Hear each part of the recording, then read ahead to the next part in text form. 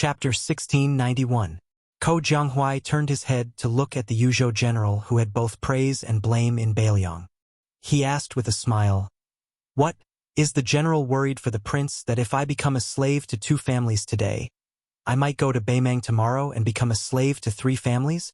Huang Fuxi's expression was normal. "General Ko, I did not say that, nor do I dare say it." Ko Jianghuai dismissed it with a smile and asked, "After hearing General Huang Fu's story, I am very curious as to why you are so loyal to Su Fengyan. Can you tell me?" Huang Fuxi smiled insincerely. "General Ko, my words are not pleasant to the ears.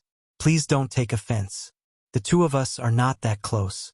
However, if there is a chance one day when we go into battle together to kill the enemy, it is not too late to say a few heartfelt words." Ko Jianghuai smiled. "What? General Huang Fu wants to go to Liuzhou's Longxiang army to become a deputy general?" Without waiting for Huang Fuxi to reply, Ko Jianghuai had already asked and answered his own question. General of Yuzhou and deputy general of the Longxiang army are equal positions. However, in Beiliang, the cavalry of the Liangzhou border army looks down on the infantry of the Liangzhou border army looks down on the Yuzhou army, and the Yuzhou army looks down on the Lingzhou army, which does not even have a decent border. The Longxiang army is an elite force pulled out from the Liangzhou cavalry at the border, and the deputy general with real power in the Longxiang army. Of course, the Yuzhou general cannot be compared to the Yuzhou general who has his hands and feet tied. Then, I will congratulate General Huang Fu on your promotion. It seems that I will not have to wait too long to hear General Huang Fu's heartfelt words."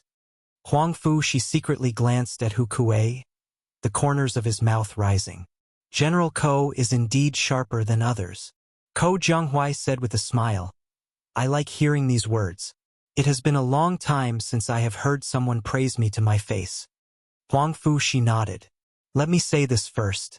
When I go to Liuzhou to take up my duties, perhaps it will be difficult for General Ko not to hear it." Ko Jianghuai laughed and said, "Bring it on." Suddenly, Ko Jianghuai, who was chatting happily with Ko Jianghuai, heard someone call out to him. It was Yu Luandao, whom he regarded as his mortal enemy. Compared to the lukewarm attitude Ko Jianghuai had toward Xie back in Guangling Road, Yu Luandao, who was also a descendant of a powerful family and had made a name for himself at a young age, disliked Yu Luandao very much. Presumably, Yu Luandao had the same attitude toward him. 2 tigers could not live on the same mountain, which should be referring to Ko Jianghuai and Yu Luandao. However, the 2 of them would only fight in secret and never openly. Hearing Yu Luandao's shout, Ko Jianghuai smiled and turned his head to ask, "General Yu, what can I do for you?" The one who spoke was not Yu Luandao, but Hu Kuei. The latter walked a few steps closer and asked softly, "Ko Jianghuai, regarding the 3 plans of West Chu going up north, down south, and west, I have thought about it for a long time, but I dare not make any rash assertions. After all, I am not a citizen of West Chu and have been away from the Central Plains for more than a decade. I am far from General Ko's grasp of West Chu's situation." Ko Jianghuai did not hesitate in the slightest. He said straightforwardly, "If I am in charge of West Chu, naturally I will go up north and fight to the death with Lu Shangxiang. To say something off-topic, I have always guessed that Chao Chongqing and the Tuliao's Gu Jiantang, and even Beimang's Wang Sui have reached some kind of consensus. If Xie is in Chao Chongqing's position, I reckon he will cross the Guangling River to the south, do his best to defeat the southern border army, which has already been betrayed by Wu Zhongshuan, and then try to conquer the area along the river. If he cannot even defend the Guangling River, then he will retreat again and again, retreating into the miasma-filled Shirwan mountain range. When Beimang and Liang are beaten half to death, then he will find an opportunity to run out. Today he will pick up sesame seeds, tomorrow he will nibble on watermelon rind, and this kind of pitiful accumulation of little drops into an ocean. But in the end, whether he can succeed or not, he can no longer rely on himself, he can only rely on his own life. As for what Chao Chongqing himself thinks, I can't figure it out and I don't feel like thinking about it. In any case, I have always felt that this great officer has already gone crazy." Hu Kuei was the kind of warrior who was born for the battlefield. Being provoked by Ko Jianghuai, he unconsciously began to point and gesticulate on the battlements. West Chu has now been surrounded like dumplings. To the east is Song Li, the turtle dove occupying the magpie's nest. To the south is Yan Qi's king Zhaobing, who has just personally set out, as well as Nalan Yusi, who is standing behind this old vassal king. To the west is the southern expedition Great General Wu Zhongshuan's 100,000 elite troops who broke away from the southern border under his command. They must not be underestimated. Moreover, now that he is the Minister of War in Liang, the army provisions have been greatly tilted. Together with the king of Jing and Zhao Sun, the military administrator Wen Tai, and the Jidushi Ma Zhongxian, it is as if they have become Wu Zhongshuan's Ministry of Revenue officials on the Western Front. As for the Northern Front, Lu Shengxiang has begun to behave like the earliest spring and autumn war, fighting without following the rules. Plus, there is Chun Jibao and those 10,000 Western Shu infantrymen who appear and disappear unpredictably. Therefore, West Chu's Northern Front is suffering the most. General Ko, according to your opinion, if we head north, how should we fight? Should we first look for Chun Jibao's infantry or Lu Shengxiang's cavalry? If we use Xie Shi's troops heading south, wouldn't we be playing right into the hands of the Liang imperial court? After speaking for a long time, when Hu Kuei raised his head, he saw a young face rolling his eyes. Very quickly, he laughed self-deprecatingly. Hu Kuei no longer wanted to be treated coldly. Ko Jianghuai laughed heartlessly. Lord Hu, oh Lord Hu, I'm just a Dachu citizen who hides his head and tail in your Bailiang. Even now I don't care about the Guangling law battle, what are you worrying about? Hu Kuei did not get angry. He laughed calmly. General Ko, I think I'm worrying too much. Yu Luandao frowned. Ko Jianghuai raised his eyebrows and gave Yu Luandao a provocative look. In Bailiang, among the civil officials, there were Song Dongming and Bai Yu, as well as Su Beiji and Chen Shiliang. It seemed that, among the military generals, there was another pair of enemies, Ko Jianghuai and Yu Luandao. It was the beginning of spring in the third year of Xiangfu. Perhaps after the sounds of firecrackers in various parts of the Central Plains, there was still time to clean up the House of Red. 10,000 great snow dragon cavalry came down to Jiangnan.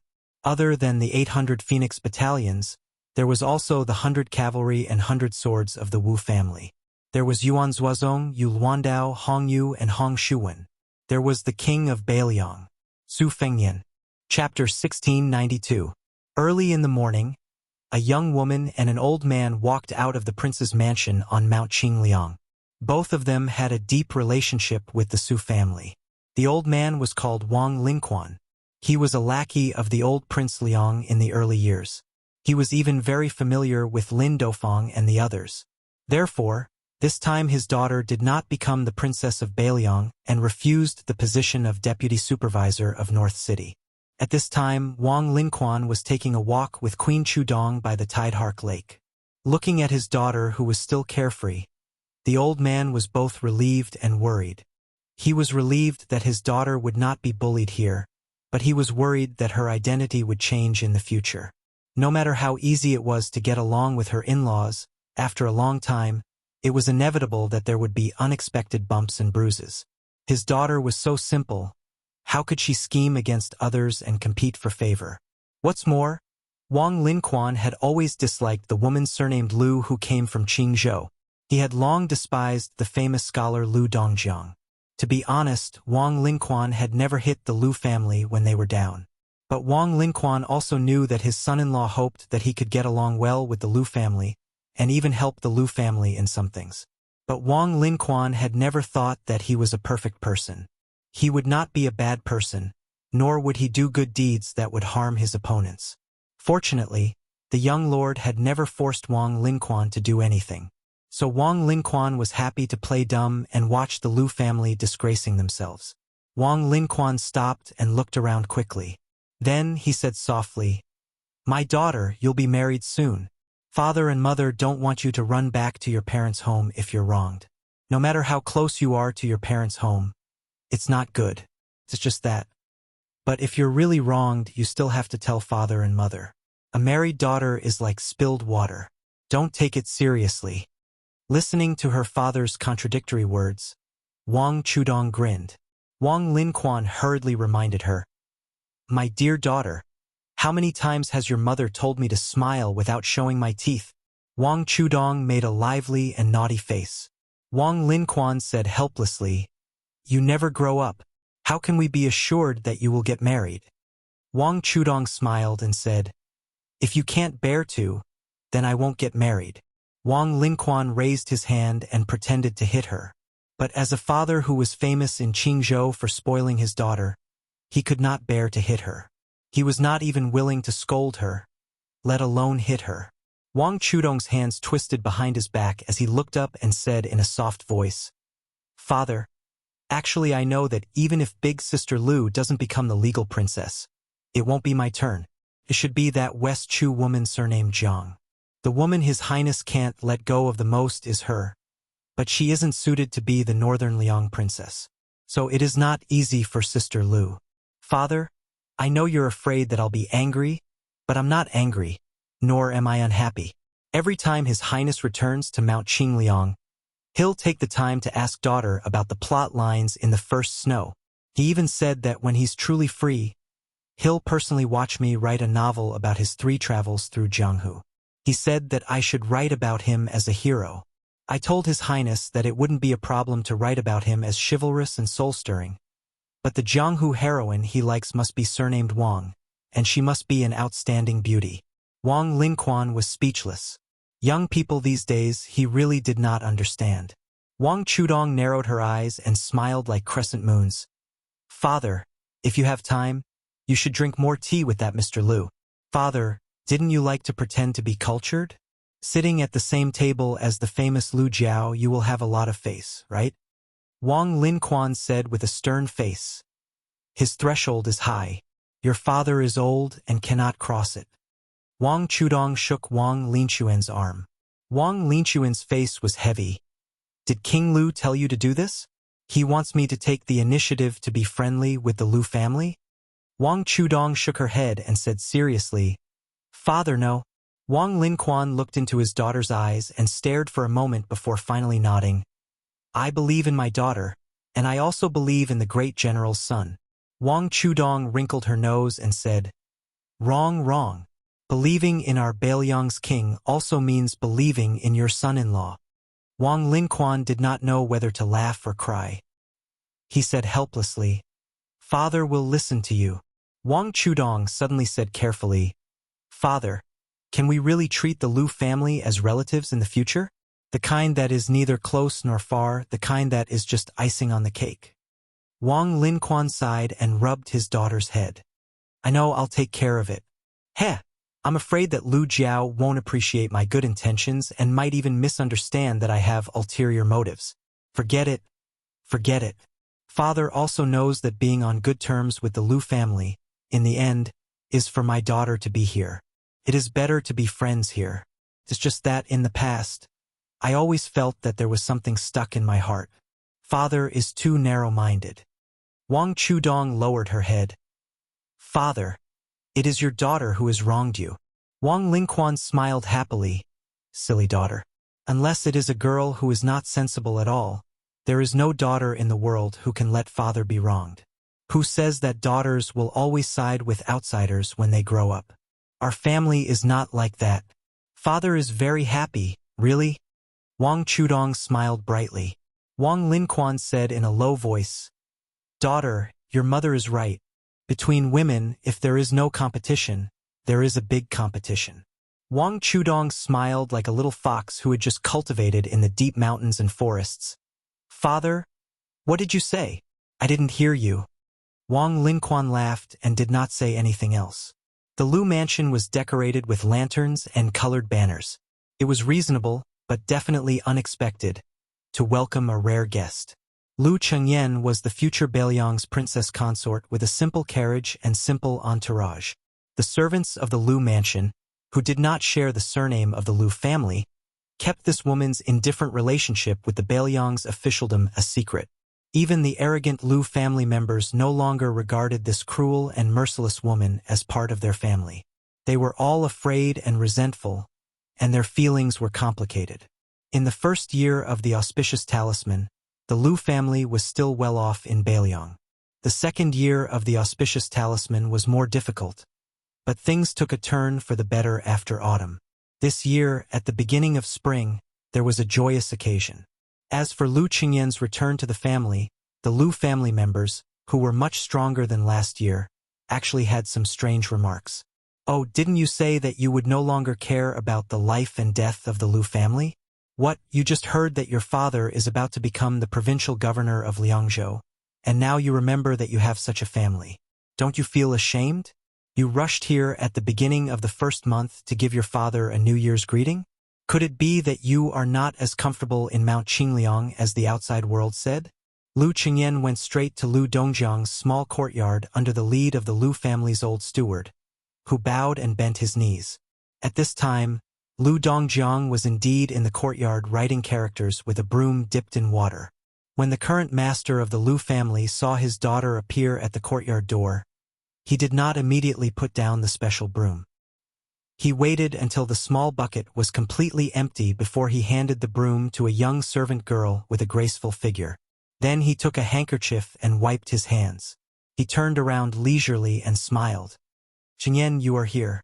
Lu Dongjiang's thoughts about this daughter, who was valued by the old master of the Lu family, were actually more complicated than the other Lu family members. This daughter, who had not been close to him since she was young, had too much of the old master Lu Feiqi's imprint on her. Many people even believed that if Lu Qingyan was not a girl, the position of master of the Lu family would not have been given to Lu Dongjiang. Lu Dongjiang knew that this was not absurd. That night at the gate of Qingzhou, if Lu Qingyan was not a daughter but his son, then he would not have been able to take the inconspicuous bamboo lantern from the old ancestor's hand. Lu Dongjiang hoped more than anyone that the Lu family could achieve great success in Beiliang. He hoped more than anyone that the old ancestor would be glad that he was the one who gave the lantern to him. Lu Qingyan said expressionlessly, "Do you know why the Lu family can have a provincial governor?" Lu Dongjiang was stunned and sneered. "Even if there are many reasons, at least it is not because of your pillow talk, Qingyan." Lu Qingyan twitched the corner of her mouth. Looking at the current provincial governors of Beiliang, Yang Guangdou of Liuzhou, Chen Shiliang, Chang Sui of Lingzhou, Song Yen. As for Yuzhou, the position of provincial governor has been vacant for 2 years. There is only provincial governor Hu Kuei. Lu Dongjiang answered with confidence and smiled. Now Liangzhou, which is 1 level higher than the other 3 provinces, has also been vacant for a long time.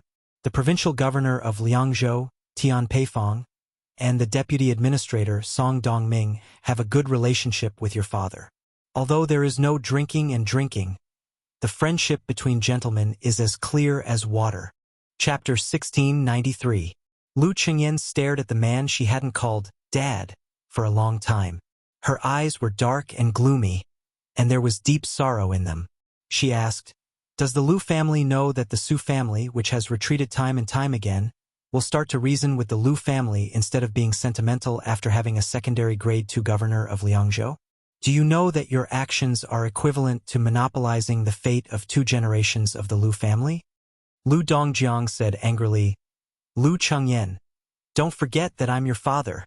Lu Qingyan smiled bitterly and said, "Lu Dongjiang, if I really forgot, why would I come here? Don't you realize that the reason why I didn't hesitate to break off relations with the Lu family and act like we won't interact with each other for the rest of our lives is to make him feel guilty towards the Lu family? Do you think he doesn't know about my selfishness? It's not that he doesn't know, but that he pretends not to know. Do you really think that Tian Peifong, that old fox, and Song Dongming, that great talent who could support the government of a country, would treat you as someone who would help the people just because you are good at handwriting in Lu Dongjiang? Are you stupid, or are they stupid? Is there no one in the Lu family who isn't blind?" It was unknown whether it was anger, fear, or regret. Lu Dongjiang stretched out a trembling finger and pointed at the woman who was becoming more and more unfamiliar. "Lu Qingyan, you bastard! Get out of the Lu family!" Lu Qingyan actually laughed. "Don't worry, I'll get out. But before that, I want to take away the ancestor's portrait from the ancestral hall. I'm afraid that he won't be able to rest in peace if he looks at this family every day." Lu Dongjiang glared at her. "You dare!" Lu Qingyan narrowed her eyes and said coldly, "Lu Dongjiang, from the moment I decided to come here today, I no longer consider myself a member of the Lu family. I'm just a daughter-in-law of the Su family. So if you still want to be the Liangzhou provincial governor, shut up. Lu Chengyan repeated, shut up? Do you hear me? Lu Dongjiang's face was ashen, but for some reason, he could not utter a single vicious word. In the small courtyard, not far from the father and daughter, the beautiful servant girl that Lu Dongjiang had just taken in from Yanji County was already scared half to death. She wished she could close her eyes and cover her ears as she squatted on the ground. On this day, Lu Chengyan calmly leaves the Lu family with a scroll in her hand. No one sees her off. When Lu Chengyan sat in the carriage, she held the portrait of her ancestor tightly, lowered her head, and bit her arm to prevent herself from crying out loud. She did not want the coachman, who was the chief steward of the prince's mansion, Song Yu, to hear it. Suddenly, not only did the carriage not immediately head for Mount Qingliang, it seemed to have met Lu Chengyan by chance before she left the house. It also seemed like a steward who had suddenly decided to act as the future Wang Fei's coachman. He lightly knocked on the curtain. Lu Chengyan suppressed her sobs and asked softly, "Steward Song, what's wrong?" Through the curtain of the carriage, Song Yu said, "Before His Highness left, he told me to give Princess a small brocade pouch when Princess returned to her parents' home and then to Mount Qingliang." A corner of the curtain of the carriage was gently lifted. Song Yu handed over an exquisite brocade pouch that he had carefully kept. Lu Chengyan opened the brocade pouch in confusion. There was only one piece of paper inside with one sentence written on it. Lu Chengyan burst into tears. This lucky woman who was said to be a match made in heaven with the young king. This foolish woman who had once secretly lit the life-exchanging lantern and used her life to exchange for his life. The strong woman who had single-handedly shouldered the fate of the family after the death of her ancestor. This crazy woman who could make her father shut up, for the first time in her life, cried without restraint. On that piece of paper, the handwriting was familiar and meticulous. It said, "Don't cry. We are family in this life." On this day, the civil and military officials of Great Peace City, who had just finished celebrating the New Year, were all frowning on their way to the first morning court of the New Year. Even the Duke of Yen, Gao Shizhi, and the Marquis of Huayang, Song Downing, looked serious after getting off the carriage. In reality, the two of them had already entered the palace last night to see the emperor. Not only them, but the prominent officials of the 3 provinces and 6 ministries had also gathered. Although the young emperor appeared calm and only said that 10,000 cavalrymen from northern Liang had charged into Hezhou under the banner of Jingnan and Guangling, his tone was light and casual. However, the emperor was suppressing his anger. Everyone present could clearly see it. In the end, there were not many substantive countermeasures. Among them, the Assistant Minister of Rights, Jean Lanting, suggested that the Assistant Minister of War, Su Gong, withdraw from the Liangliao border and lead the elite troops of the capital to Guangling Path to reinforce the south-conquering commander Lu Shengxiang. The emperor did not agree or refuse. The Assistant Minister of War, Tang Taizuang, suggested that the court order the Jizhou general, Yuan Tingshan, to go down south to Guangling and advance together with the troops of Assistant Minister Su Gong. There was an old Assistant Minister of Revenue. For some reason, he was afraid that the 10,000 Bailiang cavalry would not go to Guangling Path to quell the rebellion but instead turn around and go straight to Great Peace City. Thus, he suggested to the emperor that the king of Shu should take 10,000 more troops from his territory. At that time, the young emperor's expression changed slightly. Fortunately, Tantanon quickly added that the 10,000 troops could be temporarily lent to Assistant Minister Su of the Ministry of War. Gao Shizhi looked at his childhood friend, whose face was pale because of the cold, and asked softly, "Why didn't you change into a thicker fur coat?" Song Downing said bitterly, "I didn't sleep at all last night. The study was warm, so I casually picked up this one. It's not like you don't know my temper. When I went out, my face was probably not very good. How would the servants of the manor dare to come near me and ask for trouble?" Without another word, Gao Shizhi took off the fur coat on his body and switched it with Song Downing. Like a servant of the Marquis of Huayang, he personally helped the Marquis in front of him change. Song Downing said softly, "Old Gao, if there is a day when Great Peace City can see the smoke of war, and we have to go to the top of the city wall to shoot the enemy. Will you die first or will I die first? Gao Shizhi spat a few times and said angrily, It's the new year. Can you not say such unlucky things? Song Downing laughed and said, Just take it as a child's words carry no harm. A child's words carry no harm, haha. Gao Shizhi lowered his voice and said, I can't guarantee anything else, but even if Liao Gu Jiantang rebelled, Bailiang Sufenyan would not attack Great Peace City. Song Downing asked curiously, Is it really as the rumors say, that Su Fengyan really went to save a girl from West Chu? I originally didn't believe it and just thought it was a joke. Gao Shizhi bared his teeth and said, That guy, what can't he do? Can a normal person take on Dong Tai and Chao Chongqing? Can a normal person kill their way in and out of the Imperial Astronomer?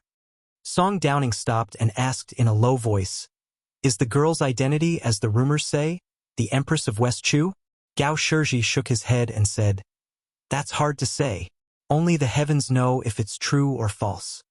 Song Downing asked, Gao Shizhi, do you know when the news of the Bailiang Su family hiding the fallen princess of Dechu spread in Great Peace City? Gao Shizhi had a headache and said, In fact, this kind of rumor has been around for a long time. It's just that it didn't spread widely at that time, so it didn't cause any big waves. But last winter, it suddenly started to stir in the city and got out of hand. Your Marquis Fu has strict rules, so you don't have to listen. You don't want to hear this kind of unpresentable rumor. Song Downing sank into deep thought. Gao Shizhi smiled and said, What is there to think about? In my view, it's definitely that Jean Lanting who doesn't grow his beard that is stirring up trouble. Gao Tingshu and Wu Zongxian are running errands and cannot escape. I'm puzzled. Why does this Bailiang person hate Bailiang more than us, the people of Jingdo? Song Downing sighed softly and said, The people of the countryside have to fight for water with the same village. The colleagues in the officialdom have to fight for the same chair. It's all the same. In any case, when some scholars are unreasonable, you can't say anything. Gao Shizhi was puzzled and said, Aren't you a scholar? Song Downing glared and said, It's the new year. Why are you scolding people? Gao Shizhi was instantly speechless. Motherf **** Ker. The people beside us are the best scholars in Liang. Even if you are the Marquis of Huayang, if these words get out, let's see if you won't be drowned in spit. Gao Shizhi and Song Downing walked side by side. Downing, do you think that the boy of the Su family will really rebel?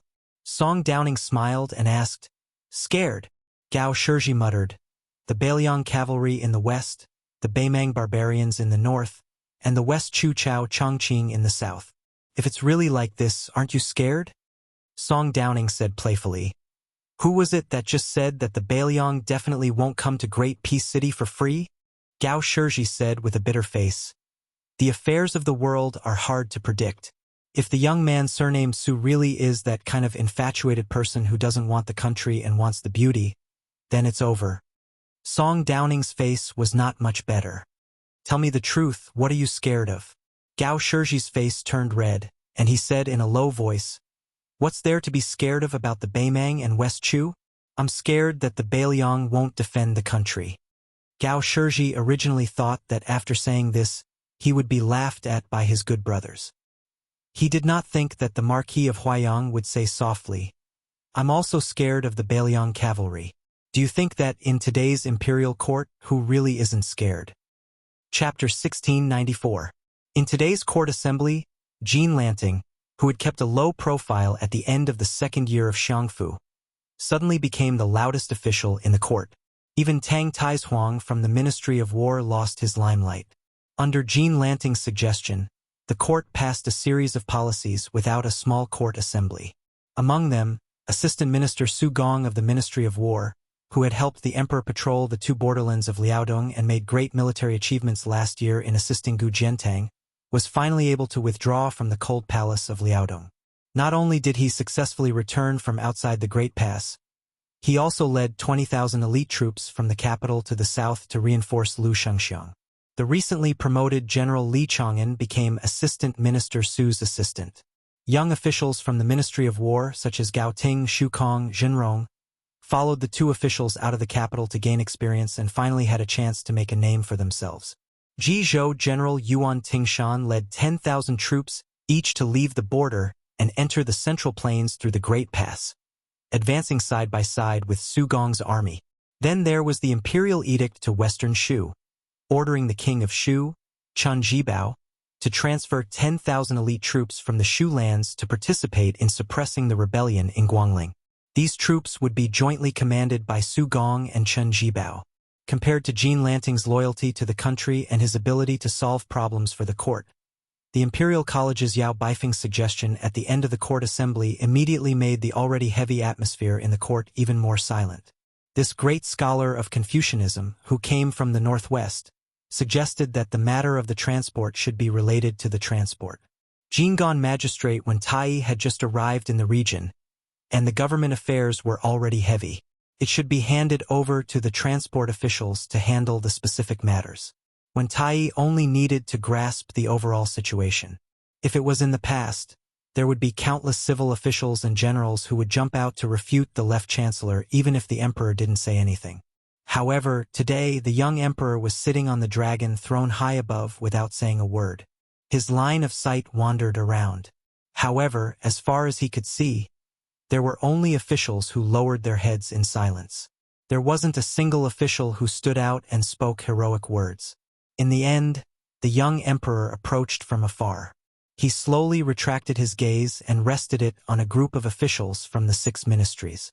In the end, someone finally stood out. It was Chun Wang of Menxia province. Chun Wang did not completely overturn Yao Baifeng's suggestion. Instead, he proposed a compromise. First, the Ministry of Personnel would strictly examine the resumes of the main officials of the transport. Once the court had finalized the candidates, the administrator Wen Tai would let go of the burden. For the time being, Wen Tai would still be fully in charge of the transport of Guangling. After the court session ended, the emperor had no intention of holding a small court session.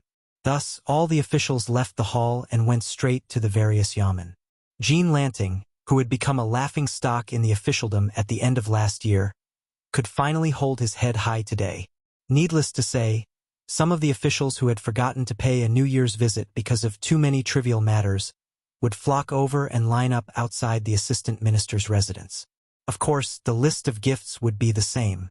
Yao Baifeng didn't have any officials around him today. The old man didn't mind and didn't rush down the stairs. He stared blankly at the imperial road in his field of vision, which seemed to be bound behind the door. A young voice sounded beside the old man. "Left Chancellor, your stove is cold. It will be difficult to open a meal in the future." The old man didn't turn his head. There weren't many young people in Liang Imperial Court who dared to speak to their seniors in such a cynical tone. Those who were qualified to attend the court session could be counted on one's fingers. Beiliang's humble scholar, Sun Yin, had already experienced ups and downs in the officialdom of the capital at a young age. Sun Yin continued to tease, "Lord Yao, you are really a scholar. You chose this time to be a loyal official. You deserve it." The old man mocked himself. "Do I need to choose the right time to be a loyal official?" Sun Yin nodded and said seriously, "That's right. I have to look at the almanac to check the time before I go out." The old man dismissed it with a smile. "I can't be that kind of loyal official." Sun Yin gloated and laughed. "It's actually a good thing that Lord Yao has the intention to retire. Sun Yin fell in the Imperial College. All day long, I was thinking about when I could make a comeback from the Imperial College. Now that the left chancellor's seat is empty, I have a chance. Just for this, Sun Yin, have to thank Lord Yao in person." Unexpectedly, the old man didn't fly into a rage out of humiliation. Instead, he nodded and said, "It's good that you, Sun Yin, go to the Imperial College. I finally understand that the Imperial College is no longer a place for me to teach. It's no longer a place for me to study." Sun Yin said in surprise, "Lord Yao, don't tell me you want to resign and return to your hometown?" The old man laughed. "I'm not stupid. How can I return at this time? I've just slapped the Imperial Court once. If I do it again, how many lives do Yao Baifeng, have?" Sun Yin clicked his tongue and said, "So Lord Yao has studied so much that you don't understand the ways of the world. In the end, you haven't reached the point where you can't be saved. The inflexible old man joked for the first time. It's rare that someone is willing to flatter me. I have to thank you. Sun Yin waved his hand and said, don't just say it. When Lord Yao hands in your resignation, remember to put in a few good words for me. The old man didn't nod or shake his head. He only sighed and said, Ji Province's Yuan Tingshan entered the Central Plains at Ji Ziku. Haha, although I'm a scholar who can't even be considered an armchair strategist, I still understand that those 20,000 soldiers aren't going to Guangling Road to quell the rebellion. They're going to intercept the Beiliang cavalry. By the time the Ji Province soldiers are gone, the 10,000 Shu soldiers will have almost reached the northern part of Guangling Road. At the same time, I reckon that Assistant Minister Su's command seal will have reached the army. One chain after another. It's hard for Jean Lanting, the Assistant Minister of Rights, to worry so much about the military and national affairs. It's even harder for his suggestions to be accepted by the imperial court. Sun Yin said in a low voice, Lord Yao, do you really think that this is Jean Lanting's idea? Do you really think that it's a good thing that Su Gong left the two Liao provinces to lead troops south? The old man turned his head and smiled. I'm just a scholar, so I really don't understand these things. Is there knowledge in these things? Sun Yin smiled and said, I heard that Lord Yao has some good wine in your residence? The old man was stunned. He pulled on Sun Yin's sleeve and walked down the stairs with him. He lowered his voice and said, Green Ant? When I heard the results of the Liangmang War last year, I drank it all up. Sun Yin smiled but didn't say anything. The old man wasn't as thick-skinned as Sun Yin. He said helplessly, there are only 2 or 3 jars left. Don't even think about them. As for the other good wine, no matter how expensive it is, I'll still treat you to it. Sun Yin's face was full of disdain. Chapter 1695. The two of them walked out of the gate side by side. Sun Yin suddenly stopped keeping the old man in suspense and whispered, Jean Lanting and Tang Taizuang are in cahoots. That's why Su Gong went to fight the Beiliang cavalry. The old man was startled at first, then sighed. He looked around and finally gave up. This was indeed not the place for him to teach. Sun Yin turned and walked away, smiling. Sir Yao probably doesn't even have a posthumous title. I, Sun Yin, won't add insult to injury and drink Green Ant wine. Sun Yin walked a few steps, then suddenly turned around and lightly patted his chest. I have a bow. It's not suitable for me to give it to Sir Yao in public, but keep it in your heart. 20 years later, in the middle of summer, Sun Yin had just become the second minister of appointments of the new Liang dynasty, a powerful second-rank heavenly official. One day, someone suddenly came to visit the bustling Sun Manor, claiming to be a disciple of the Yao family. The already busy gatekeeper ignored him. Even when the Sun Manor was about to close its doors in the evening, the travel-worn young man was still unwilling to leave. He had no choice but to mention his grandfather's name. Although the gatekeeper was a slick person born and raised in the capital, he didn't know that there was such a big shot as Yao Baifeng in Liang's officialdom.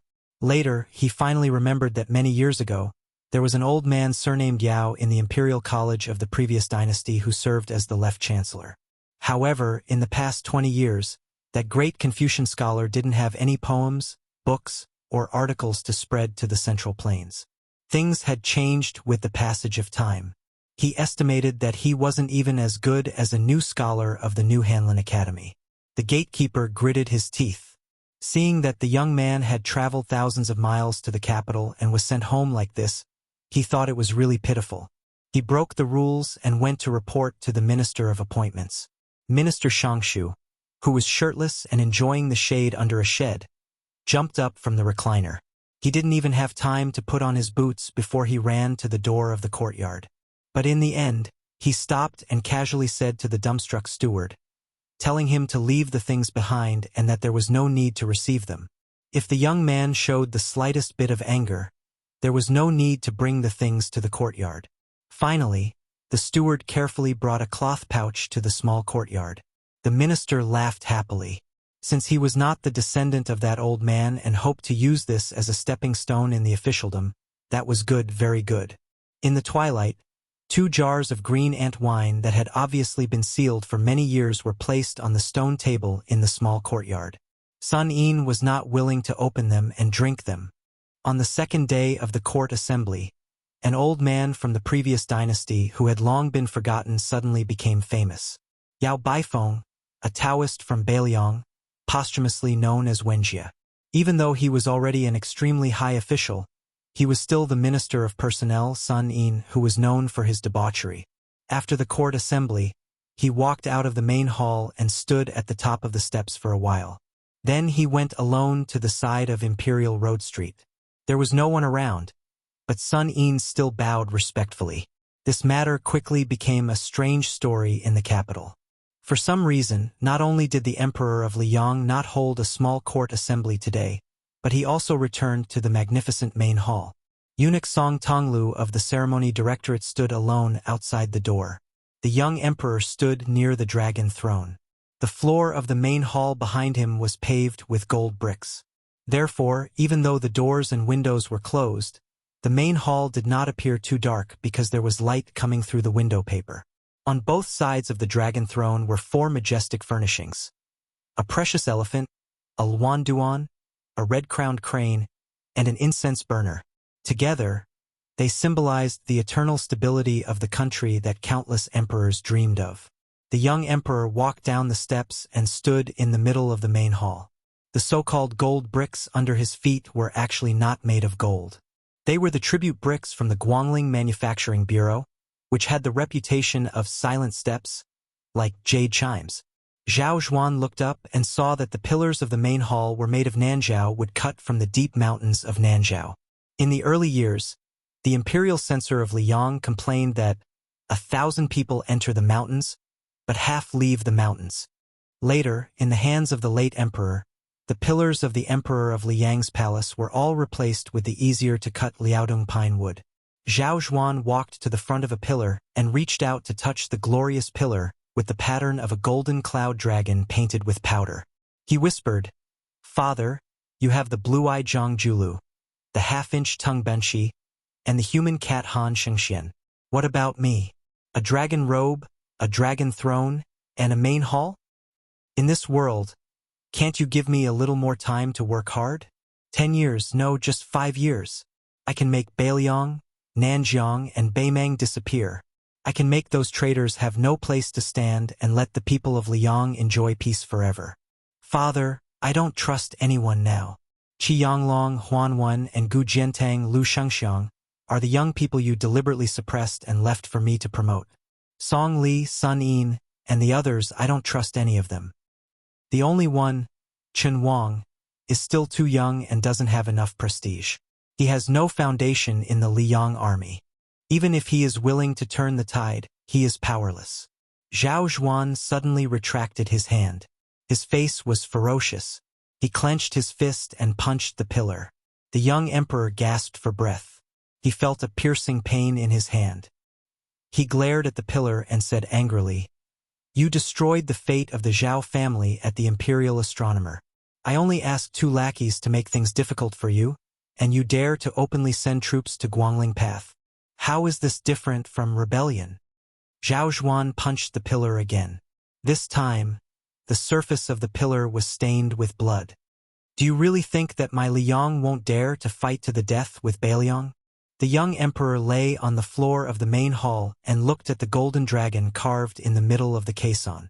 The dragon's head looked down with a huge pearl in its mouth. Looking at the huge luminous pearl, the young emperor couldn't help but think of his sister, Princess Sui Zhu, Zhao Fengya. Princess Sui Zhu of the Zhao family of Liang was dead, but Zhao Fengya was still alive. This was probably the only thing that the young man of the Su family of Beiliang had done that Zhao Zhuan didn't hate so much. The exhausted young emperor closed his eyes and thought of the stupid parrot raised by the empress. It turned out that the so-called sovereign of the 9 and 5 was also a bird in a cage. Chapter 1696. East Sea Martial Emperor City. Ever since the young man with the surname Jiang stopped training his physique, this place had lost its backbone. It quickly turned from the holy land of the pugilistic world that everyone yearned for into an ordinary city. There was no white-robed old man Wang Xianji, who looked down on the world with disdain. There was no Chao Zhangqing, who sat alone on a tall building to watch the battle. There was no Deng Tai, who rode on a donkey and carried a peach branch. There was no Suaxia Valley with a sword hanging over the city wall. There was no groom Lin Ye and the others. There was also no Duke of Northern Liang, who carried a bowl and walked up to the city wall. Although there had yet to be an official army stationed in Martial Emperor City, the people in the city knew that it was only a matter of time. Therefore, in the early years, those who were wanted by the government and lived in seclusion, those who lived here to avoid their enemies, and those who were willing to wash their hands of disputes, all left this eastern sea city one after another. A slender figure suddenly appeared at the top of the city wall where the tide was breaking. Not far away, the tide surged like an army of thousands of men and horses. It suddenly hit the city wall and covered the figure in an instant. In the next moment, the figure disappeared. Perhaps he was swept away by the tide. However, when the tide receded, another figure appeared on the city wall. Unlike the former, who came and went in a hurry, this man did not disappear immediately. He was dressed in plain clothes and had an ordinary appearance. His face was full of stubble, and his boots were somewhat damaged. However, in front of this inconspicuous middle-aged man, a 3-foot sword was hovering. It was vibrating slightly like a mosquito flapping its wings. The travel-worn man stopped his sword and looked around. His eyes were sharp, like the sharpest sword in the world. One flying sword for 100 miles, from the imperial astronomer of Great Peace City to the snow mountains of Liaodong, then from Liaodong to Liaodong, then from Liaodong to Liaodong, then from Liaodong back to the capital all the way south until here. The man rubbed his chin and said, "Xie Guaniying, your running ability is really the best in the world. However, if you have the ability, run all the way to the southern sea." After about half an hour, the man sneered and said, "Found you." The flying sword that was hovering in the air seemed to have heard the imperial edict. It flashed before its master. Not long before this, in front of a bun shop that was slowly becoming quiet because it was past dinner time, a child, who was given the nickname Dognose by a certain green-robed girl, was staring at a poor scholar with white hair. The child's real name was Go Yufeng. He raised his head and looked at the poor scholar, who was embarrassingly short of money. He then lowered his head and looked at the last steamer of buns that he couldn't sell for copper coins. The child's gaze moved back and forth between the two. The grandpa beside him was already cleaning up the table. The old man had lived in the Martial Emperor City for most of his life. He didn't ask anything about this. To be honest, in the Martial Emperor City, he had seen many strange things and strange people. So much so that he was surprised to meet a normal person. The old man had seen too many strange customers. Some complained that the buns were too meaty and weren't willing to pay. Some complained that the buns weren't sweet. Some didn't even have a few copper coins in their pockets. So they threw their treasured swords and treasured sabers on the table and left. There were also some who ate the buns that weren't worth a few copper coins and complained about how many kinds of delicacies they had tasted in the past.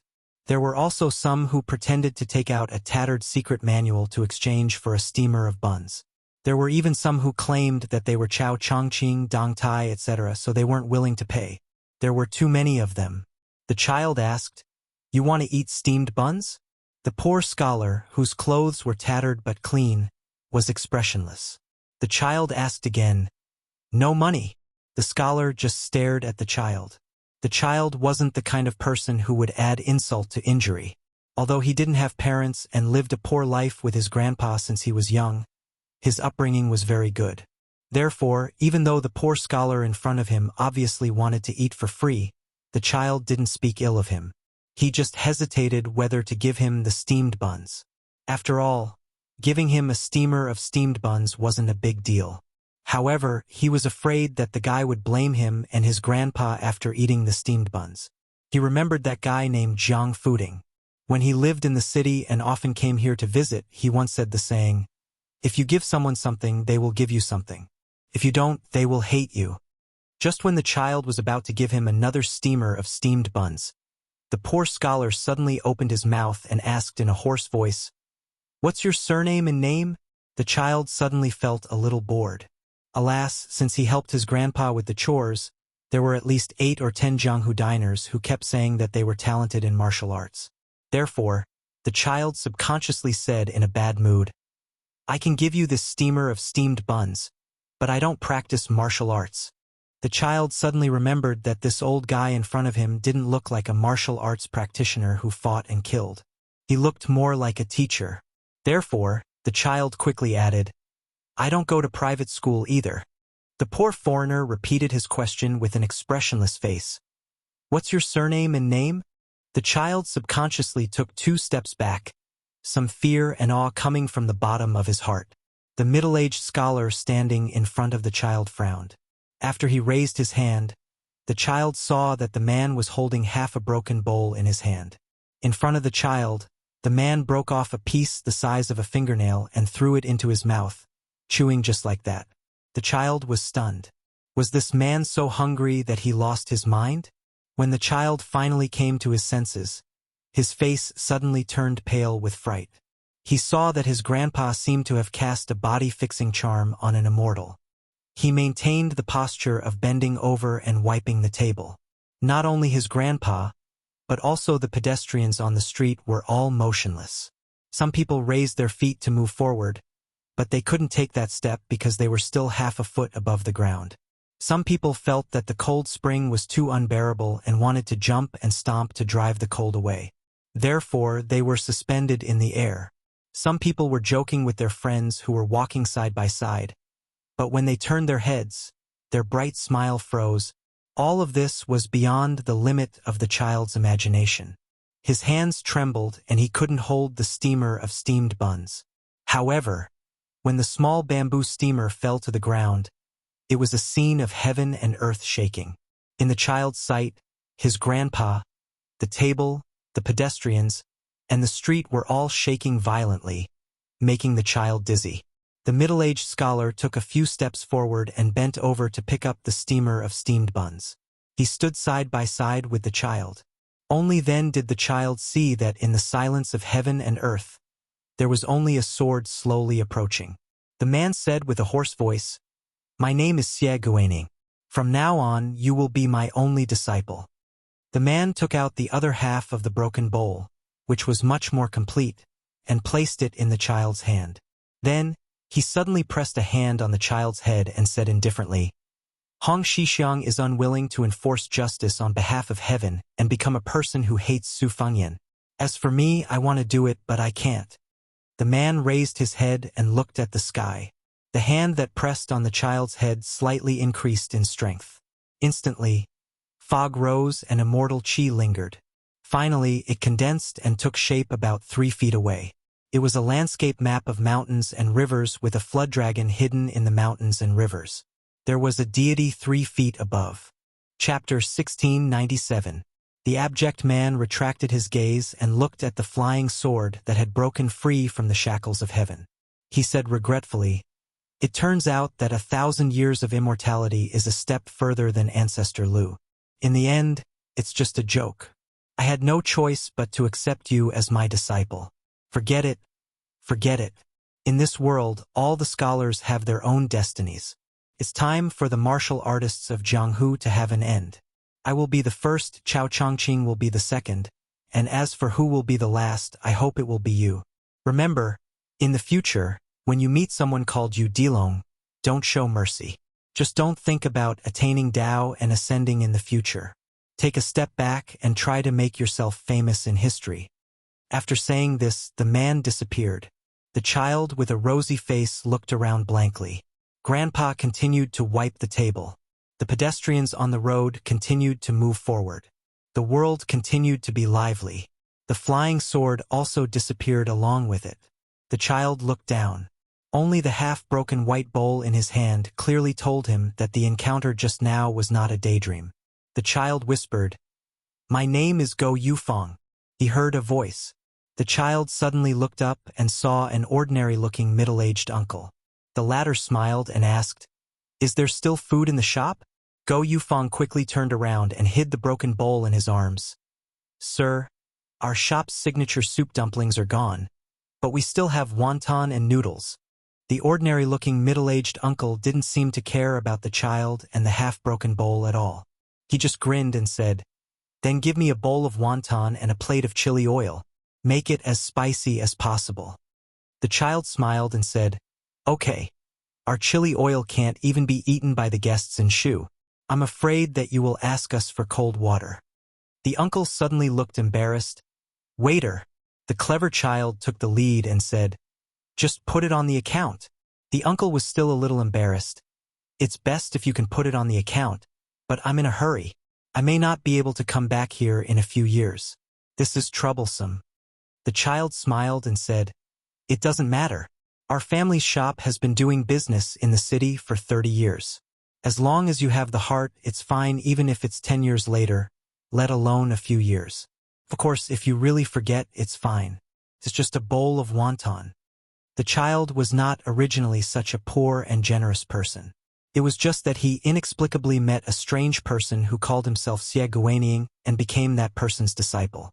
After all, the child was still young. No matter how steady his temperament was, he was still somewhat happy. The uncle glanced at the child and suddenly reached out to pinch the child's shoulder and arm a few times. He clicked his tongue and said, "The one with the surname Xie does have some luck. Could it be the final radiance of the setting sun? You can pick up scraps like this? Otherwise, even I, Dong Tai, would be offended." The uncle squinted his eyes and chuckled, "Little brother, I see that you have a good constitution." The corner of the child's mouth twitched as he said helplessly, "Sir, I really don't practice martial arts. Please don't take me in as a disciple. It's just a bowl of wontons. Grandpa, this guest wants a bowl of wontons." The grandpa on the other side responded and went to get busy. The uncle waved his hand and said, "Don't worry. I already have a disciple. That kid likes to get jealous. If he knew, he would roll his eyes at me. However, I don't have the habit of eating for free. The one with the surname Xie used half a bowl to exchange for your basket of buns. Then I, Dong Tai, will use a box of new swords to exchange for your bowl of wontons." After saying this, the uncle took out a small wooden box without any explanation. It was made of ordinary white wood. At first glance, it was obvious that it was not a precious item. Whether the items inside were valuable or not was even more obvious. The middle-aged man's face was clearly a little embarrassed. The sword box that he gave to His Royal Highness was a top-quality red sandalwood that he stole from the Wu family's sword tomb. When he wandered the Jianghu, where would he go to make money? However, the sword box was very different. The pocket-sized flying swords hidden in the box definitely did not drop in value. Dong Tai threw the wooden box to the child and said, "Little brother, your strength is actually enough. When you have time, play with the items in the small box more often. I'm sure you'll be able to figure out the knack of it very quickly." The flying swords were very sharp. Moreover, if Dong Tai used a little trick, they would be able to open the box and move. They would definitely drink blood and recognize him as their master. Ordinary martial artists did not have the unique strength that the child had. Even if their entire body was covered in blood, they would still not be able to command the sword. Dong Tai was not in a hurry to kill Xie Guaniying. Instead, he leisurely sat at the table and waited for the bowl of wontons. When the bowl of wontons was brought over, the child gathered his courage and carefully asked, "Senior, I just thought about it. I think you're actually the peach blossom sword god, right?" Dong Tai was not surprised at all. He nodded and said, "The one with the surname Xie caused such a big commotion. I'm sure you saw the flying sword that entered the city. That's why you asked, right?" The child scratched his head and said, "Didn't Senior Sword God say his name just now?" Dong Tai was speechless. He lowered his head and ate the wontons. As he ate, he was even more unwilling to raise his head. He had accidentally poured all the chili oil into the wontons. Now he was sweating profusely and could not take it anymore. However, it was too difficult for the Peach Blossom Sword God to ask Dong Tai to use his chi to hide his embarrassment. To put it bluntly, it was not in line with his original intention and sword intent. To put it bluntly, it was because Dong Tai did not have the demeanor of an expert. Dong Tai finally finished eating the big bowl of wontons with great difficulty. Only then did he feel relieved. He raised his head and said seriously, "Little brother, If you pick up and practice the sword in the future and decide to walk down the path of the sword, then you have to remember that the sword is not a saber. Even if you have already left the battlefield and given up your position to the saber, and even in the future, when you are in the imperial court and officials like to wear sabers as decorations regardless of the changes in the world, the sword is still the sword. The sword has two edges. Therefore, when you use the sword against your enemies, other than killing with one edge, you can also use the other for self-reflection. At this point, Dong Tai's expression changed slightly. Let's not talk about this anymore. I have something to do. If fate wills it, we'll meet again in the future. Also, you juniors do not have to take the grudges of the elders seriously. Live as you should. In the Jianghu, no matter how other martial artists live, we, who use the sword, cannot have too much hostility. Otherwise, even if your cultivation is divine, you will not be considered a true immortal. Dong Tai stood up and turned around. He quickly exhaled. This spicy oil was truly formidable. The reason why this peach blossom sword deity didn't continue nagging was because of the spicy oil and because he really didn't know how to reason with others. Dong Tai reached out his hand and pointed. A flying sword appeared in the southern sky. In the next moment, he stood on top of the flying sword. One man and one sword disappeared in an instant. In the entire martial the Arch City, only that child called Go Yufeng noticed this scene. In the first 100 years, there were Li Chungang, Wang Xianji, Su Fengyan, and Shenyuan Qingfeng. It was like the spring and autumn war, where heroes rose together. In the next 100 years, there were only two. It was also like the Xian dynasty, where two kingdoms confronted each other in the Central Plains. After those two became famous and were regarded as the world's #1 martial artist, they made a promise of 10 years and fought 6 times. The outcome was a tie. Every time, after one of them won a battle, the other person would turn the situation around in the next battle. Yu Dilong wasn't truly invincible. There was still Go Yufeng in this world. Chapter 1698. At the border of Hezhou, the battle was on the verge of breaking out. In the direction of Yuzhou, there seemed to be a muffled thunder. The military governor of Lianghuai, Kai Nan, was wearing iron armor and holding his iron spear tightly. This general of the border was full of sorrow. Tens of thousands of Northwest elites under his command were not fighting to the end with the Beimang barbarians, but died in civil strife. The infantry of Lianghuai army blocked the horses in the middle, and the cavalry coordinated with the two wings. It was a very mediocre arrangement. It was not that Kai Nan did not want to fight the Beiliang cavalry with cavalry and fight to the death with them, but he was really arrogant. Even if he had the advantage in numbers, he still did not have the confidence to play tricks with the Beiliang cavalry. Kai Nan did not have the extravagant hope that his Lianghuai army could stop the young feudal lord. He could only hope that he could keep as many of the Su family cavalry as possible. 2,000 or 3,000. As for how many people the imperial court could stop at the passes between Jizhou and the Central Plains with the help of the natural advantages, that was really Kai Nan's funeral. It was not only the funeral of the territory, but also the funeral of Kai Nan after he died in battle for the country. Kai Nan looked up and saw that the terrain was flat and there were large patches of white snow. He suddenly thought of a very unpleasant word. Corpse is not cold. He thought that in a few hours his corpse should be cold soon, right? There was a lot of snow in the northwest and the cold land produced healthy people. In the past, Jizhou of Lianghuai Road had Yang Xinxing's Southern Ji infantry, who was known as the best in the world. Kai Nan, who was promoted to military governor, was close to the water, and the Lianghuai border army under his command was soon regarded as the first-class military force of the Liang imperial court, second only to the Liao. After Tang Taizuang, there were a few local officials who were also former generals of the Gu army who had recently entered the capital to take up important positions. Kai Nan did not feel much joy. Instead, he smelled a little bit of danger. In the final analysis, those were all trades without capital by the emperor in exchange for the local military power.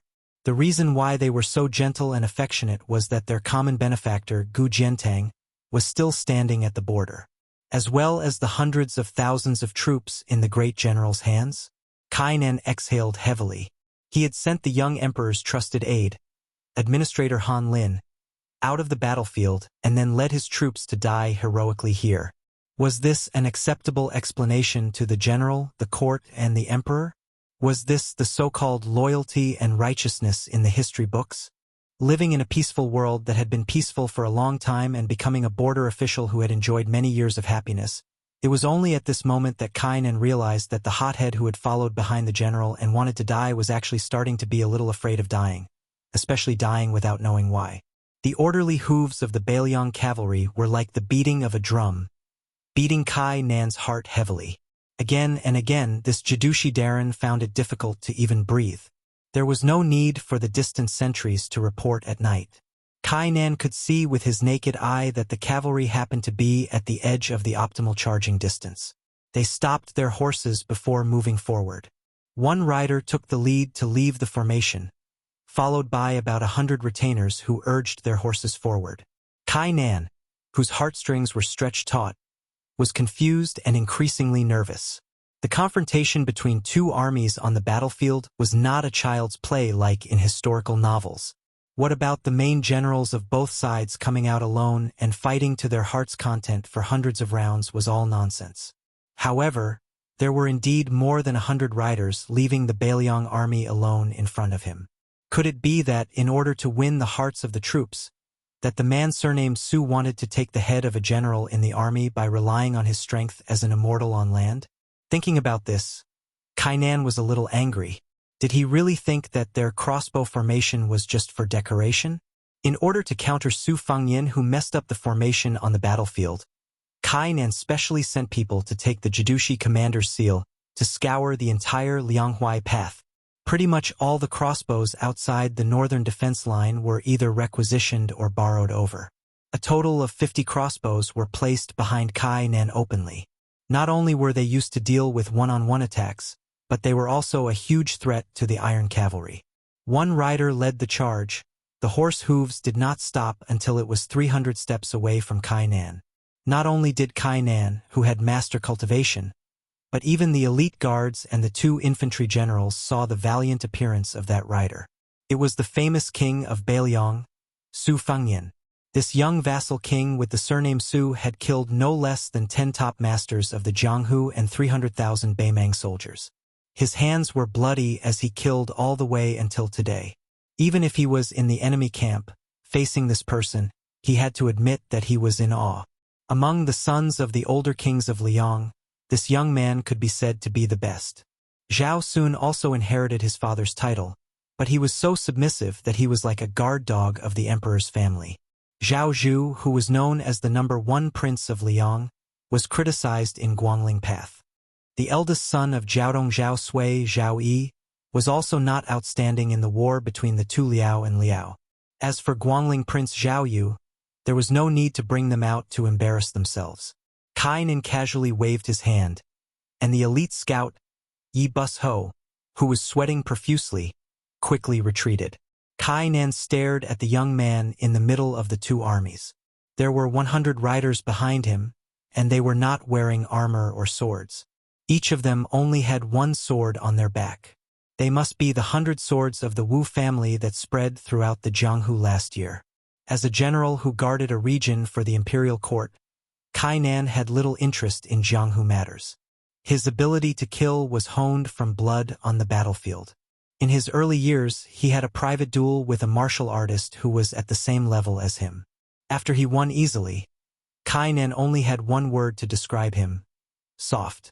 However, Kainan did not dare to underestimate the 100 riders in front of him.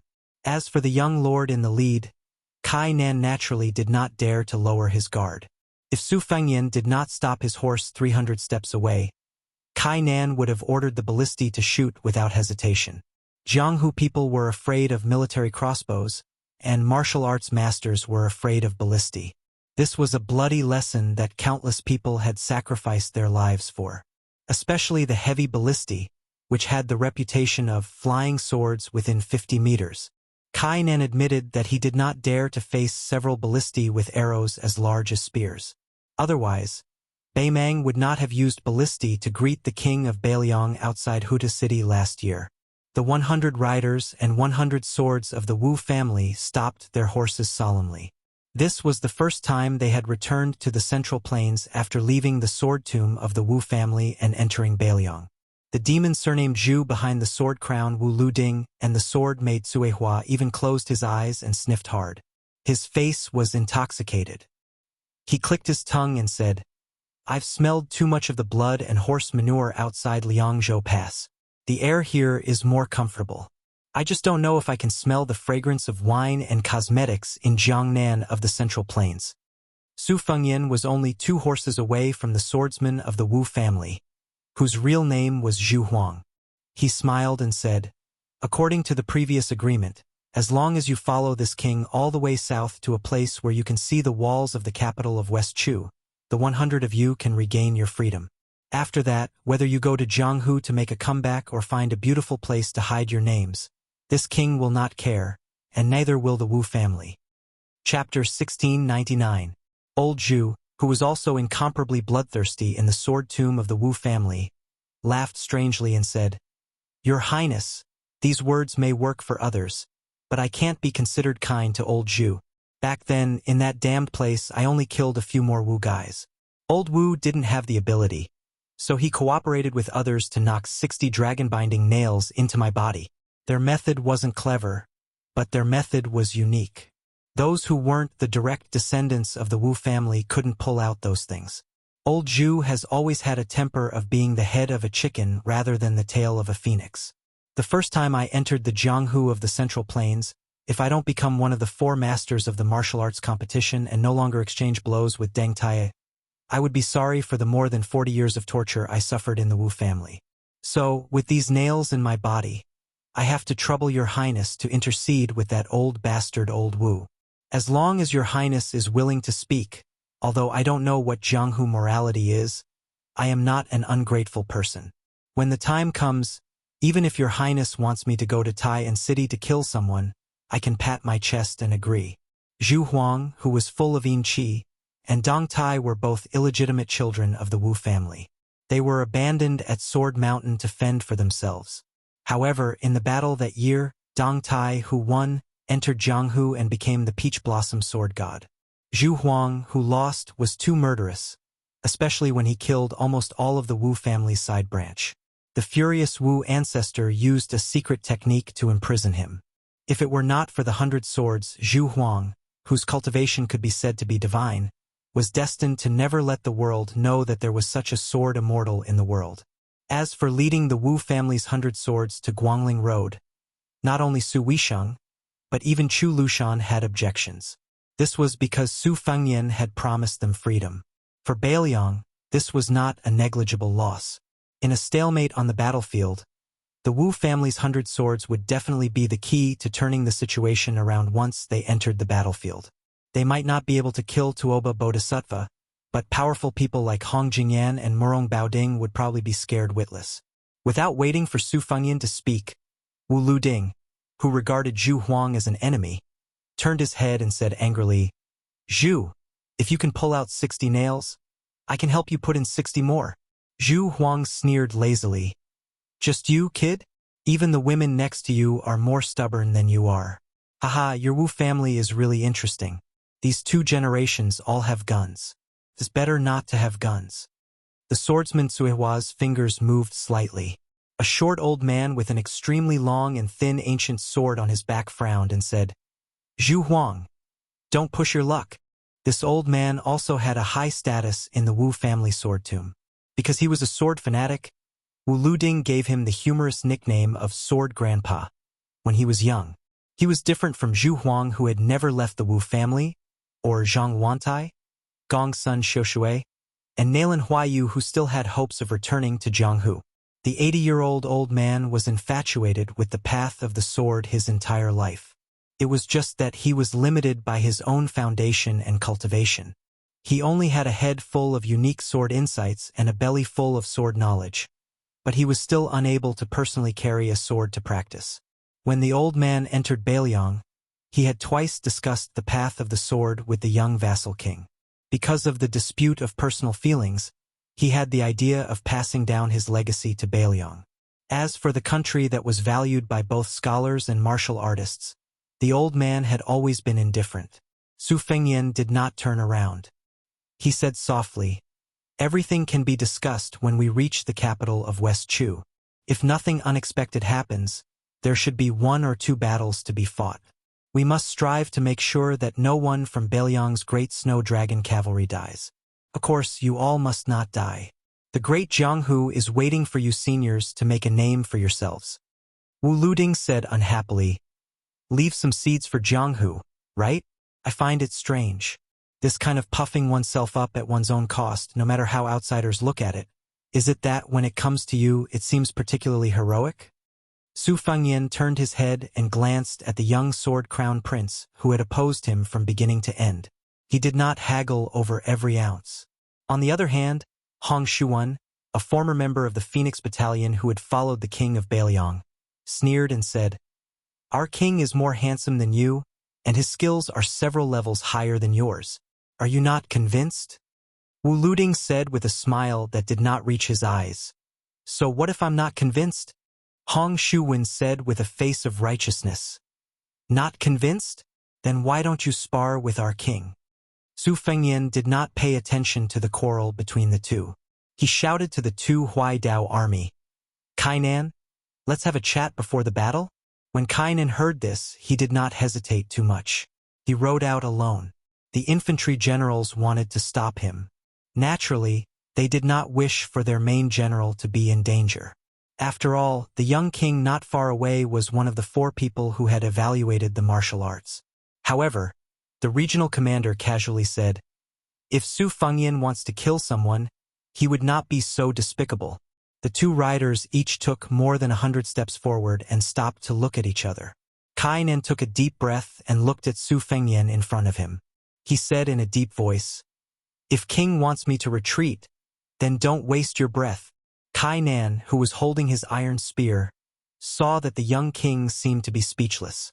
He only looked past him and his horse and looked at the 2 Huaidao army. Kainan was silent for a moment and continued, "Even if you, Su Fengyan, have a higher cultivation than General Gu, you are not your father. You are not General Su Shao. You are not worthy of me, Kainan, to get off my horse and avoid you."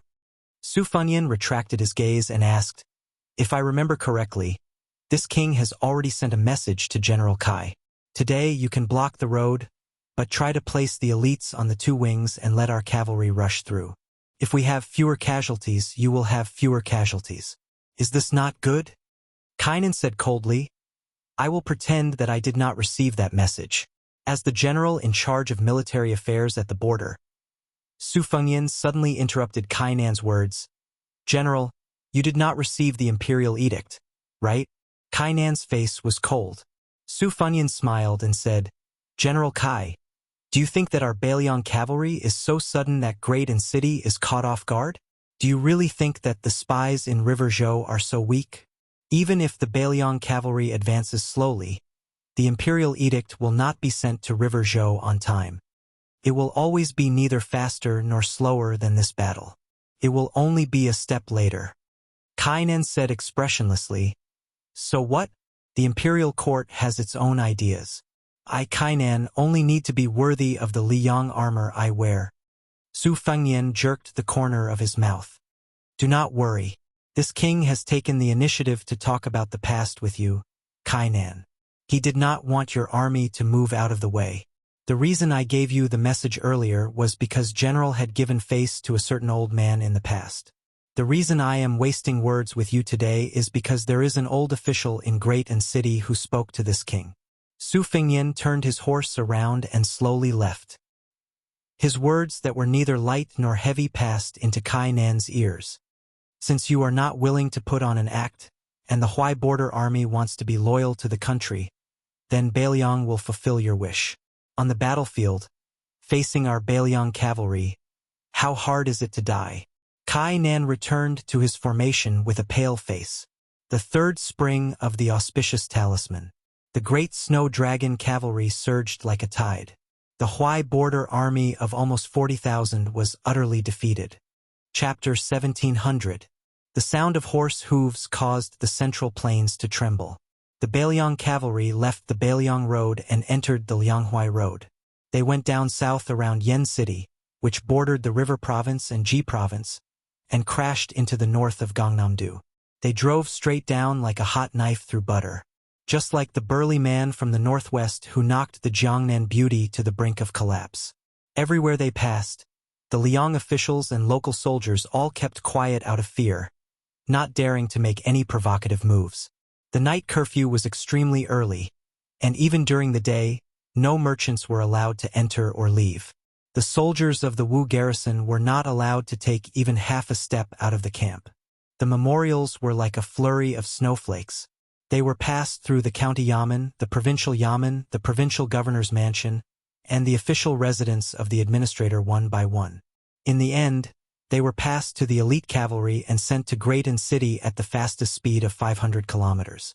Along with the barbaric advance of the 10,000 cavalry, more than a dozen families appeared one after another along the way.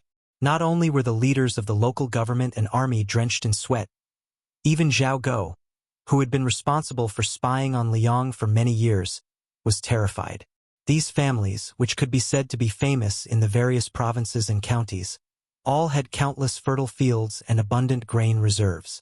4 of the families could even be said to be local lords in the provinces and counties.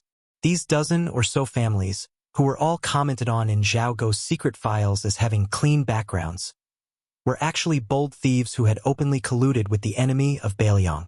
They had sent countless amounts of grain to the Beiliang cavalry. This was a disaster that was laid out on the table. Once the court came to settle the score, the dozen or so families with deep roots were destined to suffer the consequences. The people in charge of the various provinces and counties, as well as the civil and military officials, would also be ruthlessly skinned. Among them, the first family to reward Beiliang in Hezhou did not immediately flee to Beiliang.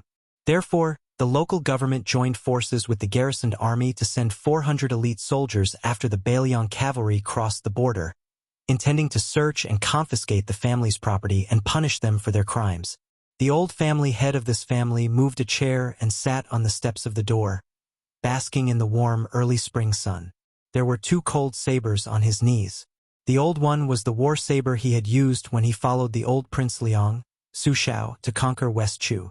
For so many years, even the most favored grandson of the family did not know that his grandfather had collected this saber. The brighter scabbard was the saber of the 6th generation of the Su family. It was the newest cold saber, which was personally gifted by the new Prince Liang not long ago. The old man faced the 400 young and strong martial artists of the county. He smiled and raised his new cold blade. He only said one sentence, and then everyone came and went in a hurry. In the end, they didn't even dare to say a word of threat. The old man in his twilight years said, "His Highness wants me to pass on a message to you. For every person who dies in the Song residence today, 10,000 soldiers in the county will die. If you cannot gather 10,000 heads, then the Beiliang cavalry will go to other counties and provinces to borrow heads." After saying this, the old man with a head full of white hair bent down and picked up a jug of wine by his feet. He looked at the retreating figures and drank mouthful after mouthful of wine, muttering to himself indistinctly. The old man was like an old dog without teeth. Even though he could no longer howl, he still gave off a unique aura. This was probably what scholars read about in books, the aura of a tiger that could swallow 10,000 miles. After Kainan, the Jidushi of Lianghuai Road stepped forward. The second person who dared to block the road was not a warrior who led the army to war, nor was he a civil official who was in charge of a region. He was a scholar who had retired and returned to his hometown for many years. He took out the 6th-rank official uniform from the bottom of the box and put it on. He stood alone on the road. His trembling family could not stop this crazy old man. Half of the family moved overnight to the remote ancestral home in the countryside, and half of the family hid at home and did not go out. Only the most useless second son of the old man, a poor scholar who had never been able to pass the Jurin examination in his life, had no courage and only filial piety. Therefore, he stood on the road with a face full of fear, waiting to collect his father's body and carry it home. After that, when the cavalry surged past, only the father and son who sat dejectedly on the side of the road crying bitterly were left. Among the cavalry of Wu family, Nalan Huayu was following behind them. She could not resist her strong curiosity and quickly rode to the side of the young vassal lord. This grandmaster of the sword, who had won the beauty award, consecutively asked with a smile, "Your Highness, what's going on?" Su Fengyan hesitated for a moment, but still shook his head. He did not have the desire to chat.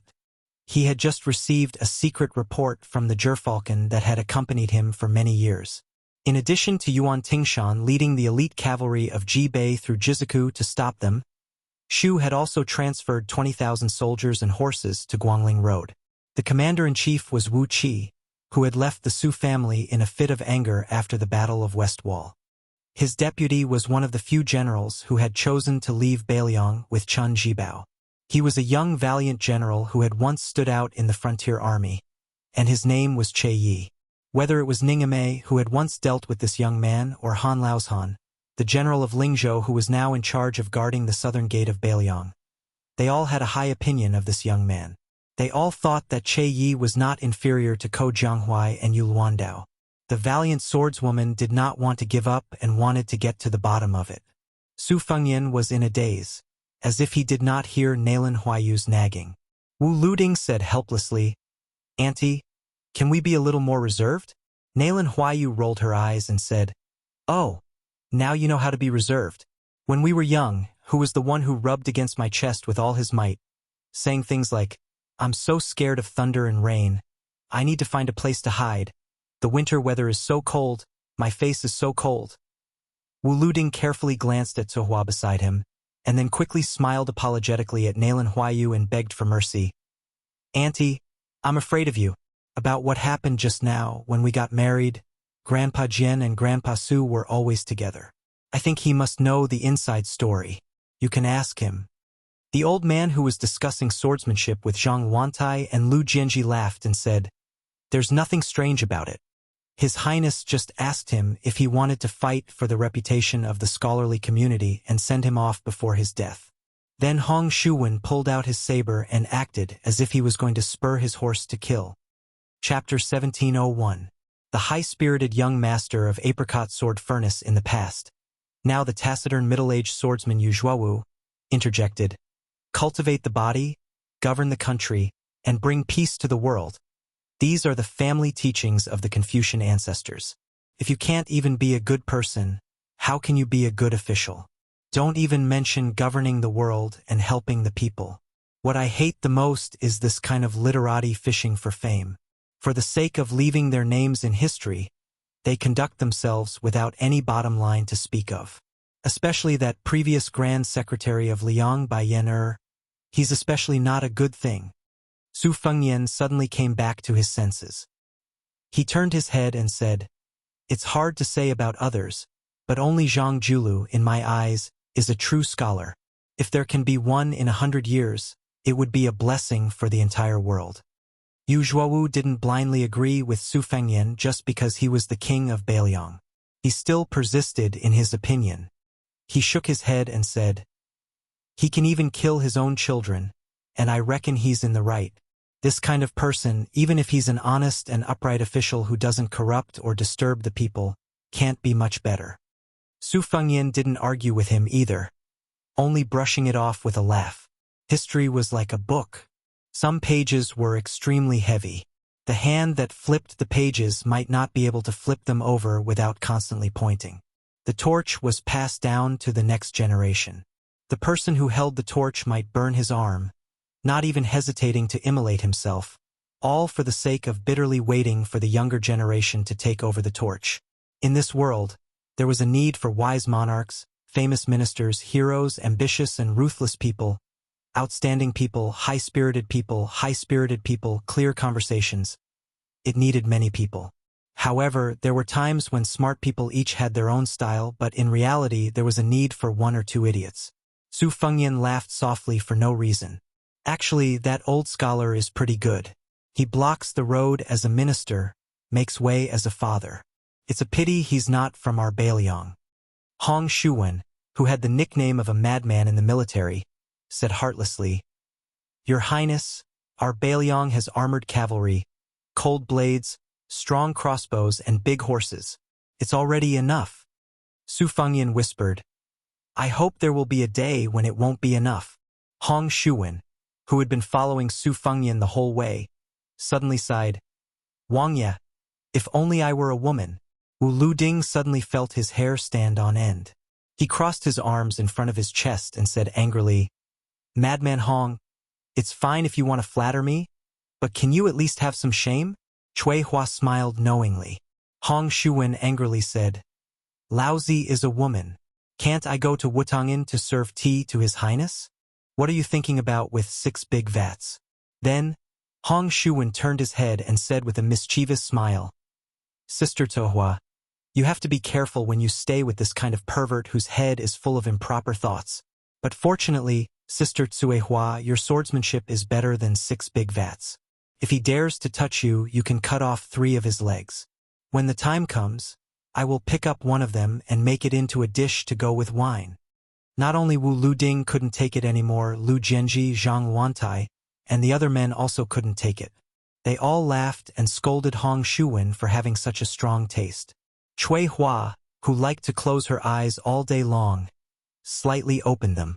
She looked at Hong Shuwen and slowly said, What if one isn't enough to go with wine? How about I add yours? Hong Shuwen subconsciously covered his crotch and said awkwardly, Sister Tohua, there's no need. There's really no need. I just stopped drinking. After talking and laughing, Su Fengyan narrowed his eyes and raised his head. Then he quickly raised an arm. An extraordinary bird of prey slanted down and stopped on Su Fengyan's arm. After Su Fengyan read the secret letter in the bamboo joint, the gerfalcon that had accompanied its master on 3 trips to Jianghu and 2 trips to the capital, lowered its head and intimately pecked the back of Su Fengyan's hand. Then, it flapped its wings and flew away. Su Fengyan called Yuan Zuozong with a complicated expression. He said softly, Brother Yuan, the main force of West Chu is under the command of Xie Shibian. She personally led the troops and began to break through the encirclement in the west. Chao Chongqing has quietly left for Great Peace City alone. Yuan Zuozong was stunned and asked, Chao Chongqing is going north alone? Su Fengyan nodded heavily. Yuan Zuozong sighed. Why did this official, who was known to be good at ending things, end up in such a mess at the last moment? Su Fengyan said with a low voice, I can only make a rough guess. Chao Zhongqing might have chosen to betray many people in the end. Perhaps there was the Northern Mang Southern Dynasty's great clans who were enduring humiliation, Wang Sui who suddenly made a comeback, and even Gu Jiantang who had endured in the imperial court and the Tu Liao for many years. In order to restore the country, Chao Chongqing had worked hard for 20 years. Unexpectedly, he was able to let go of it. Su Fengyan did not continue. Yuan Zuozong was, after all, a person who knew a lot of inside information. He asked, Is the rumor about West Chu that my foster father told me in the early years true? Su Fengyan suddenly smiled. It is said that scholars are the most heartless. Fortunately, there was Chao Chongqing who told the world that scholars can also be the most infatuated. Yuan Zuozong wanted to say something but stopped. For the first time, Su Fengyan was a little embarrassed. He stared at Yuan Zuozong and obviously did not want Yuan Zuozong to say anything. Yuan Zuozong, who was always serious, smiled but did not say anything. After a moment of silence, Yuan Zuozong could not help but say something. However, he did not use the honorific Your Highness as usual. Instead, he called him Xiaonian, which sounded like a family. Xiaonian, no matter what others think, I am very happy that you led the army to the south. The reason is very simple. I think this is what my foster father's eldest son should do. Su Fengyan was a little helpless. This kind of unreasonableness was indeed Su Zhao's style. Birds of a feather flock together. Yuan Zuozong quickly added with a smile. Of course, the Central Plains has not heard the sound of the horses of the Su family for 20 years. We have to teach them a lesson. Yuan Zuozong raised his head and looked into the distance. My foster father said that the only sound louder than thunder in the world is the sound of the horses of Beiliang. Su Fengyan whispered. Su Xiao would not say such heroic words. It must be my master who said it first. Then he borrowed it and did not return it. He also privately told my master not to say that he plagiarized it. Yuan Zuozong was suddenly speechless. He rubbed his chin. Now that you mention it, it is possible. Su Fengyan laughed. But there are some words, whether it is Su Xiao who said it first or not, as long as he said it, it is heroic. The fact was also so. The spring and autumn war had already proved one thing. There were some words that could only be said by the lame man. At this time, the Beiliang cavalry was heading south to the Central Plains. A Confucian in green went from the south to the north. Back then, the Chao family of Dechu was the pride of the world. Nobody knew when he became a dissolute scholar. He left casually. When he became a chess piece waiting for the imperial order that day, he had never been so relieved. After the mountains and rivers were shattered and the country was no more, this man in green entered the Liang imperial palace. However, this was the last time he did not enter the city or the palace. He was only one person in Great Peace City. There was no one like him in history, the overlord of West Chu, Chao Chongqing. Chapter 1702. The Beiliang cavalry broke into the hinterland of Gangnam-do. With the example of the tens of thousands of Lianhui border soldiers as a precedent, this cavalry force that fought to pacify the rebellion was unimpeded. In addition, the cavalry force did not violate any of the places they passed, so it could be considered as giving the Zhao imperial court a way out. If one looked at the current Liang territory, Gangnam-do, located north of the Guangling River, was actually unworthy of its name. However, in the early spring and autumn period, the territory south of Guangling was always regarded as a barbarian land full of miasma. Back then, the old southern Tang occupied most of the territory south of the Guangling River. Other than fighting a few soul-stirring battles under the leadership of great ancestor Gu, it caused a lot of trouble for the Liang army led by the great general Gu Jiantang. Afterwards, the imperial court's Ministry of War and Ministry of Revenue worked together to calculate the loss of military strength and found an extremely comical conclusion. The number of Liang soldiers who died of disease was actually roughly the same as the number of casualties on the battlefield. It was said that after the old emperor of Liang established the world, he said to the southern Tang monarch who was surrendered to the capital, "The people are in West Chu, the geography is in your southern Tang, but the time is in my Liang. Everyone says that the time is not as good as the geography, and the geography is not as good as the people. Therefore, in my opinion, these words should not be taken seriously." Afterwards, Liang entered the Dao in Bingzhou under the late Emperor Zhao Dun. When he set up Gangnam-do, it was not that there were no civil officials who objected, saying that the Jiangbei Dao was more appropriate.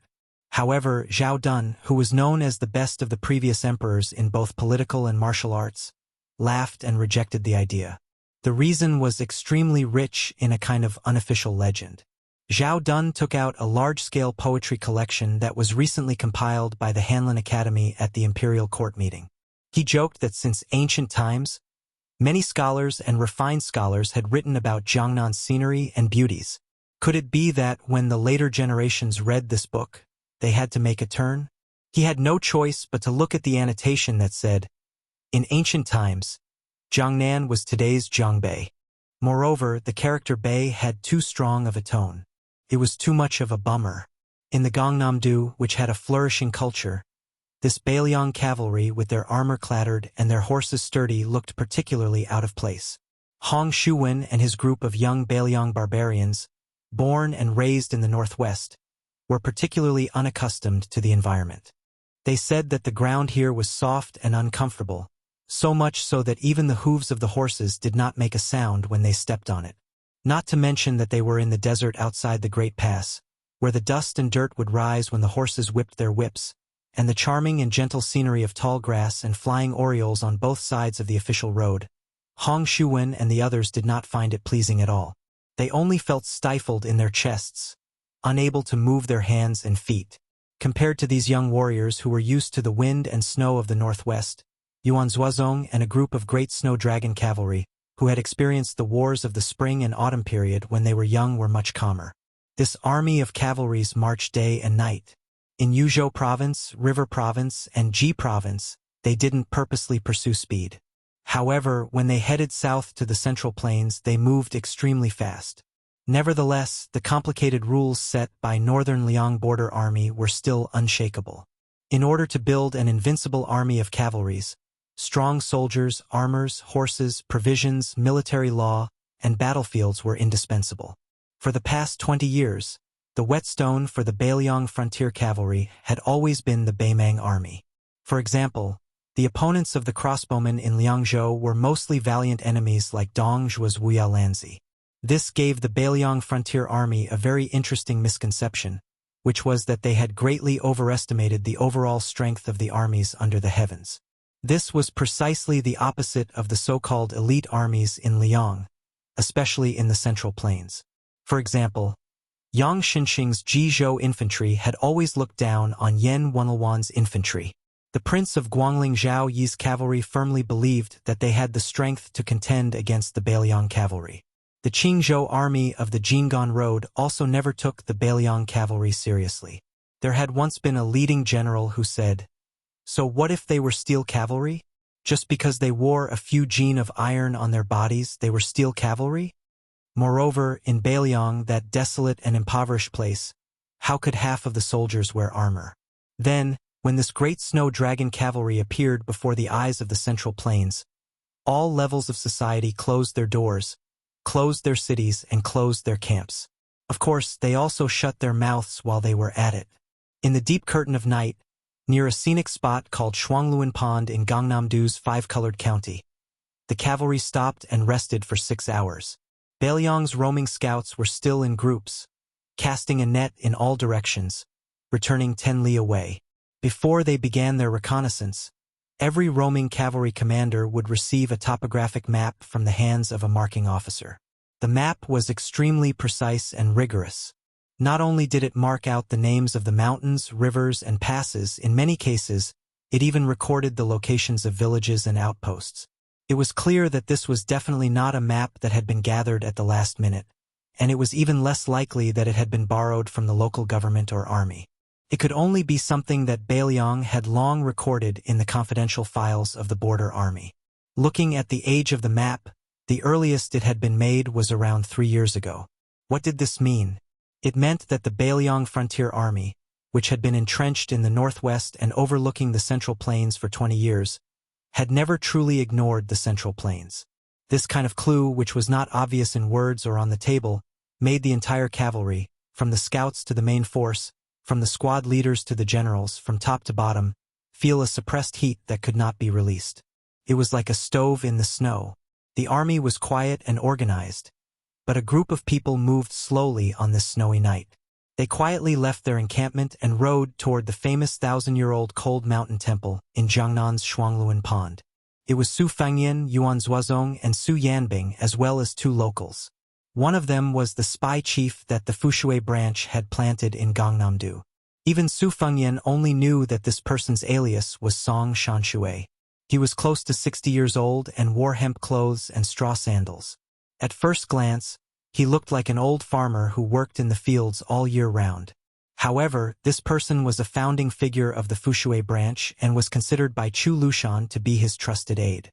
The other person's age was similar to the spy's. His surname was Zhang, and his name was Longjing. However, his aura was completely different from the former's. His entire body was filled with the aura of wealth, and he was fully deserving of the title of richest man in Five Colors County. He had connections with both the black and white. His nickname was Grand Secretary Zhang, implying that he was all-powerful in Gangnam-do Five Colors County, no different from a dynasty's Grand Secretary. The Zhang family wasn't considered an outsider in Five Colors County, but they had truly risen to prominence 20 years ago. Before, they could only be considered a wealthy family within a county. Under Zhang Longjing's leadership, they began to soar. After becoming rich and extravagant, they didn't forget to repay their hometown, generously supporting over 100 poor scholars. In order to take care of Zhang Longjing, who hadn't ridden for many years, the group didn't walk quickly. This made Grand Secretary Zhang feel very uneasy. He had originally arranged for his trusted retainer to come on a carriage, but the young vassal king suddenly had the idea of going to Cold Mountain Temple to enjoy the scenery. Even the honorable commander of Beiliang's cavalry, Yuan Zuozong, was riding a horse. Zhang Longjing didn't dare to go on a carriage alone. Back then, He had transformed from a brave and strong young military officer in the Su family's army. After being immersed in the officialdom for more than 20 years in Five Colors County, many of the edges and corners of the battlefield had already been worn away. Moreover, a generation had already passed since then. So Zhang Longjing didn't dare to forget etiquette in front of the illustrious new King Liang. This time, after revealing his identity and sponsoring provisions for the old master Su family's Beiliang cavalry, Zhang Longjing, who was full of children and grandchildren, wasn't without misgivings. A slight move in one part would affect the entire situation. In reality, all aspects of the family, both inside and outside, were stirred up. Let's not talk about the recent events. Just the Zhang family's humble and concubine-born children, who had lent a helping hand in the early years, were now officials dressed in green silk. Presumably, letters of severing ties with the Zhang family would be sent to the Zhang family residence one after another. Perhaps in the future, the ones who wanted the Zhang family to be executed the most were these people. When Zhang Longjing, who was familiar with the ways of the world, thought of this, he still felt a bit of bitterness. However, if one were to talk about regret, it definitely couldn't be said. Zhang Longjing knew better than anyone that the reason the Zhang family was able to reach its current status, regardless of whether it was in the officialdom or in Jianghu, was because of this old spy Song Shanshui who had never appeared before him, this old man hiding in the shadows behind the scenes who had contributed greatly. Zhang Longjing felt a burst of burning pain on both sides of his legs. For a moment, he was a bit absent-minded. As someone who came from the old cavalry, he thought back to when he followed the great general to the north and south, to the point where he could even doze off on a bumpy horse without falling off, let alone skillfully urging a horse to fight. He never thought that 20 years later, even riding a horse would be so difficult. Turned out he really was old. Chapter 1703. The young vassal king's words interrupted this Grand Secretary Zhang's daydreaming. Zhang Longjing, when my Beiliang cavalry returns, will there be any problems with Zhang family following us into Beiliang? If there are any difficulties, you can raise them right now. Preparing for a rainy day is always better than being flustered when the time comes. Also, I'll say the ugly words first. Even if Beiliang cavalry goes to Guangling Dao battlefield, as long as they remain in the Central Plains, normally speaking, no one will dare touch your Zhang family. However, if you don't move into Liang, your entire family will be in a grim situation of enemies on all sides. Don't expect old friends to remember old friendships. When the time comes, even if the imperial court doesn't say anything, the local government and local troops will be moved. That is why if there are young disciples in your family who feel lucky, it's best if you explain things clearly to them. If they don't understand, you have to make them understand even if you have to fight them. Of course, just like the previous 16 families, I can guarantee that after Zhang family moves into Beiliang's territory, I don't dare say that your life will be more comfortable than your original place, but it definitely won't be that much worse. Regardless of whether it is the civil or martial path, Beiliang will open its doors wide. I've already spoken to Chu Lushan and Song Dongming. The government and military will squeeze out 50 or so positions for you. After splitting it up, each family will be able to get at least 3 positions. The lowest official position will still be a secondary rank 5 official. When he spoke up to hear, Su Fengnian said in self-mockery, secondary rank 5, even if it is a bit higher, for your county's influential families, it is indeed a bit shabby. That is why I can also privately promise you that if it isn't Lingzhou's local troops, but rather the border army outside the pass, the official rank can be a level higher. If it isn't Liangzhou's government but Liuzhou's yamen, it can also be an extra level higher. Liang Mang's second great battle is about to begin. The pros and cons of this, you all can decide for yourselves. Zhang Longjing was just about to say something when Su Fengnian suddenly turned around to look at this old soldier who hadn't forgotten about the Su family for 20 years. He first said, including your 5 color counties Zhang family, my Beiliang cavalry's journey here, a total of 17 families. All of you didn't hesitate to take the risk of being executed.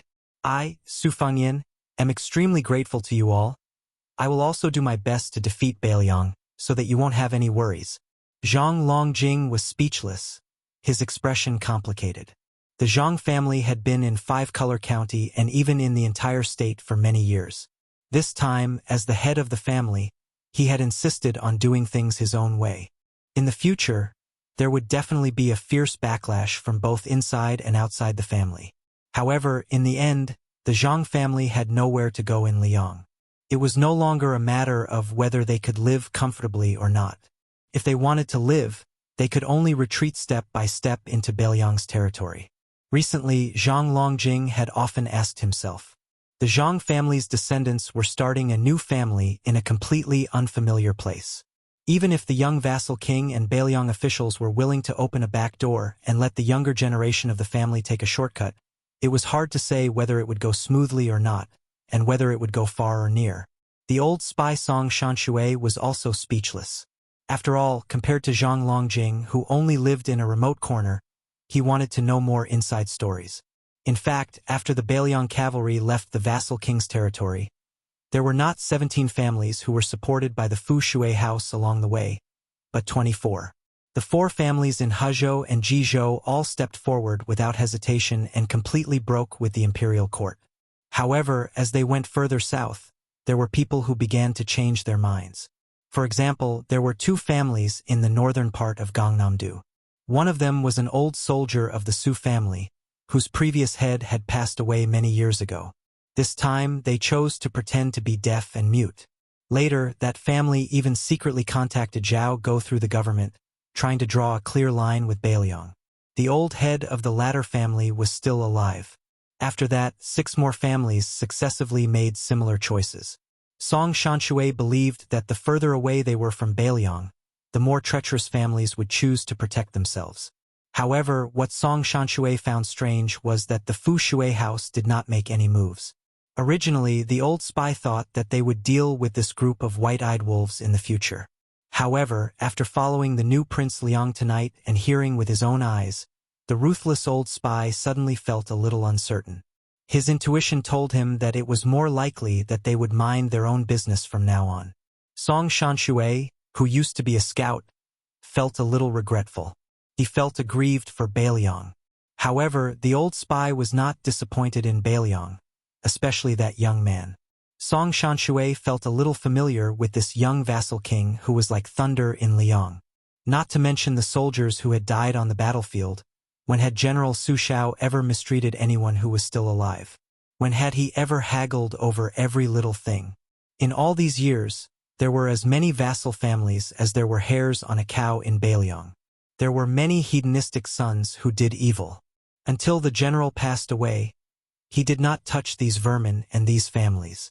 He only did his best to build the Beiliang Frontier Army, an elite force that guarded the gate. He patrolled the border time and time again. He more or less ignored the foul atmosphere in Lingzhou behind him. In the end, he kept that promise he made in the past. When I, Su Shao, obtain riches and honor, I will ensure that the old brothers under me will enjoy the riches and honor with me. Was it that if Liang Mang did not fight, the new Prince Liang, Su Fengyan, would not make such a big fuss in Lingzhou's officialdom? Originally, the old spy was very curious about this matter, but now he could not bring himself to ask. As for whether the Beiliang cavalry would go south to the Central Plains next time, and whether the new Prince Liang had any thoughts of sitting on the dragon throne. For some reason, the old spy did not even want to think about it. In the following conversation between the new Prince Liang and Commander Yuan, the 2 old men learned that not only did the Jizhou army go south to stop them, the 20,000 Shu elites also left Shu to chase east. Moreover, the Jinggan road in the Central Plains seemed to be ready to make a move. Once a battle broke out, the person who was truly responsible for stopping the Beiliang cavalry, the assistant minister of the Ministry of War, Su Gong, would definitely choose a place that was not conducive to the formation of the cavalry. In Zhang Longjing's eyes, the Liang imperial court was inviting him into a trap. Zhang Longjing could not help but be worried. After all, he had been far away from the Su family for 20 years. He had not even seen Liangzhou's Huda city, Yozhou's Gourd city, or Liuzhou's Qingsong city. For the first time, the old spy took the initiative to chat with Zhang Longjing. He lowered his voice and asked, "Are you afraid?" Zhang Longjing, whose thoughts were exposed, did not become angry. He only sighed and said, "I'm not afraid. I'm just worried. I'm worried that the tiger will fall to the plains." The old spy sneered and said, "The tiger will be bullied by dogs? When the tiger roars in the central plains, how can dogs bark? Zhang Longjing was resentful. Suddenly, the young lord's gentle voice came from the front. Old song, I accept your flattery, but I can't guarantee that you will be promoted in the Fu Shui chamber. That is Chu Lushan's territory. His words are more effective than mine. The old spy, who was used to not showing his emotions, laughed. Zhang Longjing turned his head and glared at the old bastard who tricked him. Surnamed Song. Don't think that I will invite you to drink again in this lifetime. The old spy, who did not look impressive, replied softly.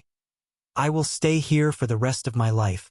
Even if you, Grand Secretary Zhang, want to invite me, you can't. Zhang Longjing asked curiously, Why not? The old spy twitched the corner of his mouth. I'm old. If I stay in the Central Plains and rely on the little experience I have accumulated, it might be useful. If I go to the battlefield outside the Great Wall, I can't afford to lose face. I'm afraid that the young people of the Beiliang Frontier Army will look down on the old soldiers of the Su family. Zhang Longjing was speechless and could only sigh.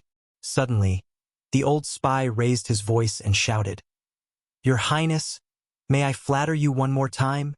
The young lord turned his head and said with a smile, Just say it, but if you say it, there will be no reward. The old man straightened his back slightly. The spy who hadn't used his real name for 20 years reported the 3 words that he had almost forgotten. He said, If I, Song Hetien, could be 20 years younger, I would follow His Highness to kill the barbarians. Just like when I followed the general to the battlefield, every time I went to the battlefield I only had one thought. When I died in the battle, I would be surrounded by my fellow soldiers, and there would be brothers who survived to help me. Su Fengyin continued to ride the horse forward, but Yuan Zuozong slowly slowed down, took off the saber at his waist, threw it over and said with a smile, Old Song, the prince has already sent out a lot of new cold sabers. He didn't bring any with him this time. Just take it as a gift for the prince. The old spy caught the cold saber that killed 300,000 Beiliang barbarians outside the Beimang Pass and said with a bright smile, Commander Yuan, I don't want the saber. I don't need it for a spy who can't see the light of day. It's not suitable to keep it. Zhang Longjing was confused and wondered, Then why are you holding it so tightly? The old spy carefully hung the saber at his waist. An old soldier with a new saber. The old man said in a deep voice, Let me, an old soldier, hang the cold saber for 10 miles. Chapter 1704. Su Fengyin and the others arrived at the foot of the mountain. There were a total of 108 steps. After Zhang Longjing dismounted, he explained that this incense-burning path was also known as the worry-free path. No matter how many pilgrims there were, they would not be troubled after they finished this path. However, Zhang Longjing added with a smile, In my opinion, they were just tired. Even if they were troubled, they would not be able to care about it. Su Fengyin smiled after hearing this. Zhang Longjing sighed and said, Li Yang destroyed the Buddha. A 1,000-year-old temple with a long history is now occupied by a Taoist priest who is close to the government. All the monks in the temple have run away. Back then, the Taoist priest led the soldiers to seal the temple, but the monks in the temple couldn't even take away a single ancient book. Our county's prefectural governor originally didn't worship Elder Huang. In his early years, even his nickname was related to Buddhism. His name was always Fugitive Zen Old Man. This time, with the imperial court's decree, he immediately became a devout believer, and his nickname was also changed to Tranquil Old Man. It's said that not long ago, he successfully established a relationship with the capital's great spiritual master, Wu Lingsu. Last year, in the provincial governor's political evaluation, he outshone all the monks in the temple. Soon, there were rumors that he was going to be a high-ranking official in the capital. Leading the horse, Su Fengyin frowned and said, Is there a stone workshop in front of the mountain gate with the inscription Buddha in the present? Zhang Longjing nodded and smiled. Your Highness is indeed knowledgeable. There used to be a stone workshop in front of us. The inscription and couplets were made by the previous dynasty's great calligraphy master. They are first-class items. Unfortunately, this time the Taoist priest has occupied the site. For some reason, someone pushed the stone workshop to it. Your Highness will not be able to see it this time. Su Fengyan sighed and said helplessly, Su Xiao had some stories here in the past. This time, we are passing through the five-colored county. Since it is on the way, we want to try our luck and see the old monk who once asked Su Xiao to lay down the butcher's knife. Forget it, let's go back. Zhang Longjing lamented. There is such a thing? What a pity. If I had known earlier, I would have added tens of thousands of taels of incense money to the cold mountain temple. Su Fengyan dismissed it with a smile. He mounted his horse and went back the way he had come. However, he could vaguely see lights flickering on the side of the road in the distance. This was not a sight he had seen when he had passed by earlier. The old spy, Song Shanshui, instinctively became vigilant. However, he soon felt relieved. Putting aside the fact that the prince was one of the 4 great grandmasters of Wushu, who would dare to provoke Commander Yuan and his personal retainer, Su Yambing? Even if these 2 experts were to be singled out, your imperial court would probably not have the face to come and greet them without mobilizing 700 to 800 troops, right? Su Fengyan had always been gifted with a photographic memory. He had glanced at the place where the lights flickered. It was a dilapidated local temple at the junction of the road. As he slowed down his horse, he saw an old man in shabby clothes and a hat standing on the side of the road with an oil lamp in his hand. Beside him was a sleepy child who was also wearing a cheap leather hat. Yuan Zuozong was relieved. Originally, he thought that the old man was a hidden master. Now, he looked at the old man carefully and found that the old man was just an ordinary old man. However, the old man's physique was slightly stronger than his peers. Su Fengyan did not get off the horse. He leaned forward and asked in a gentle tone, Sir, is there anything I can help you with? After all, the old man was old and his eyesight was not very good. In addition, it was night. So, he raised the oil lamp and smiled. Is your surname Su? Su Fengyan was stunned and asked back, Are you an old member of the Cold Mountain Temple? The old man nodded with a smile. Su Fengyan quickly got off the horse in the surprise of Zhang Longjing and Song Shanshui. He came to the old man and the child and took out a carefully wrapped Buddhist scripture from his arms. He said, Master lent this Buddhist scripture to my father. Now he has been borrowing it for nearly 20 years. It's time to return it to its owner. The old man did not refuse. He took the Buddhist scripture and said a common saying that disappointed Zhang Longjing. The old man held the lamp in one hand and touched the child's hat with the other. He asked with a smile, Donor Su, can you give me a few taels of silver? There is no rice left in the rice jar today. Su Fengyan suddenly felt a little embarrassed. The Beiliang cavalry did not lack anything on their way to the south except for these insignificant things. Zhang Longjing, the god of wealth in the five-colored county, was even more stunned. He was not the kind of nouveau riche who wanted to wear gold and silver when he went out. Even if he played with jade, it would not be worth at least 1,000 taels of silver. Of course, he would not bring gold and silver with him on this trip. Fortunately, the old spy found a few taels of silver. Su Fengyan took it and gave it to the old monk of the Cold Mountain Temple who wore a leather hat for warmth. To be precise, it was the monk Fa Xian, the old abbot of the famous temple in Jiangnan. The old monk did not have the misgivings of ordinary monks who did not touch money. He openly put it in his sleeve and did not hide his smile. The little monk beside the old man was beaming with joy. With silver, there would be firewood, rice, oil, and salt. He would not have to starve. How could he not be happy? After the old monk put away the silver, he said with emotion, The imperial court has decreed that temples and monks are not allowed in the Central Plains, and the Cold Mountain Temple is no exception. Some people return to the secular world while others travel. I once thought of going to the northwest to beg for alms, but I was too old and my new disciple was too young. His legs were as weak as mine, so it was delayed. After thinking about it, it did not matter whether I went to Beiliang or not. If I went to Beiliang, it would just be an old monk finding a place to settle down. If I did not go to Beiliang, I might be able to give a few more fated people a place to settle down. Su Fengyan said sincerely, Master, I can send someone to send you and your disciple to Beiliang. When the world is peaceful, as long as you still want to return to the Central Plains, Bailiang will definitely escort you. The old monk smiled and shook his head. Donor Su, you don't have to go through so much trouble. Where is the fate of Buddhism? Don't force it. Su Fengyan did not force it. He also knew that he could not force it. He could only smile and say, "My father often talks about you, master. He says that you are an eminent monk who really has great Buddhist teachings. He admires you very much." The old monk laughed. "Young Donor Su, you are lying. Although we have only met once, how can I not know old Donor Su's temper? It's good enough that you don't scold me as an untactful old monk." Chapter 1705. Su Fengyan was speechless.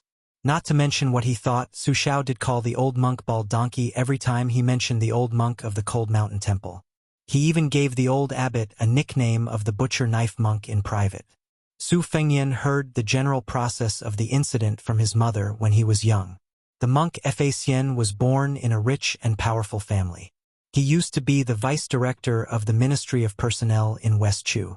After he resigned, he entered Taoism. However, he didn't cultivate in the famous temple on the big mountain. Instead, he chose a remote mountain and lived in seclusion for many years.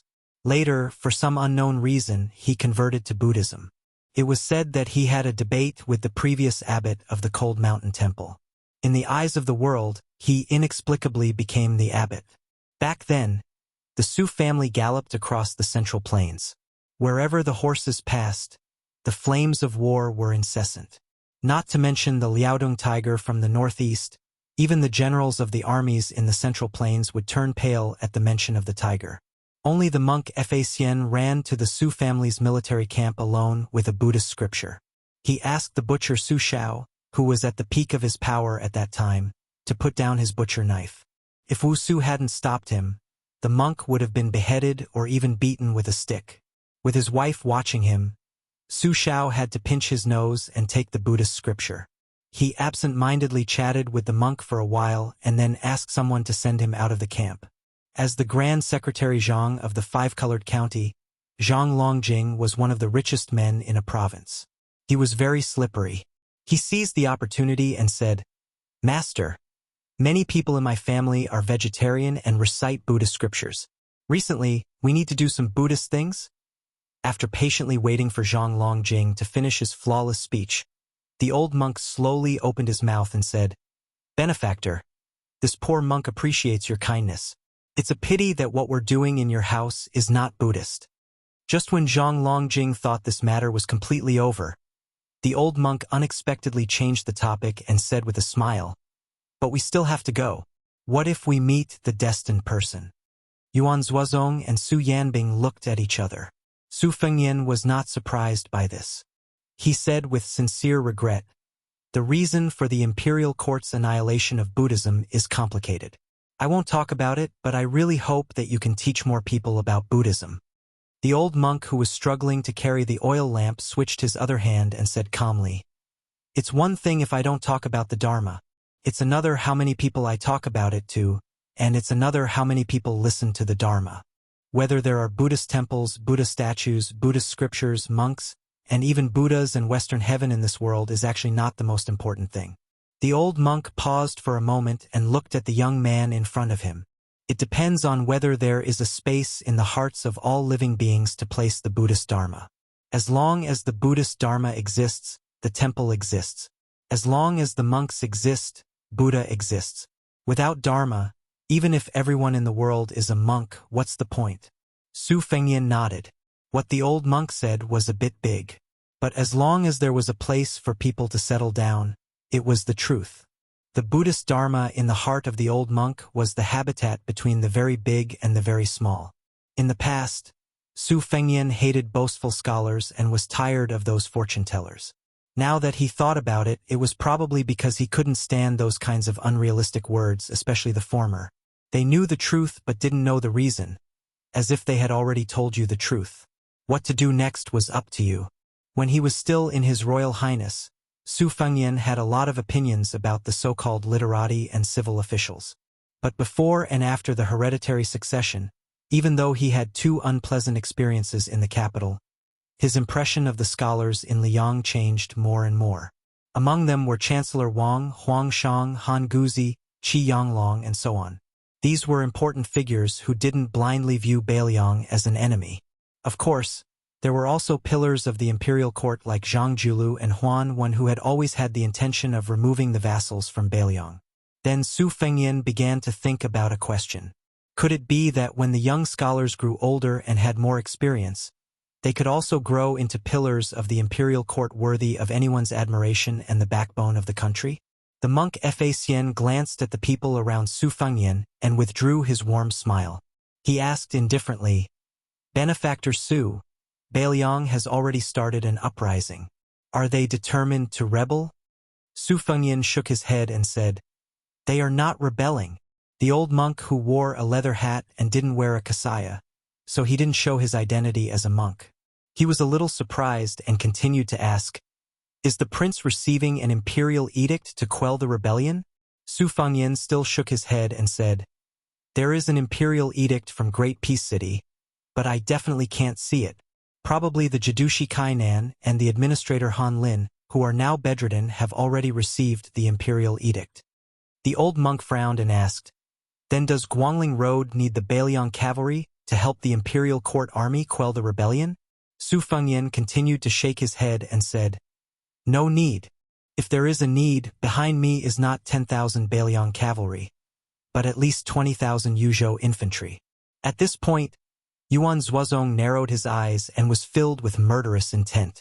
After the old monk made an "oh" sound, he asked 3 questions in a row expressionlessly. "Is Beiliang in the territory of Liang? Are the people of Beiliang the people of Liang? Is the Beiliang frontier army the army of Liang?" Su Fengyan also nodded expressionlessly and said, "Yes." The old monk who held the oil lamp stood in the darkness and was silent for a long time. He asked, "King of Beiliang, were there any immoral and fatuous emperors among the 3 emperors of Liang?" Su Fengyan smiled and said, "Not only were there no such emperors, but regardless of the personal grudges between the Su and Zhao families, to be fair, the 3 emperors of Liang were all wise emperors in the history books. Zhao Li was talented and wise, even better than the founding emperor of Liang. Zhao Dun was diligent and tolerant, which was rarely seen in thousands of years. Zhao Zhuan was ambitious, but he didn't have high standards. Give him 10 years of peace, and the world will be peaceful." The old monk sneered, and then his smile suddenly disappeared. He said heavily, "What a strange thing." Su Fengyan put his hands in his sleeves and said slowly, "Master, you must be wondering why you, as a remnant of West Chu and a monk who had to live in a temple at the foot of the mountain, can look at the world calmly. Why would I, Su Fengyan, the Northwest vassal king, lead an army to the south for my own selfish reasons?" The old monk stared at the young man, looking at his eyes instead of his face. "Does your highness have something to hide?" Su Fengyan said self-mockingly, "Yes, but for everyone, it's not worth mentioning." The old monk gently lifted the oil lamp in his hand and said, "Really not worth mentioning? I'm old and muddle-headed. If I don't lift the lamp, I can't recognize the road, can't see people, and can't see you. Isn't that also not worth mentioning? Maybe everyone in the world is, but I'm not at this moment." Su Fengyan wanted to say something, but he hesitated. The old monk seemed to be talking to himself and said, "This world is very strange. Beiliang, a barren land, had to be defended by the fierce army under the Su family. Su Shao had to be in charge to deter Beimang. Otherwise, not to mention others, even Gu Jiantang would not be able to defend it. At the same time, removing the vassal state was an irresistible trend. If the Su family was lucky enough to defeat Beimang, removing the vassal state would be as difficult as ascending to heaven. No matter what the 2 successive kings of Beiliang thought, it was hard to guarantee that their trusted subordinates would add fuel to the fire and wholeheartedly want to become the emperor's minister and support the emperor. Therefore, the emperor of Liang and the Su family were very difficult for Beiliang and the Su family. As the son of heaven, he could only let the civil and military officials and scholars scold him, but the Beiliang cavalry could only be surnamed Su. Later, a scholar surnamed Zhang became a high-ranking official and came up with a way to make Beiliang and Beimang wear each other out. It would be best if the fish dies and the net splits. Su Fengyan said with a smile. Yes, in the eyes of the imperial court, it was a dog-eat-dog situation. The old monk glanced at the young king. Su Fengyan said frankly, if the Su family implicated the imperial court to not treat the people of Beiliang as the people of Liang, I'll admit it, and so will Su Shao. The old monk became silent. Su Fengyan stood there, lost in thought. To say the least, the Su family caused the Beiliang frontier army to die generously, but couldn't show their bravery. I'll admit it. A young lord and an old monk. At this point, the old spy subconsciously reached out his hand to press the cold saber on his waist. However, Yuan Zuozong gently pressed his arm and shook his head at the old man who looked indignant. Su Fengyan's sleeves were in front of him. The young men who looked like farmers in the countryside were chatting with an elder about the harvest. There was no resentment in their words, nor was there any passion. They were just talking about daily life. It was as if they were saying that it was going to rain, so they should quickly harvest the grain in the grain-drying field. There was a lot of rain this spring, so there should be more grain this year than last year. Chapter 1706. Su Fengyan said softly. Before Beimang went south to the Central Plains, there were two paths they could choose from. One was to enter Beimang and occupy Shishu, going east from the west and looking down. The other was to go south from Jizhou and enter the Central Plains. That was why they entered Dafeng Dynasty's capital 3 times. Now there are 3 paths. Other than attacking Beiliang's Jizhou, there are 2 more Liao. The reason is simple. Liang's capital is too far north. Emperor Zhao Li used the reason that the monarch should guard the border to reject the suggestion of moving the capital south to Guangling River. Therefore, according to common sense, Beimang's army can attack Liaodong. As long as they win, they can go straight to Great Peace City. It's almost a one-time thing. The old monk said with a smile, Your Highness, you can say, but now. This time, not only did the old spy have to be held down by Yuan Zuozong to not pull out his sword to attack, even Su Yanbing, who had been watching coldly from the side, started to frown. He was a bit angry. Su Fengyan said calmly, But there are 300,000 border soldiers from Beiliang. Most importantly, there are hundreds of thousands of elite cavalry. Of course, there are also the 2 Liao border fortifications built with half of the country's resources. The 2 coexist, so Beimang doesn't dare to act rashly. Once they attack Great Peace City for more than a month, Beiliang's cavalry can use the northern border with Jizhou as the core as support to attack Liaodong. In this way, Beimang's army can only fight like a cornered beast. When the army from the south of Liang arrives, Beimang will have no chance of winning. As for Beimang's army using Jizhou as a breakthrough point, even the country scholars who only know how to talk about strategy on paper know that it's a move that only fools would do.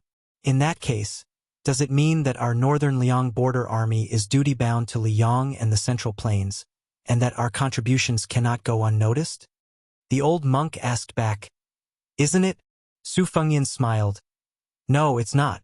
The key is that both the imperial court and Beiliang think that the Beiliang cavalry is the private army of the Su family.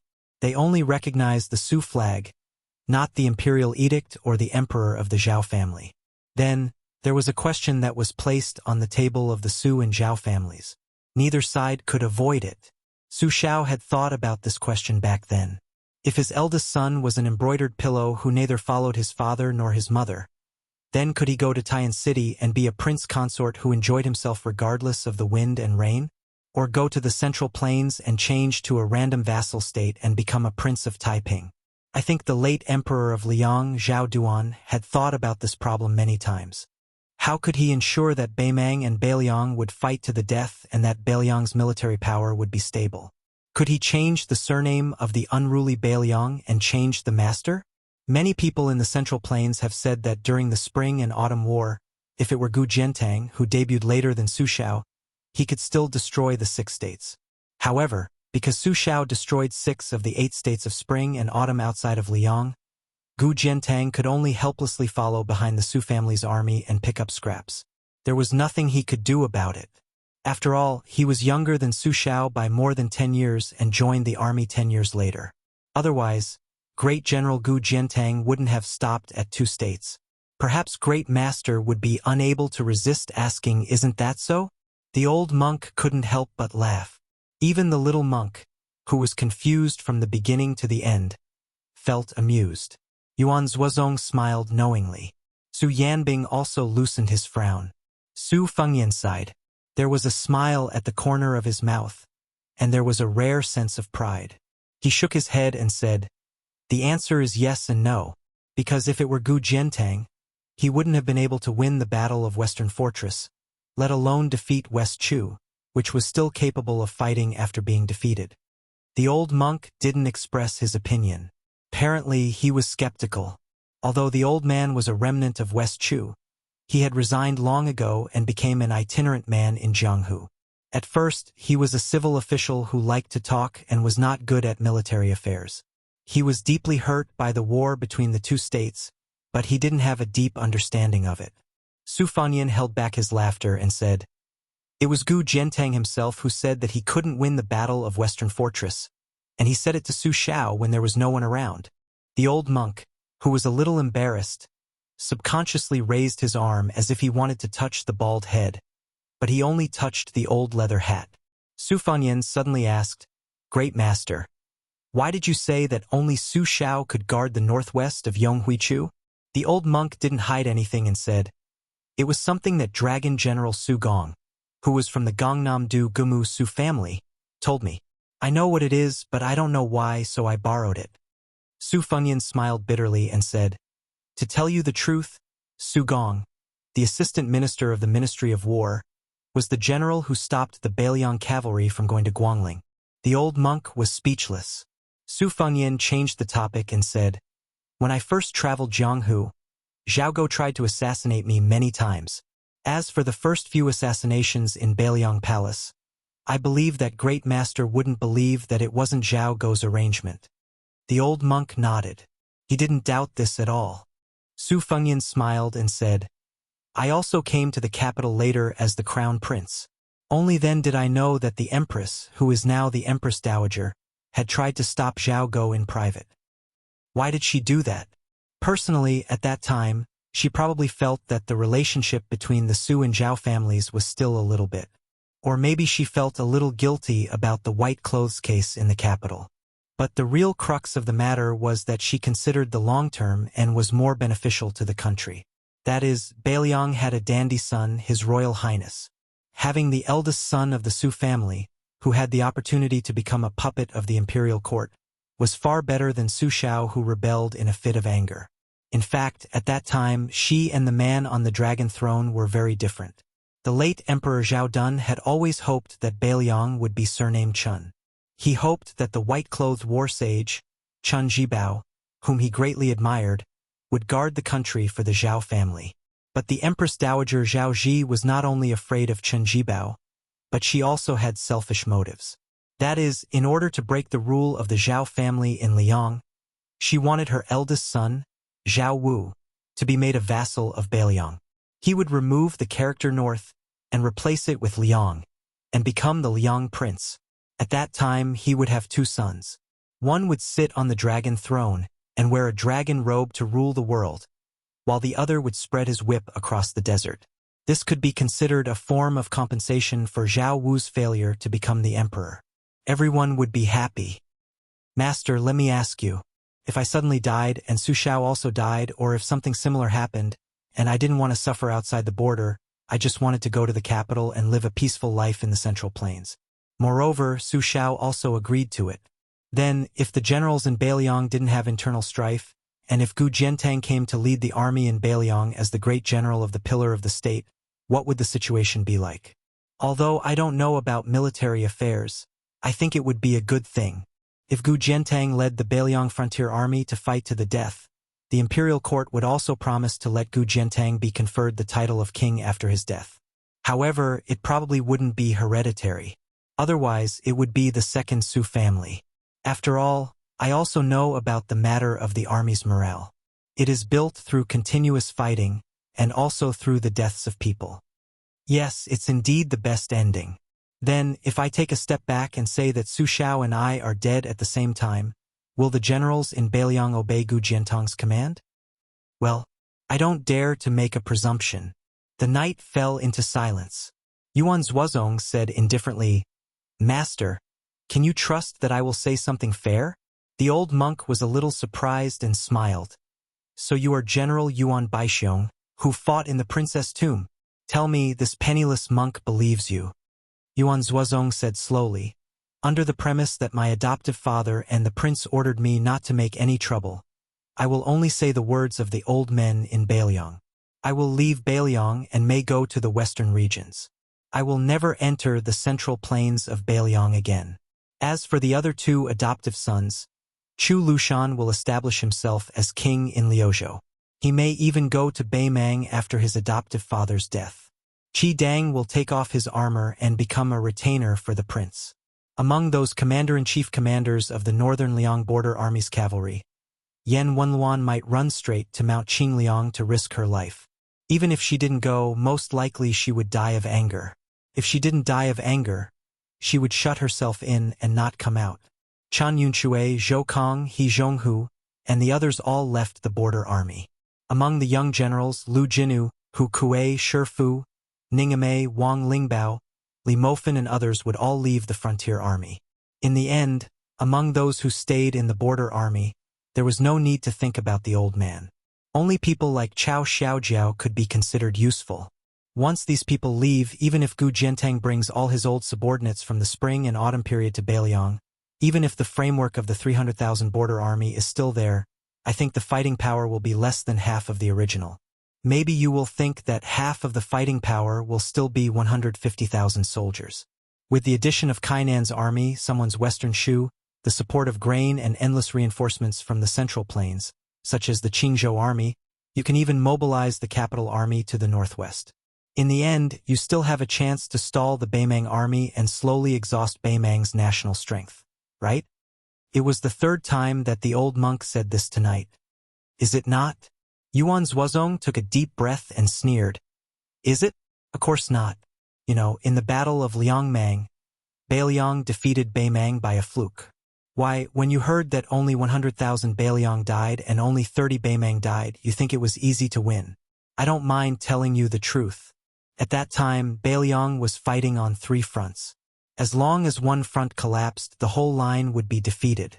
At that time, it was not only 100,000 Beiliang that died, but also 300,000 border soldiers plus 300,000. Su Fengyan looked up at the night sky and murmured in a low voice that only he could hear, only 100,000 died. Yuan Zuozong realized that he had lost his composure and tried to calm down. But these are not the real deadlock. The real hidden danger is, Su Fengyan directly called his name and interrupted Yuan Zuozong. Yuan Zuozong. Chapter 1707. Yuan Zuozong did not say anything and even closed his eyes to concentrate. It was a chance meeting, but they still wanted to continue. At the same time, they did not leave happily. The 5 of them rode slowly. Yuan Zuozong suddenly smiled and said, Do you feel better now? Su Fengyan closed his eyes and took a deep breath. It was as if there was a refreshing spring breeze. He smiled and said, I feel much better now that I've poured out all my complaints. I can't say that in Beiliang. After all, everyone who follows me is bullied, especially my second sister and Su Beiji. They are kind enough not to use me as a punching bag. Yuan Zuozong smiled, but soon he was worried. Because of the defeat of the border army of Huai and Huai, and the banner of Jingnan, our journey to the south is safe. But soon, the elite cavalry of Jibei, the infantry of Western Shu, and the army of Qing province will converge. Plus, we are getting closer to the battlefield of Guangling. Wu Zhongshuan's army of northern borderline is eyeing us covetously. I'm afraid that someone will jump out to disgust us so as to flatter the imperial court. It won't hinder us, but it will be troublesome. Su Fengyan shook his head and said, Since we've decided to go south, we don't expect to have a good reputation in the central plains. Su Yambing joked, Prince, you've helped Beiliang build a good reputation in the past 2 years. Most likely you'll be beaten back to the original. Su Fengyan curled his lips and said, It's not a problem. Su Yanbing clicked his tongue and said, That's what the king of Beiliang said. Yuan Zuozong echoed, That's what the Grand Master of Wushu said. The old spy and Zhang Longjing said at the same time, yes. Su Fengyan put on a serious face and said, how dare you? Drag this king out and behead him. A burst of hearty laughter spread far and wide in the night. As one of the ancestral temples of Buddhism, the Cold Mountain Temple had always been famous for its small temple but big Buddha. Unlike the two Zen temples, which occupied a large area and had many monks, the Cold Mountain Temple had no more than 100 monks in its history. As one of the 3 founding ancestors of Buddhism, Monk Quanxin was highly respected by the emperors and ministers of Dafeng dynasty. The last emperor of Dafeng dynasty even honored him as the Bodhisattva of flesh. The origin of the Buddhist prayer beads today was also the soybean count that Monk Quanxin first proposed. This ancient temple was able to escape the calamity of the Spring and Autumn War, preserved in perfect condition. However, the imperial court destroyed it with a single order. After the 5 riders disappeared into the night, the old monk Fa Xian let the young monk return to the earth temple with the oil lamp to sleep. The old man strolled alone on a small path that was soaked with night dew, like a wandering ghost in the wilderness. After about an hour, he finally returned to the earth temple. Unlike the small temple from before, which was as cold as a grave, the earth temple had been decorated with lanterns and colored banners in just an hour. It was grand and magnificent, and had the air of a noble family. Not only were there stone steps laid out to add charcoal to the stove, there was a middle-aged man who was as elegant as an immortal sitting by the stove. There were also several maidservants who were as beautiful as fairies serving him attentively by his side. The old monk was not surprised. He walked up the steps and squatted by the stove to warm himself. The middle-aged man was like a man in a painting. He asked softly, "How is it?" The old man took off his leather hat and put it on his knees. He said softly, "He's more reasonable than his father. Moreover, when he talks about reasons, he also has a way of talking. In short, he's better than his father, Su Shao." The old man raised his head and looked at the man who could be said to be the only remaining schemer of the Spring and Autumn War. "Mr. Nalen, are you really going to incite the Gangnam-do scholars and the people of Jianghu to go against the Beiliang cavalry? Aren't you afraid of overreaching yourself? I don't think that young man is someone who can be easily fooled. Aren't you afraid of going too far?" The middle-aged man called Mr. Nalen by Fa Xian lowered his head and fiddled with the charcoal. His face was like jade, glowing with a beautiful luster. He did not answer the question. "You Buddhists have 16 visualizations. Is there a saying about visualizing oneself? I don't think so. It's too late to sacrifice oneself, so what's the point of visualizing?" The old monk sighed helplessly. "You're more like a monk than I am." Nalen Yusi sneered. "Fa Xian, don't forget that you were supposed to be an important chess piece in Hongjia's escape to the north. You were supposed to go to Beimang to be the head of the Buddha. You nodded and agreed at that time, but you went back on your words. That person can forget about this, but I'm not as narrow-minded as him." The old monk touched his bald head. "I can't help it. Back then, I couldn't find a place to belong in the Confucian books. After that, I couldn't find a place to stay in Elder Huang's teachings. Originally, I was just making a last-minute effort to escape with everyone. I didn't think that I would really treat this foreign land as my home. Since I've really become a monk, I shouldn't care about the secular world anymore." Nalen Yusi said angrily, "Not caring about the secular world, not caring about the secular world? Not caring about the common people in the world." The old monk chuckled. "Living in the secular world, I'm just throwing away my skin in this life. All living beings have their own happiness, and all living beings have their own suffering." Nalen Yusi suddenly stood up and shouted angrily, "Uncle!" The old monk stared at the basin of charcoal fire in a trance. Nalen Yusi said angrily, "Chao Chongqing secretly contacted the old people of the southern dynasty. Even Wang Sui and Gu Jiantang were persuaded by him. He promised that after West Chu was done, Wang Sui would be allowed to restore Dongyue. He promised that Gu Jiantang would become the most powerful person in the world, not just the Liang pillar state that Su Shao didn't want. Once the Central Plains were pacified and Beimang was annexed, He also promised that the Jiang family of West Chu would only exist for one generation. Then Jiang Yi would abdicate and the descendants of the Gu family would be the emperor. This was the end of the spring and autumn period that Chao Chongqing had set in his heart. The old monk sighed. All living beings are suffering. Nalin Yusi stood on the steps and pursed his lips. His eyes were gloomy. The old monk no longer called the younger generation of the family teacher. Instead, he asked straightforwardly, "You forced Su Fengnian to oppose the imperial court and forced the Central Plains to regard Beiliang as an enemy. Are you plotting for King Xiaobing or Crown Prince Zhao Zhu of Yan Dynasty?" Nalin Yusi's face was cold and hard. He said in a deep voice, "As long as Beimang loses the power to go south in the future, the Su family with the powerful army will not be allowed in Liang. Beiliang, which is like a feudal town, will not be allowed to exist in the world. This is the general trend. Anyone who becomes the emperor will do the same thing. Not to mention the current emperor Zhao Zhuan, even if Zhao Zhu, who is assisted by Nalin Yusi, becomes the emperor, even if he and Su Fengnian have been sworn brothers since childhood.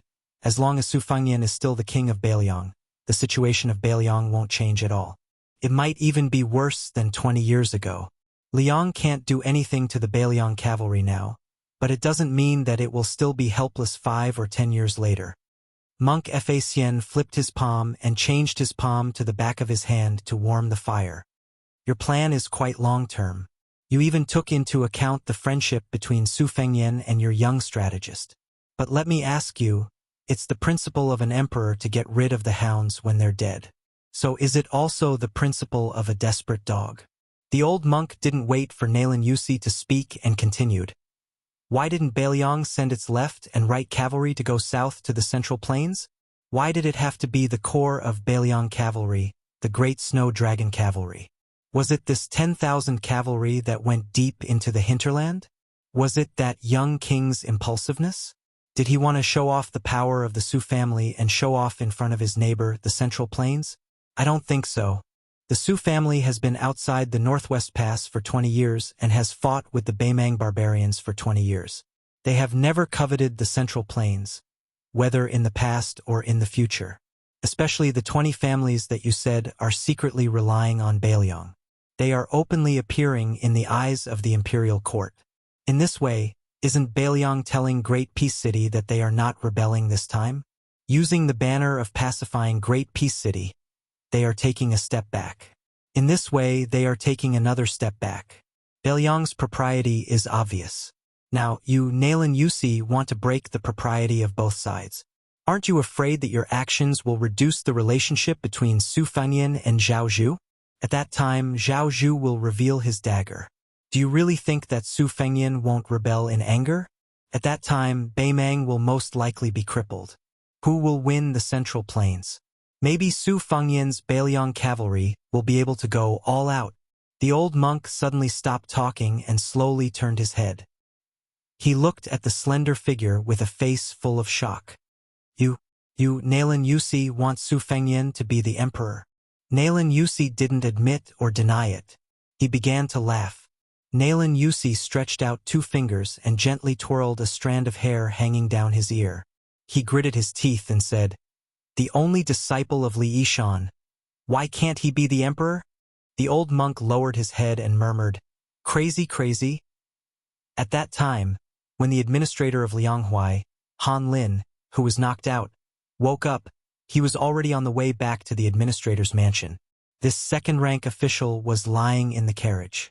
After sitting up, he leaned against the wall of the carriage and was lost in thought. There were many things he couldn't figure out. Just like how he couldn't figure out why his teacher didn't choose Zhao Yuling or Yin Maochun and Zhang Lu, but only chose Wang Xiongui, who obviously didn't have the prime minister's temperament, as his successor. Now Han Lin, who was placed high hopes on by the imperial court, also couldn't figure out why the young man personally led the troops to the south to wade in the muddy water when there was a progress in the transportation of water and the imperial court had already loosened up. It was true that it was the duty of the vassal king to quell the rebellion, but now the emperor was not so miserable that he couldn't even send an imperial edict out of the capital. How could the Beiliang cavalry dare to leave the territory without permission?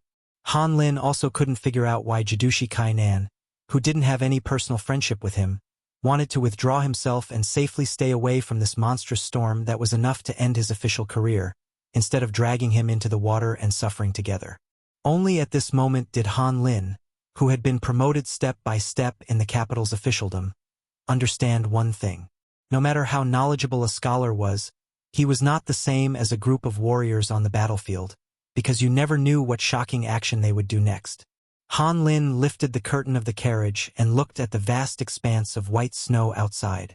He felt cold all over. He felt a little guilty for Kainan, but he hated the king of Beiliang who didn't follow the rules. Chapter 1708. Han Lin thought that if Kainan did not die from this disaster, even if he had to bear the risk of being suspected by the court, he would still drink and chat merrily with this former general of Gujiantong's. However, Han Lin quickly felt desolate.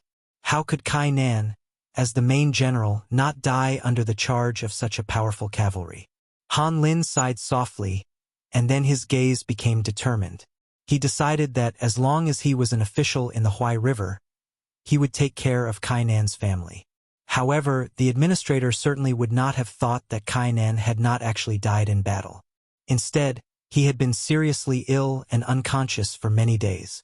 That bed was not in the Kai family's residence, but in the army's tent. From this, one could see the severity of his injuries, to the point where he could not withstand even the slightest jolt of the carriage.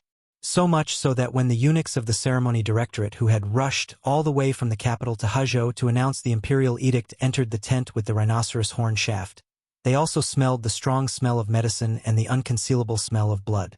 In reality, before lifting the curtain, the eunuch had already seen the wives and children of the regional commanders. All of them were in a state of panic. They were worried that the life and death of the backbone of their families was unknown, and they were also worried that the court would be furious and punish them.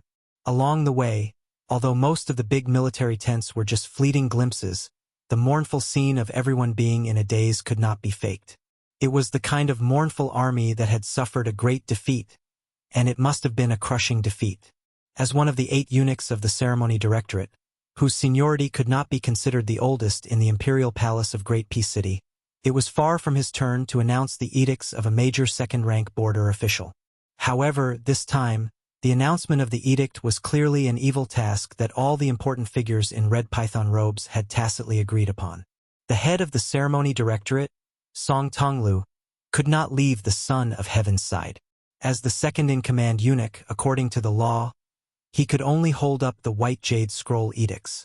Otherwise, it would be too shameful. Next was the official eunuch. Of the 8 eunuchs, he was the one with the least seniority and backing. If he did not come, who would? The self-pitying middle-aged eunuch had a stern face and narrowed his eyes. He first looked around, and then slowly cast his gaze on the sickbed. Beside the bed stood a pale-faced young general. He could not even stand straight and leaned on a cane. The eunuch frowned.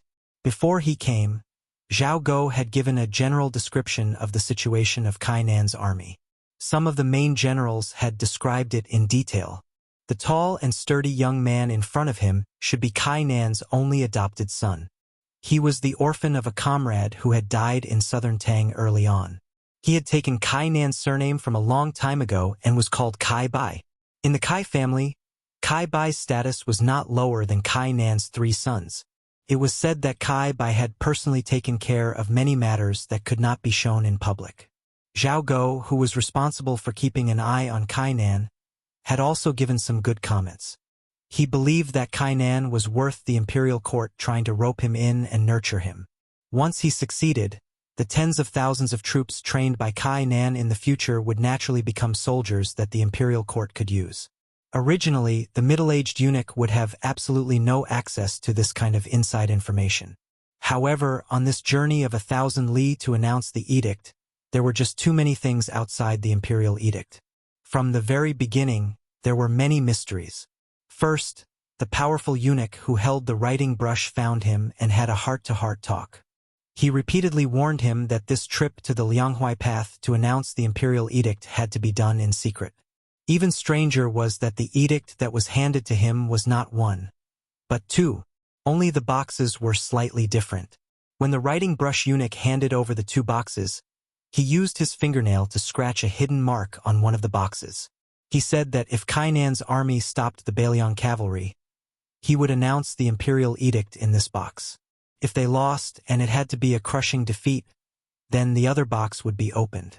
If they dealt with it carelessly and put on a show of great battle array, but in reality, they were secretly allowing the Bailiang cavalry to swagger across the border, then there was no need to open either of the boxes. You could just take it as you had left the capital to patrol the border. You could return as you went, say nothing, and see no one. But it was important to remember that no matter which imperial edict it was, it had to be announced after the dust had settled and the situation was clear. Could not be too late, and it could even be delayed by a few days. If the timing was not right, then there would be someone to help advise. Therefore, after this eunuch from the ceremony directorate received a hint from Zhao Go, he came to Kainan's tent in a daze. Kai Bai limped forward a few steps and bowed with cupped fists. He said in a low voice, "General Kai Bai greets eunuch." The eunuch nodded and said in a shrill voice, "General Kai, has the regional commander not woken up yet? If so, then it will be difficult to receive the imperial edict." Kai Bai did his best to hide his sadness and said softly, "Reporting to eunuch, foster father woke up once yesterday, but he quickly fell unconscious again. A few of the military doctors and the divine Dr. Ma, who we invited from Liuji County in River Province, all said that foster father's internal organs were injured this time. Even if he woke up one day, he might not be able to charge and break through the enemy lines again." The eunuch asked calmly, "Divine Dr. Ma from Liuji County? Is that the Ma family that produced 6 or 7 imperial physicians?" Kai Bai nodded and said, "Yes." The middle-aged eunuch nodded. In fact, after the divine doctor left Kainan's tent, Zhao Go had secretly found him and confirmed Kainan's injuries. It was indeed very serious, injuring his internal organs. Normal people would have to lie in bed for 100 days to recover from their injuries, let alone this case.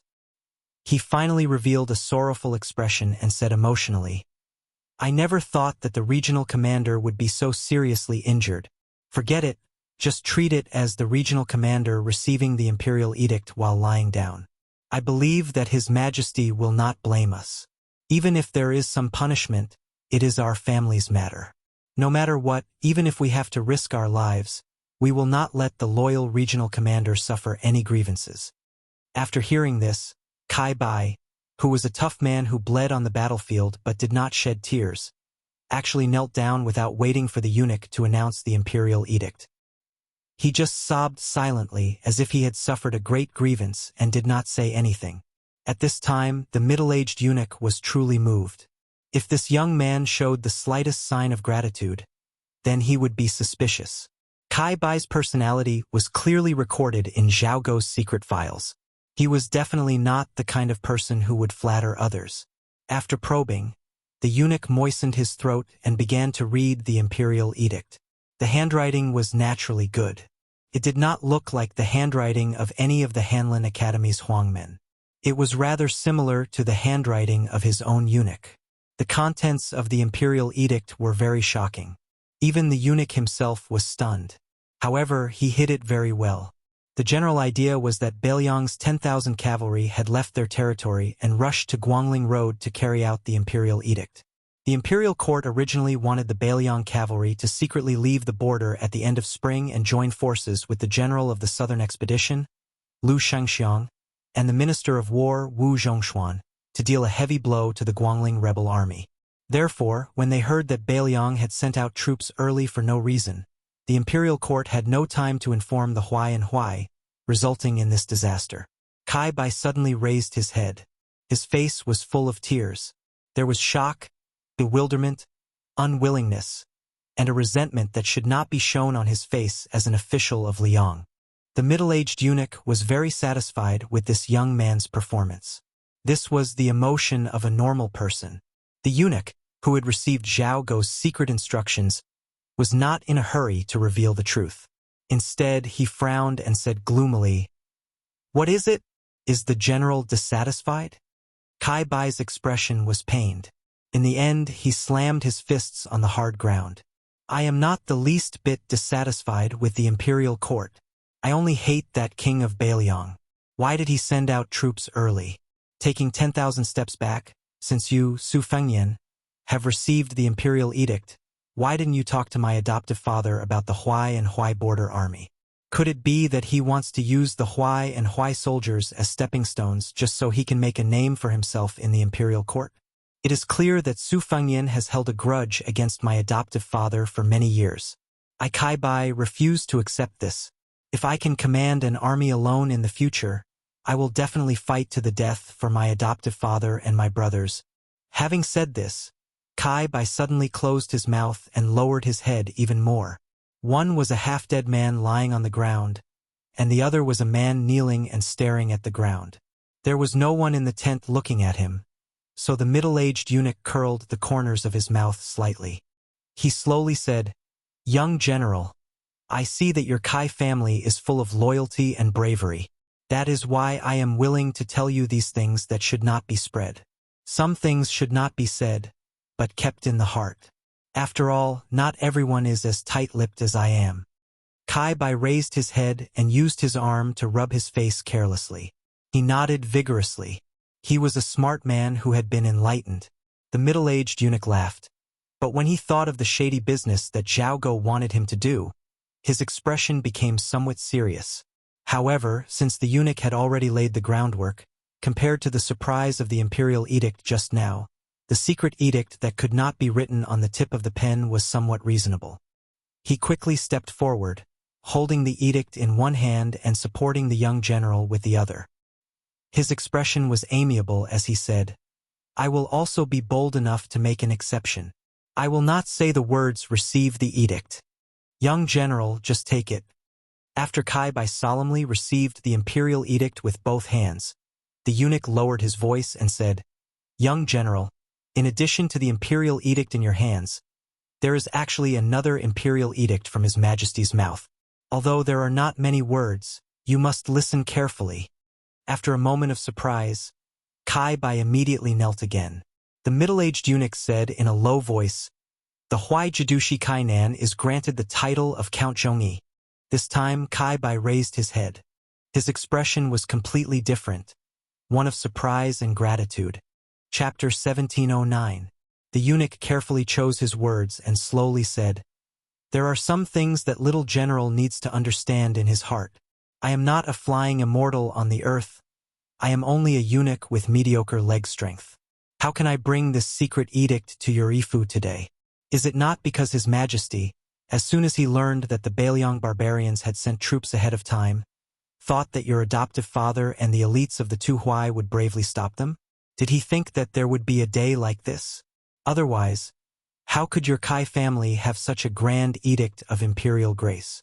It is clear that in His Majesty's heart, he greatly relies on your Tu Huai and is willing to see you as a pillar of the country." Kai Bai faced the east, in the direction of Great Peace City, and kowtowed with all his strength. What followed was not the usual polite greetings between eunuchs and officials of the capital. The accompanying eunuch was about to leave the tent and return to the capital to report. Kai Bai wanted someone to hurriedly send over some good items that were more valuable than silver, but the middle-aged eunuch refused with a smile and left without hesitation.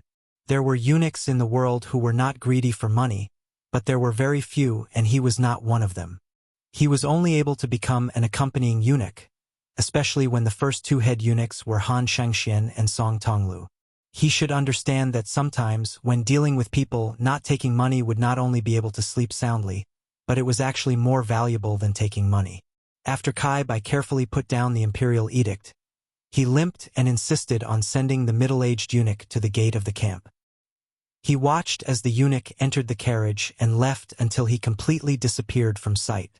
Only then did he return to the lifeless tent and sit on the little stool by the bed.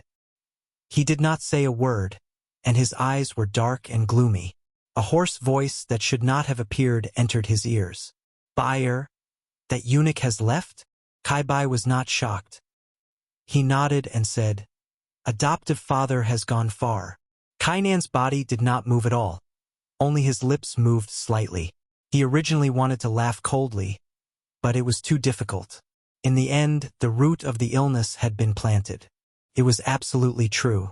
However, that young king had acted with great propriety and care. Just like the actions of the 10,000 Bailiang cavalry. It was to open the formation. It was not to break the formation. Did anyone from the Huai border army die? Of course, those who died were mostly Kainan's direct subordinates. However, this situation was very interesting. It looked like there were heavy casualties, but in reality, there weren't many dead people. On the contrary, there were countless injured people. If one wasn't an old soldier who had experienced hundreds of battles, he wouldn't be able to understand the mystery behind it. But if one were to say that Kainan had a tacit understanding with the Bailiang cavalry from the very beginning, and that she had wronged him, the Jidushi, from the very beginning, Kainan did indeed have the heart to block the way, otherwise, she would not have placed the elite troops under her command at the front line. Her body was far from fully recovered. But Kainan, who had recovered quickly, said smoothly, "Bai it's been hard for a rough person like you to act." Kai Bai smiled bitterly and said, "Foster father, this concerns the life and death of our Kai family. How can Kai Bai not be concerned?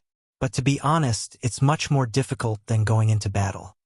Kainan asked, "After hearing the 2 imperial edicts, what are your thoughts?"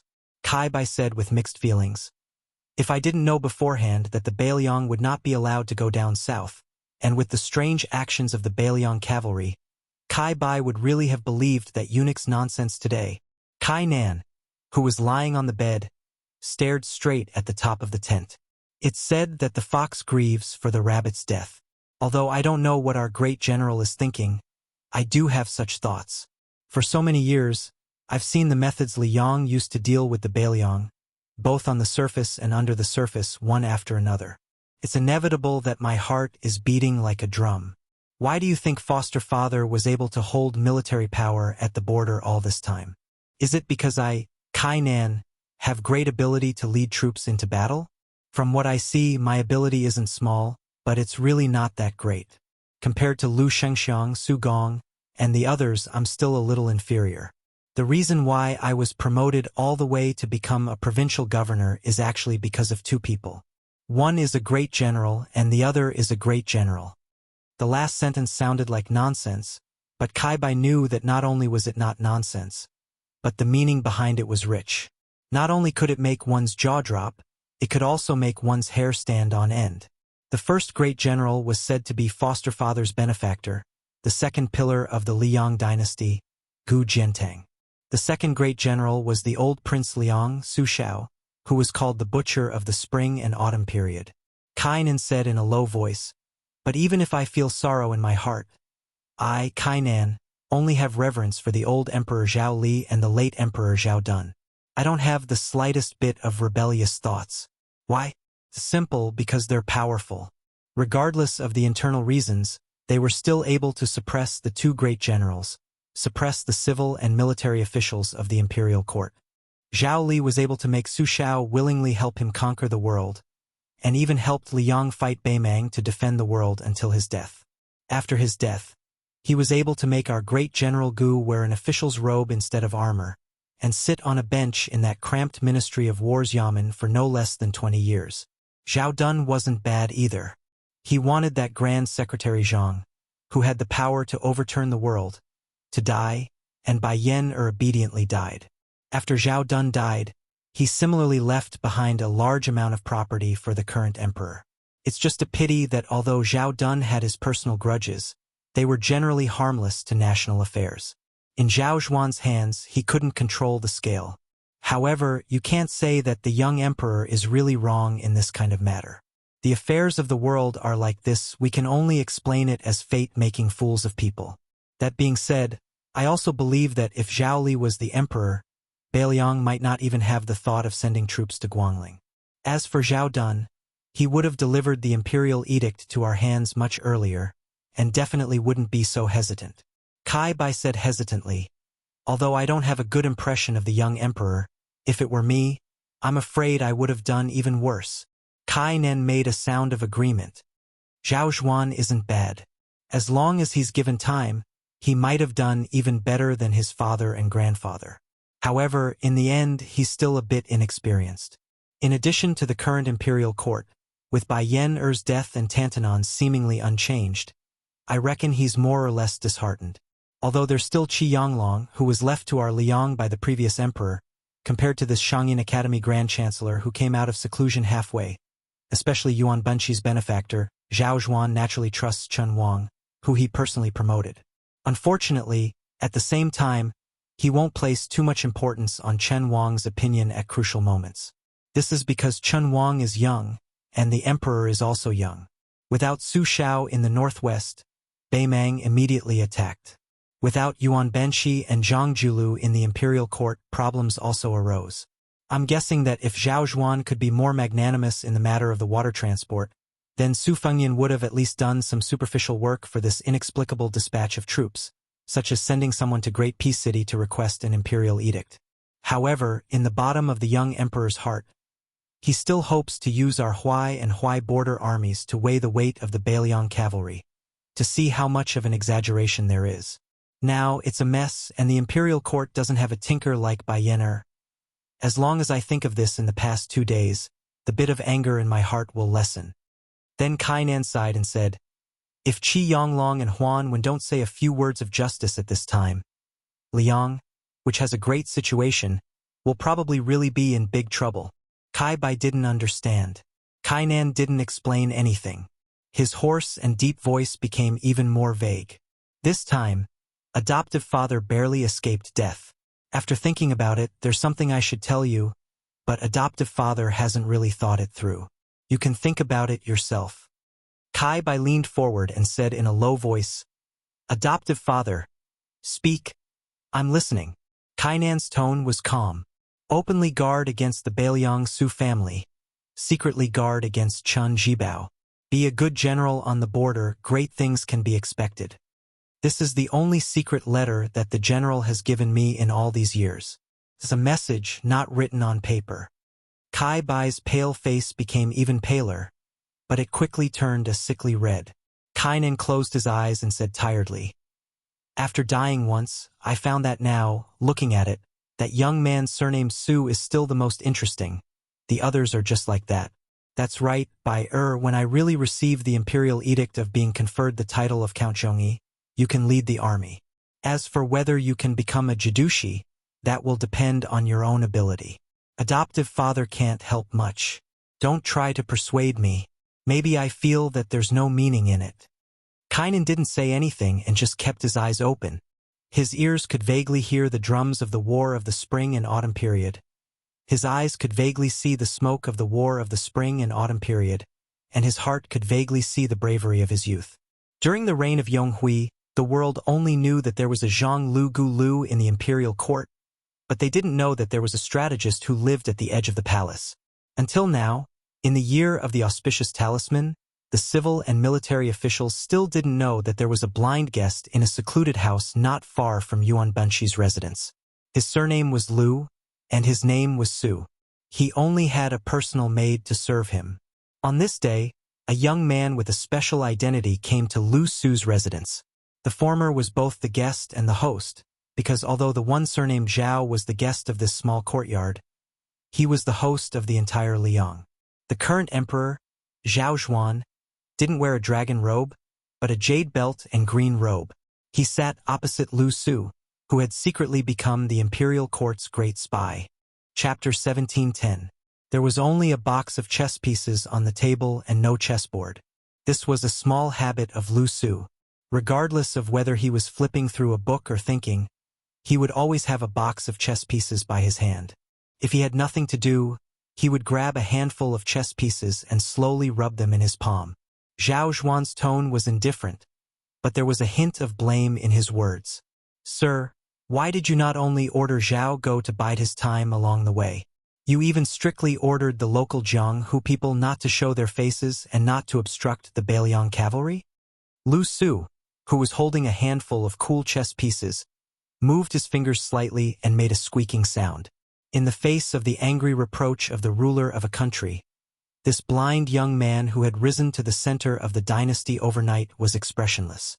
He slowly said, Liang's face is not on such trivial matters.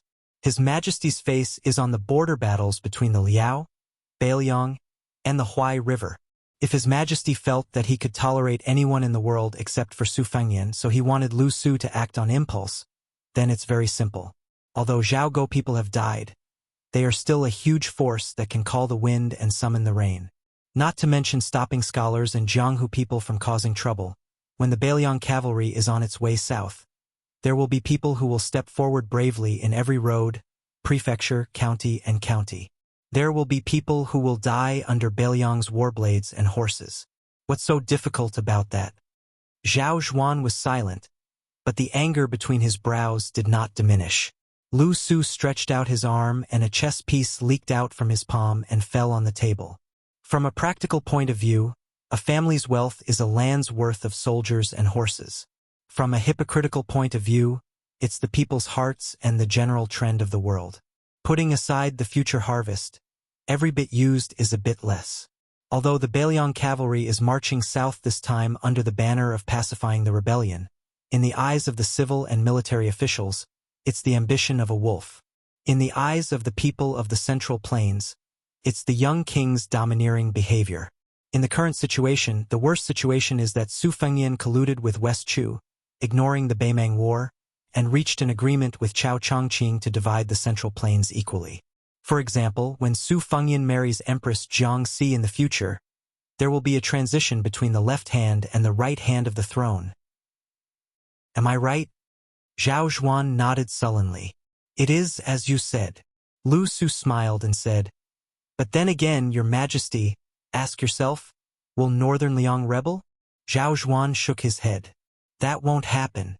Beiliang frontier army's 100,000 soldiers died outside the pass, and only a little more than 10,000 soldiers went to Guangling.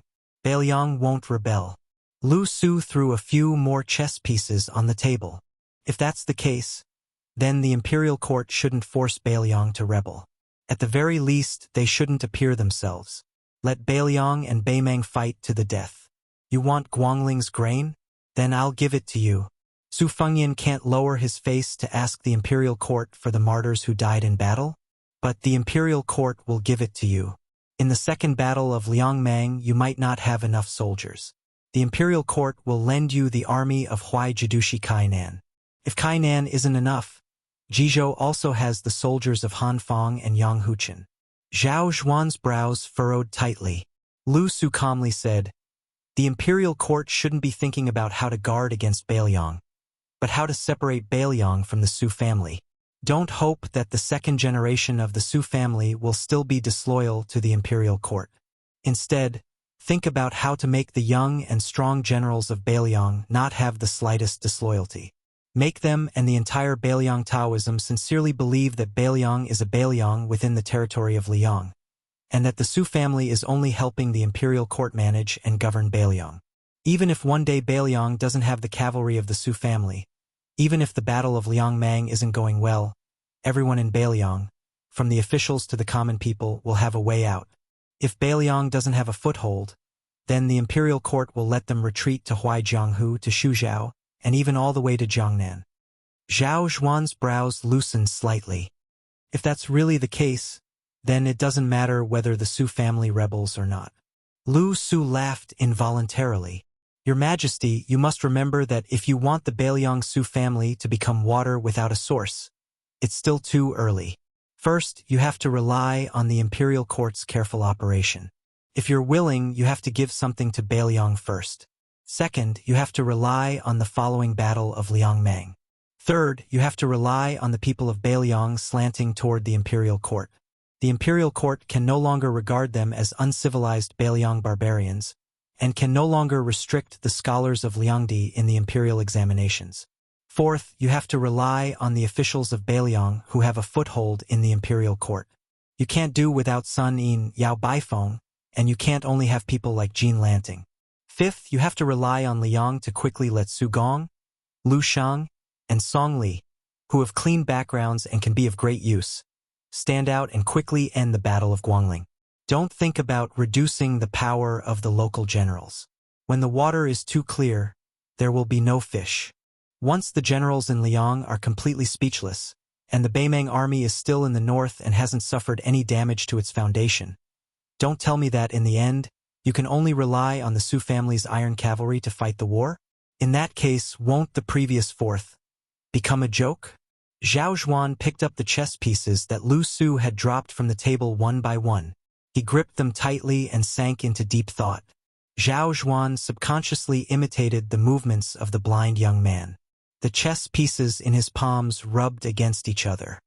In the final analysis, teacher wants the imperial court to retreat in order to advance? Lu Su said a rebellious sentence without hesitation. Yes, your majesty wants to retreat in order to advance. Zhao Zhuan smiled embarrassedly. Strangely, the young emperor didn't seem to be angry. Lu Su suddenly asked, "Doesn't your majesty find it strange that with the foresight of Zhang Julu and Yuan Benshi, why couldn't they think of such a crude method?" Zhao Zhuan's heart trembled. He laughed and said, "I only know that teacher's methods this time are definitely not crude." Lu Su loosened his palms and the chess pieces fell to the table. "Seniors, it's just that you can't think of it that way. I believe that at that time, the two of them were mainly plotting against the Beiliang and not Su Fengnian. The same prescription used in different places has completely different effects." Zhao Zhuan said in disbelief. "Other than Su Xiao, who else could it be?" Lu Su raised his head, expressionless. Zhao Zhuan suddenly understood. Chun Zhibao. Lu Su's words became more and more shocking. In the early years, no one would have thought that Su Fengnian could really be inherited. However, with the talents of Grand Secretary Zhang and teacher Yuan, they could still make up for it. It's a pity that the previous emperor didn't give Zhang Julu a chance, and your majesty didn't give teacher Yuan a chance either. Zhao Zhuan's face was gloomy. Lu Su looked at the young emperor. "Actually, your majesty, you're here to denounce me, aren't you? You're angry about why I, Lu Su, dared to act first and report later, and granted Kai Nen the title of Count Zhongyi without authorization after taking over the power of Zhaogo." Zhao Zhuan laughed. "At first, I was indeed shocked and angry. I even had the thought of killing someone. However, after listening to teacher's digression, I felt much more at ease. However, I also don't want this to happen a second time." Lu Su calmly shook his head and said, "It won't happen again. Your majesty's trust in me has almost been used up. After all, I only have one head." Zhao Zhuan stopped what he was doing and said emotionally, "Teacher, I can promise you that as long as teacher wholeheartedly plans for my Liang, even if there is a day when teacher commits a capital crime, I can tolerate it. Tolerate it once. If teacher does not believe me, I can go to the ancestral temple and swear to the ancestors of the Zhao family." Lu Su hurriedly waved his hand and said with a smile, "No need. Your majesty is a good emperor, I am certain of this. Otherwise, why would a blind person like Lu Su, who is destined to never rise in his official career, be willing to come to Great Peace City?" Zhao Zhuan asked in a small voice, "Teacher, I also know that there are some questions that should not be asked. In the history books, whenever an official answers a monarch's question, there has never been a good ending. However, I still hope that teacher can be honest with me." Lu Su said faintly, "Since your majesty does not have many imperial sons, then you should be asking me who in the imperial court can succeed Qi Yanglong as the grand secretary of the dynasty? Will you tolerate that grand secretary growing up to become an emperor like Zhang Julu who has no political enemies in the court? With this question, does it mean that your majesty is not even at ease with Chun Wang? Then your majesty will truly be all alone." Zhao Zhuan said in a sincere tone, "It is not that I do not believe in Chun Wang." Lu Su did not comment and said to himself, "There is no doubt that only Chun Wang is the candidate for this position. Yan Qiji, Sun Yin, Fan Zhongho, Li Jifu, these five all have fatal flaws. They are not as good as Chun Wang, who has the potential to be perfect. In the transition period before them, people like Yin Maochun, Zhao Yuling, and Han Lin are just short-lived grand secretaries who have lived for 3 to 5 years. They are not worth mentioning." Zhao Zhuan opened his palm and looked down at the chess piece. "I am suddenly enlightened." Zhao Zhuan suddenly looked up and smiled. "Teacher, do you have any more chess pieces to give me?" Lu Su smiled. "No more." Zhao Zhuan clenched his fist and stood up. "Then I will accept these chess pieces." Lu Su stood up. "Then I will not see you out." Zhao Zhuan laughed. There is no need to see me out, but I will continue to give you chess pieces in the future. I hope that at the end of our lives we can sit face to face like today, slowly count those chess pieces, talk about the past, and put them back into the box one by one. Wouldn't that be great? Zhao Zhuan left quietly. The maidservant Xing Hua, who had followed Lu Su from the Prince of Jing'an's estate to the capital, suddenly discovered that her teacher was sitting upright and still, but at some point, a lonely chess piece had appeared on the table. He had not given it to Emperor Zhao Zhuan. She asked curiously, "Teacher, why did you keep one for yourself?" Lu Su said softly, "I did not keep it for myself. I kept it for someone else." The woman was horrified. Lu Su stretched out his finger and gently pressed on the chess piece. "I will repay him with my life." Chapter 17:11. Along the way south, other than those towering mountains and precipitous ridges, there was almost no snow to be seen. The cold of spring was the most bone-chilling. If the Beiliang cavalry advanced 120 li to the southeast, it would be equivalent to entering the Guangling Road. Although they were still some distance away from the real battlefield, where the army under the command of the new Minister of War, Wu Zhongshuan, and the main forces of West Chu breaking out to the west were confronting each other, there was still some distance. However, even without the warnings of the generals and commandants who had first-hand knowledge of the battle situation, just based on the increasing number of Liang scouts and cavalry scouts that appeared around the marching route, it was already enough for the Beiliang cavalry to deduce the general situation. Even the usually intimate actions of washing and feeding the horses involuntarily revealed a somewhat austere aura. At dawn, there was still an hour before the army broke camp. For the time being, the king of Beiliang, Su Fengyan, acting as the main commander of this cavalry, gathered all the generals and commandants in a temporary and crude military tent. Including Yuan Zuozong, Ning Yimei, and Hong Shuwen, there were a total of 16 people. There was no table in the large tent. The 5-zhang wide and high map of the Guangling Road was hung on the wall. The main passes and cities had long been clearly recorded. Even the number of troops stationed at each place was meticulously marked in vermilion small characters, accurately down to 100 people. Su Fengyan stood sideways under the map, still wearing the famous saber that he snatched from Jiang Fuding's hand that year, the crossing the river soldier. Only he took off the cold saber. Su Fengyan looked at the various cavalry officers standing in an arc, raised his saber, and drew a route on the map that was enough to shock the yamen of the Ministry of War. He laughed and said, "Next we will pass through Luhua County, pass through Weishui and Merqi, 2 counties, and officially enter Guangling Road. Perhaps we moved too slowly through Huai and Bei provinces, and then moved too quickly through Huainan Road, causing the imperial army to be caught off guard. Therefore, they were unable to keep up with our pace. Otherwise, the Ji province cavalry should have arrived 2 days ago in the area of Shanin County, where there are many mountain paths. They would have first intercepted us, using Wufang and Free Cloud cities as a base to wait for reinforcements. When Su Gong from the Ministry of War arrives, he would have allied with the local troops to defend this natural defensive line. This would have forced our army to advance more than 80 li to the south, and take a detour to the east to enter Guangling. However, in this way we would have to collide with the Qing province troops that are rushing north. As long as there is a slight delay, the 20,000-strong army from Western Shu would arrive." Su Fengyan paused here, and the corners of his mouth curled up. It is a pity that the hairy son-in-law of the Gu family is still a bit too slow. Therefore, I estimate that Assistant Minister Su is already pointing at the Ji province general and spitting in his nose. However, if I have the chance to stand in front of Assistant Minister Su, I would definitely say a few words on behalf of the Ji province general. Motherf *Ker. Su Gong is hiding in the right wing of Ji province, slowly wandering about.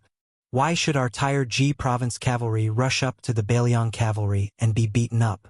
Who doesn't know that the great snow dragon can ride a horse and wear Beiliang armor, and when he dismounts his horse, he does not lose to the Yuzhou infantry in the slightest.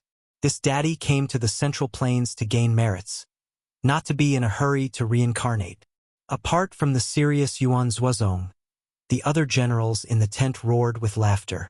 This was especially the case for the old cavalry generals who had fought in the spring and autumn war. Their grins were even wider. Even though most of these people had obtained their positions at the Beiliang border, when they were still small soldiers, most of them had heard the bragging of the old officers in their respective armies. They said that the great generals would always make fun of the enemy before the battle.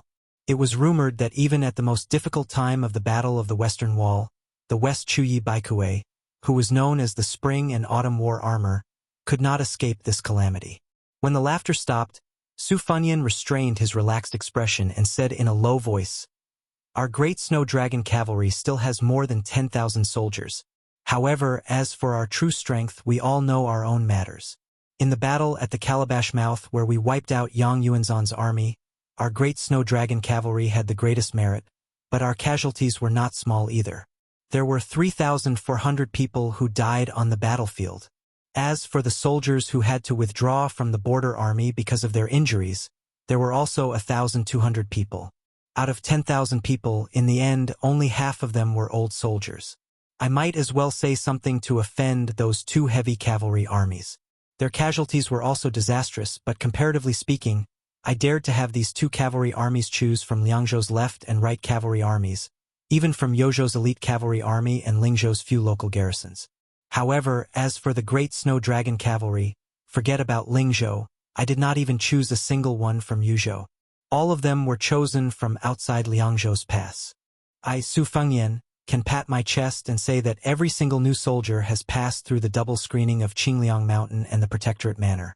Every single new officer, their experience on the battlefield, I, Su Fengyan, have even personally seen them. Only after I nod my head and Chu Lushan and Yuan Zuozong agree can they take up the post. However, even if this is the case, compared to the great snow dragon cavalry that rushed to the mouth of the gourd, it is clear that the current great snow dragon cavalry, all of the military generals who had outstanding military achievements outside the pass, felt a heavy and suffocating feeling. It wasn't only because of the title of King of Beiliang on this youngster's body, nor was it because of some Jianghu master or Earth Immortal. It was also because of the prestige that Su Fengyan had slowly accumulated bit by bit over the past few years. In order to become a commander-in-chief, one didn't have to be that type of person who could charge and break through enemy lines to face 10,000 enemies. It wasn't just Su Shao who was like this. Even the great Grandmaster Gu Jiantang, in his early years in the Spring and Autumn War, actually didn't take the lead that often. Chen Zhibao was even more so. Being able to win battles and being able to afford to lose battles was actually enough. Meanwhile, this young vassal king in front of everyone seemed to have never lost on the battlefield, in the imperial court or in Jianghu. Of course, it was rumored that on a certain battlefield, their king of Beiliang had suffered a great defeat. Even Yan Wenluan and Chen Yunxue, these meritorious great generals, when they occasionally heard their subordinates mention this matter, they would never berate them, instead revealing a knowing smile that only great men would understand.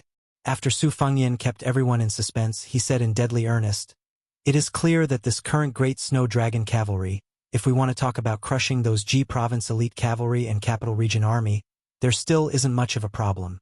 This time, even Yuan Zuozong couldn't help but laugh.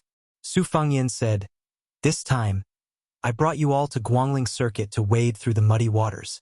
Normal Beiliang commoners definitely don't know the truth, but everyone in this tent has more or less heard a bit. In reality, if it is as you all have guessed, it is true." Without waiting for everyone to express their opinion, Su Fengyan already said in a heavy voice, "No matter what, if anyone has any complaints, or even if anyone wants to curse me, wait until we return to Beiliang territory. This time, when we head south, other than Kainan's Huai border army, we have no choice but to fight. Before we face Wu Zhongshuan's northern frontier army, my objective is to not fight if we can. Even if my great snow dragon cavalry can wipe out 100 imperial soldiers, it will still be a losing business. Of course, if Su Gong and Yuan Tingshan insist on blocking us to the end, then we will fight. We will beat them until they are scared. Before this, I still have something I want to make clear to everyone. The true vicious battle is still the contest with Wu Zhongshuan. Because on this trip to Guangling Road, apart from me needing to pick up a person, you all also need to take in a certain amount of West Chu's routed army. The initial estimate is between 200 to 300, most of them young and strong. On the battlefield, they will appear as small groups of fleeing cavalry. When the time comes, We will provide them with Bailiang warhorses and light armor. Of course, there will also be cold blades, quickly breaking up these troops and merging them into our army. Afterwards, Yuan Tong will lead you all away from the western battlefield. I will at most meet up with you all a day later. Su Fengyan's cold blade pointed heavily on the map. If nothing unexpected happens, Su Gong's Jingji troops and Yuan Tingshan's Jizhou cavalry will meet up here. Su Gong will use the Chaisang County town, which has a higher city wall, as a stronghold. Che Ye's Western Shu infantry and Qingzhou army will respectively be behind and to the south of our army, each with a city pass to rely on. The enemy's entire battle line presents a semicircle. Although the terrain on both sides of the Chaisang County town is flat, the net of water is crisscrossing, making it unsuitable for large cavalry to gallop through. This is because the only wide official road has already been destroyed by the Chaisang County magistrate under the command of the common people. Every 200 paces, a gully more than a zhang wide is dug out. If there is also a rather large spring rain, it will be even more disadvantageous for our advance. Reportedly, Su Gong's army is carrying a large amount of heavy crossbows from the Ministry of War stockpile, as well as 1,700 sets of heavy armor. Among them, there are a total of 4,000 archers and divine arms. Naturally, they want to force us to dismount and fight while defending the Chaisang County town to the death. If we choose to go around the Chaisang County town and stagnate on that official road, it is very likely that we will completely lose our original initiative as a cavalry. In that case, we will be surrounded and have no place to advance or retreat. Against more than 60,000 soldiers who can freely retract their battle line, and the enemy's commander-in-chief is one of the few famous generals in Liang, Su Gong. Therefore, to us, whether or not we attack the Chaisang County town is just a bad plan. Chapter 17:12. Hong Shuwen said cautiously, Your Highness, based on the geographical situation near Chaisang, if we take a detour to the north, we will have to take a big detour. Also, there is a city similar to Chaisang, Beigu City. However, if we change our route and go south quickly, we can kill the Qingzhou troops that have not yet arrived at Chaisang, and then pretend that we are at Jinggan Road. It will be more interesting. Now, everyone knows that Jinggan Road, from the King of Jing and Zhao Sun, to the Minister of Economy, all three of them have a big gap with us in Bailiang. Even if Su Gong knows that our original intention is to change the battlefield, he can't bear the risk of chaos in Jinggan Road. He can only be led by the nose by us. As long as they leave Chaisang, especially when the Jizhou cavalry and the capital army are separated, then our chance will come. The only thing we need to pay attention to is the crossbowmen behind us. We need to kill more of the enemy scouts that are hanging on the tail. Su Fengyan said innocently, Do I look like the kind of person who will not hesitate to go to war for revenge? Hong Shuwen did not say anything. Yuan Zuozong was the first to laugh strangely. You don't. The generals looked at each other in dismay, and then burst into laughter without giving any face. Su Fengyan had expected this, so he quickly smiled and said, If so, then we will do it to the end. Niu Qianzhu, you lead 1,000 cavalry to intercept the Western Shu army. Along the way, you can spread the news under the banner of reminiscing. After all, no one in the army believes that we are here to quell the rebellion. This will confirm their wild imagination. A tanned and burly man asked in a muffled voice, Your Highness, is 1,000 cavalry too little?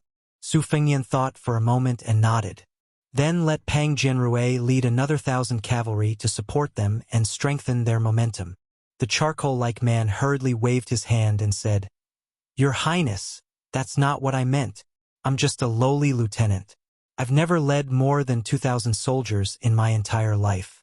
I'm just using this opportunity to follow Your Highness around the Central Plains to pretend to be a general. I don't dare to compare myself with Your Highness. 2,000 is enough. If that doesn't work, I can ask old Pang to lend me 500. The more the man spoke, the lower his voice became. It was obvious that he was feeling guilty. Su Fengyan lifted his foot and was about to kick. The captain of the Great Snow Dragon Cavalry, Niu Qianzhu, hurriedly hid behind Pang Jianrui. Su Fengyan pointed his scabbard at Lieutenant Niu and said angrily, Fine, I'll give you 2,000 cavalry, and I'll also lend you my Phoenix battalion. How about it? If you're still not satisfied, I can lend you Commander Yuan as well. Niu Qianzhu smiled awkwardly. Forget about Commander Yuan. He only knows how to steal my limelight. 2,000 cavalry and your Highness Phoenix Battalion is enough. It's enough. Niu Qianzhu was kicked by Yuan Zuozong, who was standing not far away.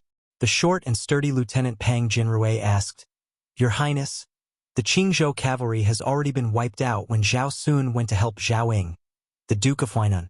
Now the 8,000 infantry is really not worth mentioning. I'm willing to lead 1,000 cavalry as the vanguard to open the way for the army. Niu Qianzhu said anxiously, Old Pang, Your Highness has already agreed to lend me your 1,000 men. Pang Jinrui turned his head and glared at Niu Qianzhu. Niu Qianzhu shrunk his neck in fear. Niu Qianzhu's body looked like two Pang Jinrui. But in the Great Snow Dragon Cavalry, he was also a captain of 1,000 cavalry. In front of Pang Jinrui, Niu Qianzhu was like a little wife meeting an evil mother-in-law. At this time, Yuan Zuozong suddenly said, I'll be the vanguard. 500 cavalry is enough. Pang Jinrui scratched his head. Even if he had 10 times the courage, he wouldn't dare to compete with the commander. Moreover, as long as one was a veteran of the Great Snow Dragon Cavalry, they all knew about the 10-year siege of Xiangfan City in Qingzhou. Yuan Zuozong was the second commander of the Su family's cavalry after Wu Qi and Su Pu.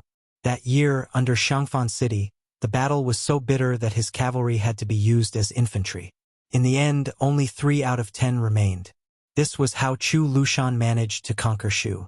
It wasn't that the Su family didn't want to transfer more cavalry, but that they had no cavalry available, whether it was cavalry or horses. Su Fengyan nodded. Then, he raised his cold blade and pointed at the 2 battlefields of Guangling Road where the 2 armies were in a deadlock.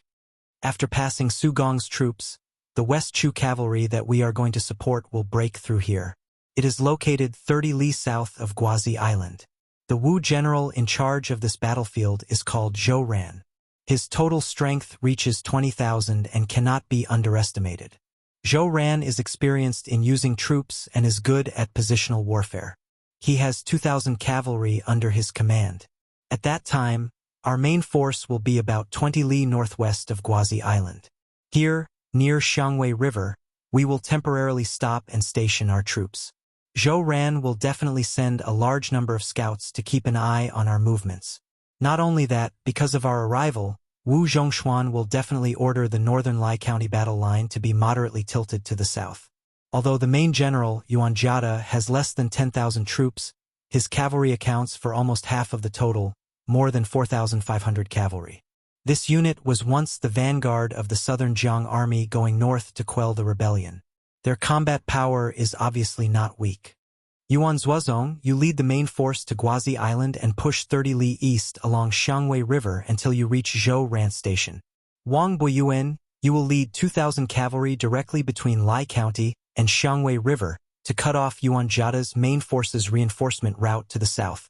Cooperate with the main force and show that we are going to swallow Zhou Ran's 20,000 troops in one go. Song Jinshan, you will lead 1,000 cavalry and maintain a distance of 3 to 4 li from the middle army's right wing. Your main duty is to keep an eye on Zhou Ran's 2,000 cavalry and clean up Zhou Ran's scouts in the south. Once the Phoenix Battalion's whereabouts are leaked, or there are Wu troops chasing after them in the front line, if Zhou Ran's 2,000 cavalry get the news and go south to intercept them, you will bite them. Yuan Zuozong and the 2 cavalry generals cupped their fists and accepted the order. Suddenly, a crossbowman came to report the military situation. Then Su Fengyan and the generals did not know whether to laugh or cry. They intercepted the military order that Su Gong's scouts passed to Qingzhou. They were ordered to follow the original route back to the big town of Huangwei City at the northern border of Jinggan Road. They were not allowed to go north without permission. Su Fengyan said helplessly, "If there is no accident, Shishu's side is almost the same. It seems that Su Gong is not willing to give us a chance to bluff." Su Fengyan did not think that he had succeeded just because he intercepted a secret letter. This kind of military order was not afraid of being leaked. Naturally, he would not send a single cavalry to deliver it. It was not too much to say that the more the better. However, Su Fengyan quickly ridiculed. It is hard to say for Shishu. They may listen to the order and retreat. Then they will retreat and wait for an opportunity. However, the words of the great king of Jing and should be more effective than the words of a vice minister. The Qingzhou troops may not listen to Su Gong's unreasonable orders. When Zhao Sun uses troops on the battlefield, he does not care about winning or losing. He only wants to show his loyalty. The commander of this troop was a trusted aide of the Prince of Jing and's estate. Before they set out, they must have received Zhao Sun's secret order. Even if they were to be suspected of being greedy and advancing prematurely, they absolutely couldn't leave behind the impression that they were afraid of death in the imperial court. This young king of Jing and deserves to be the most praised and virtuous vassal king in the imperial court. Niu Qianzhu and the other generals were a little confused. After all, the situation in the Central Plains did not concern these Beiliang generals who had been fighting outside the Great Wall for a long time. Only Yuan Zuozong nodded and sneered. It is very likely that the Qingzhou troops will insist on going north. In the future, Zhao Sun's nickname of Vassal King of Death will live up to his name. Song Jinshan, a veteran general who had experienced the Battle of Xiangfan City, sighed and said, I heard that the current Qingzhou navy is very unreasonable. However, from the short-lived appearance of the Qingzhou cavalry in the Guangling battlefield last year, regardless of their combat power, their bravery is quite similar to the past. No matter how much we hated Qingzhou and Xiangfan City, we still had to give a thumbs up to the Qingzhou troops. Such an opponent deserves our respect. In the end, we have such a wastrel vassal king. What a pity! What a pity! There was a moment of silence in the tent. Su Fengyan suddenly joked, General Song, you are not insinuating anything, right? Song Jinshan suddenly tilted his head and spat on the ground. This bold action of offending the superior frightened Niu Qianzhu, Pang Jinrui and the others. Soon Song Jinshan smiled brightly. Zhao Sun, that little bastard, is not even worthy to carry the king's shoes. Su Fengyan patted the old general's shoulder heavily. You are indeed an old soldier trained by Su Shao. You are good at flattering even when you are fighting. The smile on Song Jinshan's old face was exaggerated. He didn't forget to raise his eyebrows at Niu Qianzhu and the younger generation. The old man looked like he was asking for a beating. Clearly, he was telling the younger cavalry captains to learn from him. This old man is the real bootlicker. You guys are still too inexperienced. Su Yanbing opened the tent curtain. Su Fengyan nodded to him. Su Fengyan let the generals in the tent leave and then stood side by side with Su Yanbing outside the tent. Su Fengyan frowned and had an ominous feeling. There were guests coming from afar. They came from afar very quickly. Chapter 17:13. The sun rose in the sky, shining brilliantly with the first rays of dawn. It was daybreak, and a flying sword had arrived before anyone else. Su Yanbing gazed into the distance and sneered. It seems like they don't come with good intentions. For the first time, Su Fengyan felt somewhat absent-minded. Logically speaking, he shouldn't have such a feeling of homesickness. It would be a joke to say that the other party's menacing approach made Su Fengyan feel apprehensive. Su Fengyan had experienced this kind of preemptive display of strength through the use of sword qi and sword intent. In fact, Su Fengyan had seen quite a few of the grandmasters who used the sword Dao in the world. From the earliest old Huang and the old man in the sheepskin fur coat, to Dong Tai, who killed a celestial with a flying sword on the shore of the East Sea, to Song Nianqing, who led his horse into the city to meet his death, to the ancestor of the Wu family's sword tomb, and so on. Su Fengyan had long reached the point where he was used to seeing such things. But for some reason, Su Fengyan felt somewhat uneasy when he saw the sword that flew 100 li across the sky and visited the army camp. It was the time when the sky and earth were white, and the hazy sky was like a sheet of Xian paper.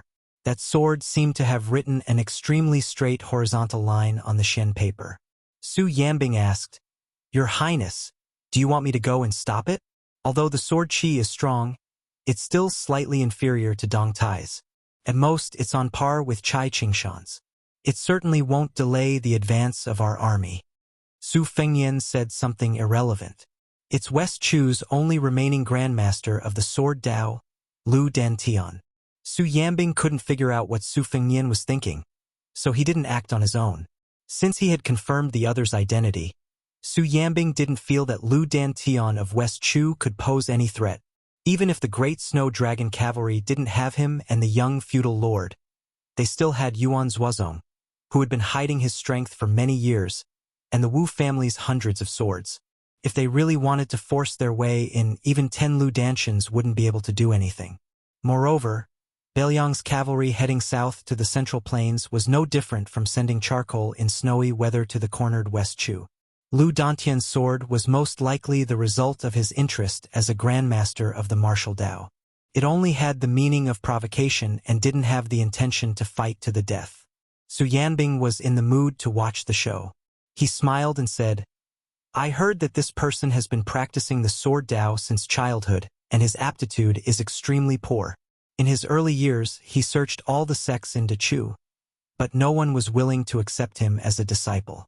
Unexpectedly, he was a late bloomer. Relying on his stubbornness, he finally reached a high level in the sword Dao at the age of 40. Then he boarded a boat and watched the Guangling River and comprehended a sword. He ascended a mountain and watched the rising sun. Another sword. But I heard that after West Chu was destroyed, he retreated into the mountains. This time, West Chu re-established the country, and most of the disciples of the family joined the army. He himself also left the mountain to serve as the commander of the imperial guards in the capital city of West Chu. This sword comes with the wind, and purple clouds rise.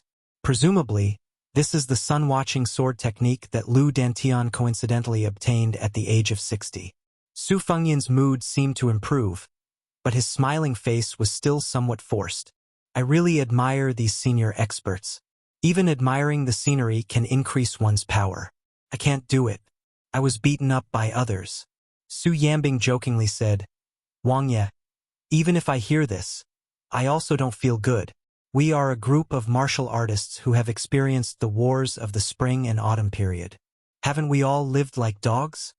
Su Fengyan said self-deprecatingly, "It's the same. When I look at you Dilong and the others now, I also feel that I am an old Jianghu veteran." The sun rises in the east, and purple clouds come from the east. The 100-mile sword suddenly accelerated after reaching the halfway mark, drawing an extremely beautiful downward arc in the multicolored light. Su Yanbing narrowed his eyes and looked at the flying sword. He hesitated for a moment, but in the end, he opened his mouth and asked, "Wangye, what are you worried about?" Su Fengyan said softly, "I'm afraid that this trip will be in vain." Su Fengyan rubbed his hands to warm them. "Maybe I was wrong. I shouldn't have let my emotions affect my decision and brought the Beiliang cavalry to Guangling Road." Su Yanbing shook his head. "Wangye, if you think this way, then you are wrong." This time, when the cavalry left the border, Yan Wenluan, Gu Dezhu, Zhou Kong, and the other old guys must have some concerns at first. They may not be as willing to support Wangye as Yuan Zuozong and Chu Lushan. But if it was Pang Jianrui, Niu Qianzhu, and the other middle-level generals, this is a good job. They have endured in the northwest for 20 years. On one hand, people died on the front line, and on the other hand, they were mocked and ridiculed by the rear. This time, they can finally go to other people's doorstep and show off. In any case, they can vent their anger.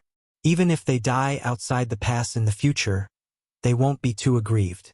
This is human nature. "Wangye, the flying sword is only 30 li away from here. Why don't you make a move?" Su Fengyan no longer had his previous melancholy. He smiled and said, "What harm is there in waiting a little longer?" Yuan Zuozong appeared in the distance. Su Fengyan waved his hand. The latter understood tacitly and went to order the Great Snow Dragon Cavalry to continue with their duties and not pay any attention to this uninvited guest. When the flying sword was about 10 li from the cavalry camp, it suddenly accelerated again. It was as fast as a young dragon crossing the river for the first time. The momentum was great. At first, there was the sound of firecrackers at the end of the street. It was only faintly audible, but very quickly, the sound became more and more ear-piercing. In the end, it was like thunder beside one's ear. Su Fengyan reached out with both hands, pressing down on the Beiliang saber and the crossing the river pawn at his waist.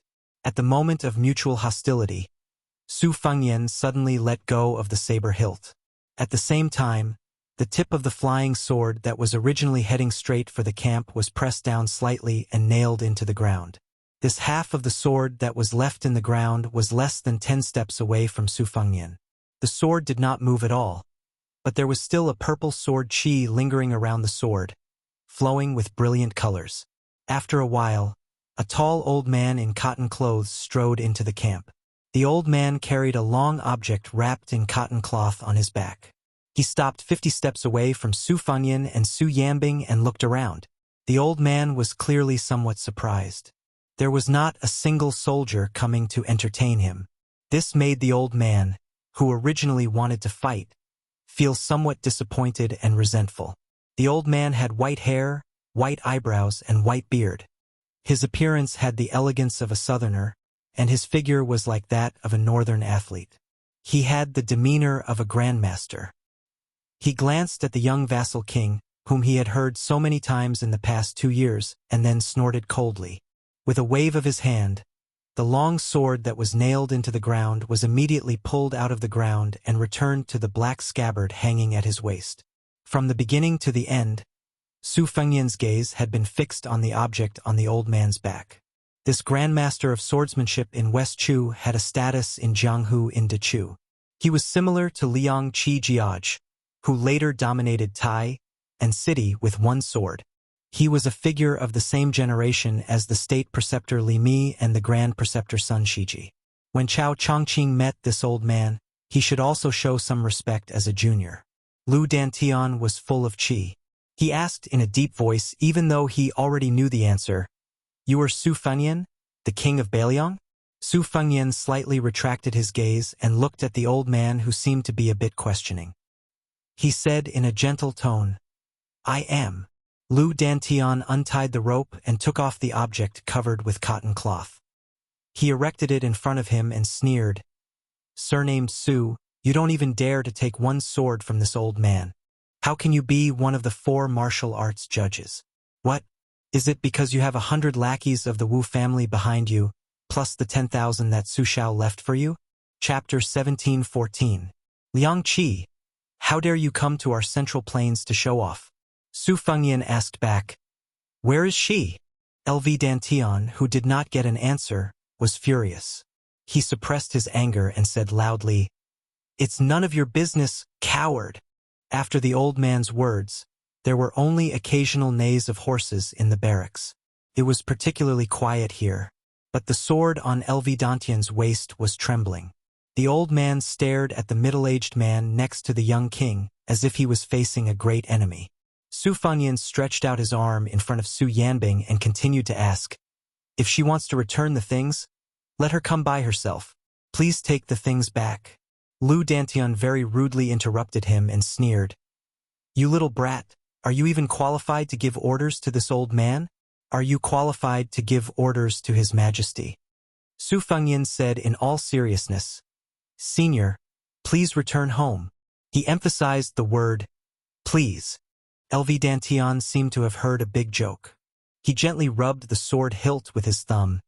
"Do you know this old man's sword? It's the Mountain Sea Sword Furnace, originally named Da Jiang.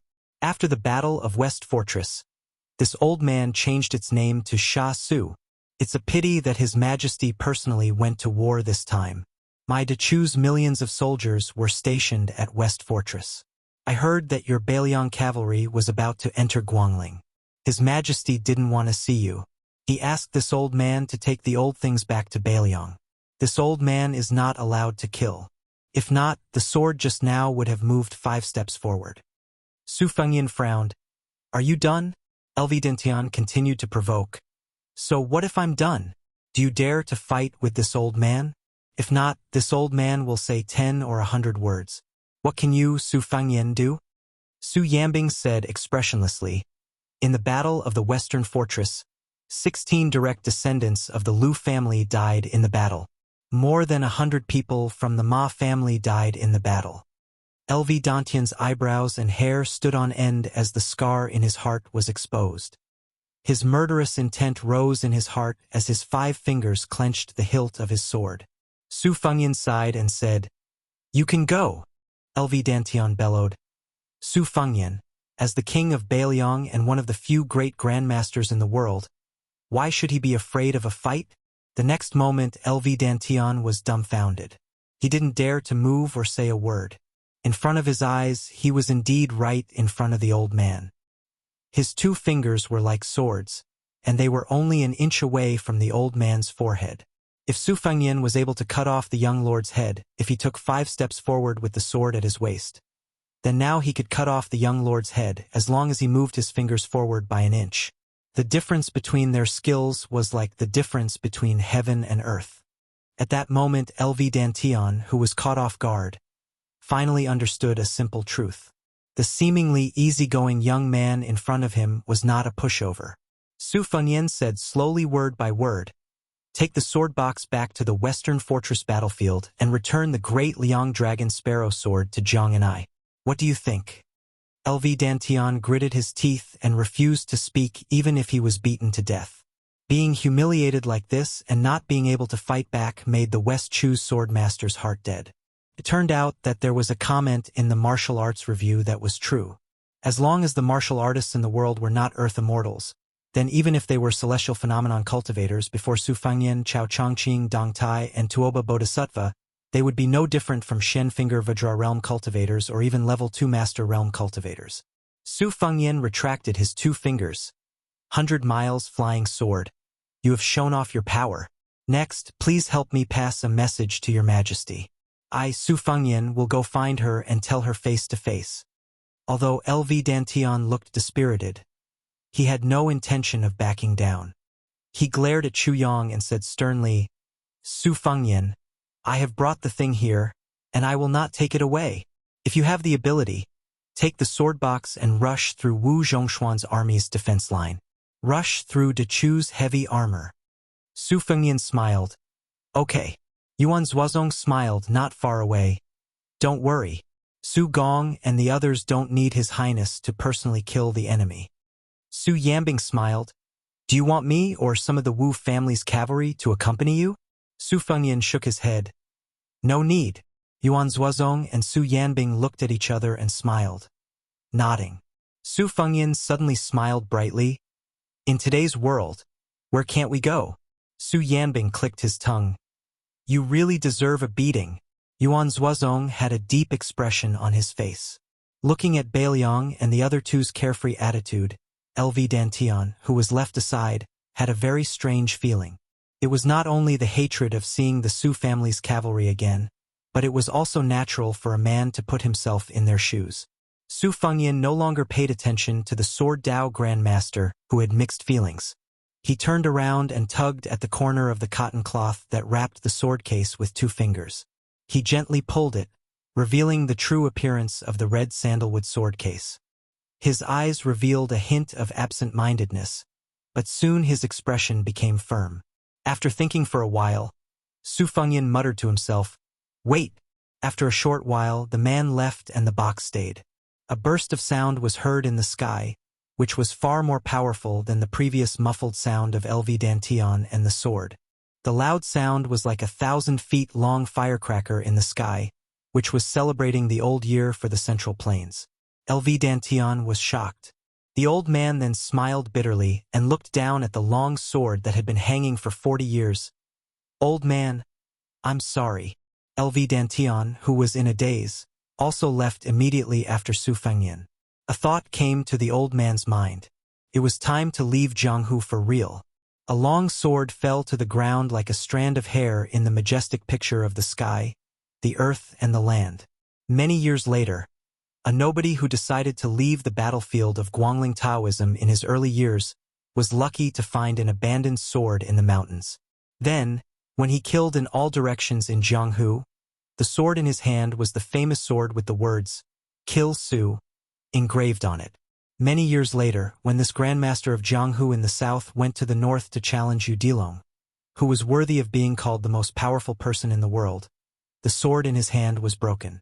It was also because of this that a traveling Confucian scholar, Go Yufang, who was on good terms with this swordsman, appeared in Jianghu for the first time and had the first battle with his destined enemy, Yu Dilong. After that, Yu Dilong and Go Yufang, who was regrettably defeated, made a 10-year promise. For the next 60 years, the two of them each dominated the world for 30 years.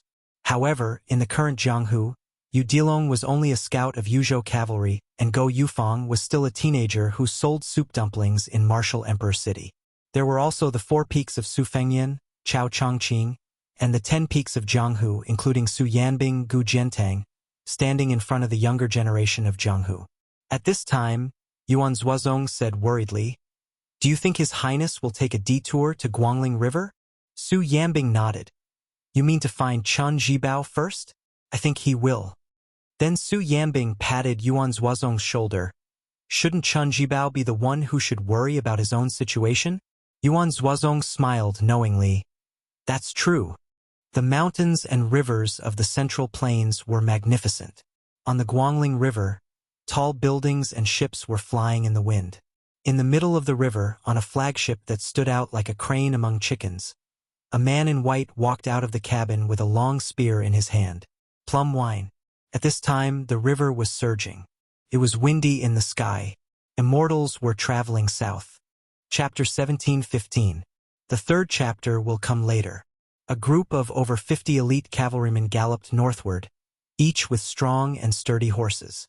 This cavalryman was equipped with the best standard sabers of Liang imperial court. Judging from the dense white color of their quivers, one could easily tell that this cavalryman was an elite cavalryman.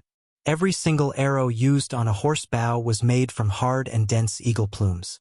It was widely acknowledged by military experts that using eagle plumes as arrow plumes could provide the arrows with better wind resistance, thus making them more accurate. At the same time, in order to make up for the loss of shooting range, the archers were required to have a stronger pulling force. Therefore, only the best soldiers in the army were allowed to draw the bow with eagle plumes. Among the few cavalrymen who were most familiar with archery and horse riding, Beiliang used heavy crossbows and light bows, while Liang Liao and Ji Bei used a mix of bows and crossbows.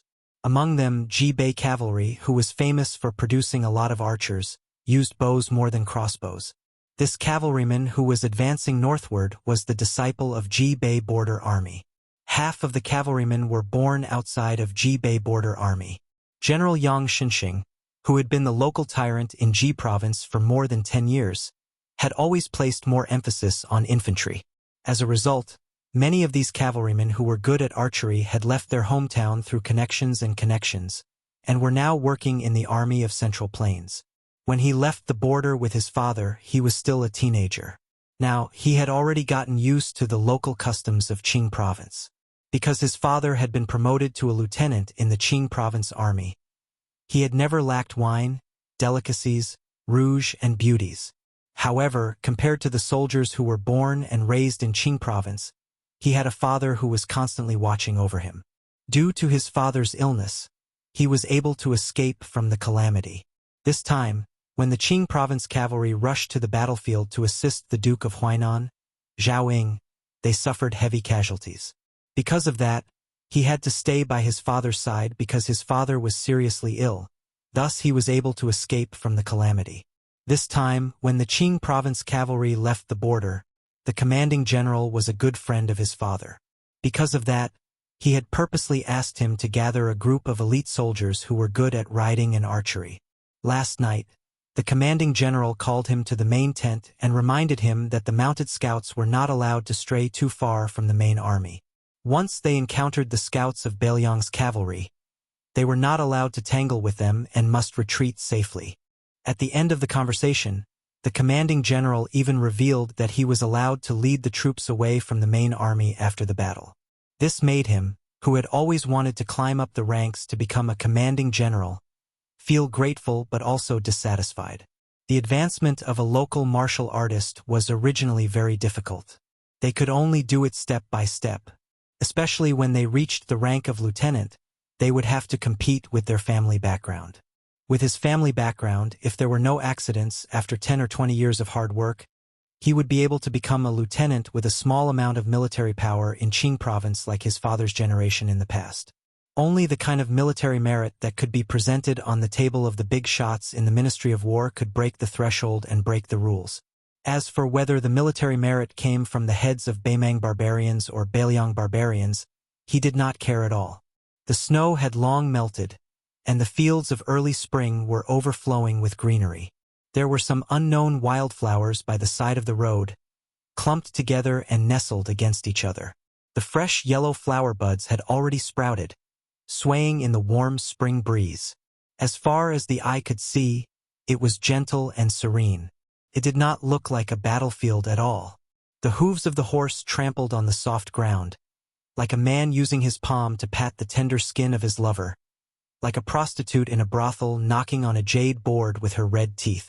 In a few more months, when the rapeseed flowers bloomed, they would spread out, and the scene of yellow flowers would fill everyone's vision. According to the spy report, there was still 1.5 days before they would officially enter the dangerous area patrolled by Beiliang's scouts. However, at that time, the Qing province army would be able to join forces with Assistant Minister Su from the Ministry of War, and they would also have General Yuan's 10,000 G North Border Cavalry as the main mobile force to hold back the Beiliang army. No matter what, as long as they arrived at the designated location on time and cooperated with Assistant Minister Su, the Qing province army, which only had less than 500 cavalrymen, would not become the main enemy of Beiliang's cavalry during this period of time. On the other hand, the 20,000 Shu soldiers led by a little kid had a higher chance of being attacked by Beiliang's cavalry. However, right at this moment when the warm breeze was intoxicating, the body of the regimental commander who was leading the charge suddenly tensed up, and he said in a deep voice, "Enemy sightings, northwest direction, 600 steps." After the regimental commander's reminder, only then did the cavalrymen notice that at the end of their vision, they could vaguely see a few motionless black dots. If they were to take a quick glance, they would just pass by them. The regimental commander's pupils dilated. He was nervous and excited at the same time. Unlike his father, who had been fighting for a long time at the border of G North, although he had earned himself the nickname of Tiger Chulin in the military arena with his outstanding martial arts, and even his father was no match for him, his father always reminded him that the battle on the battlefield was different from the normal battles in the military, and it was also not a friendly competition between the martial artists of Jianghu. Oftentimes, life and death were separated by a thin line.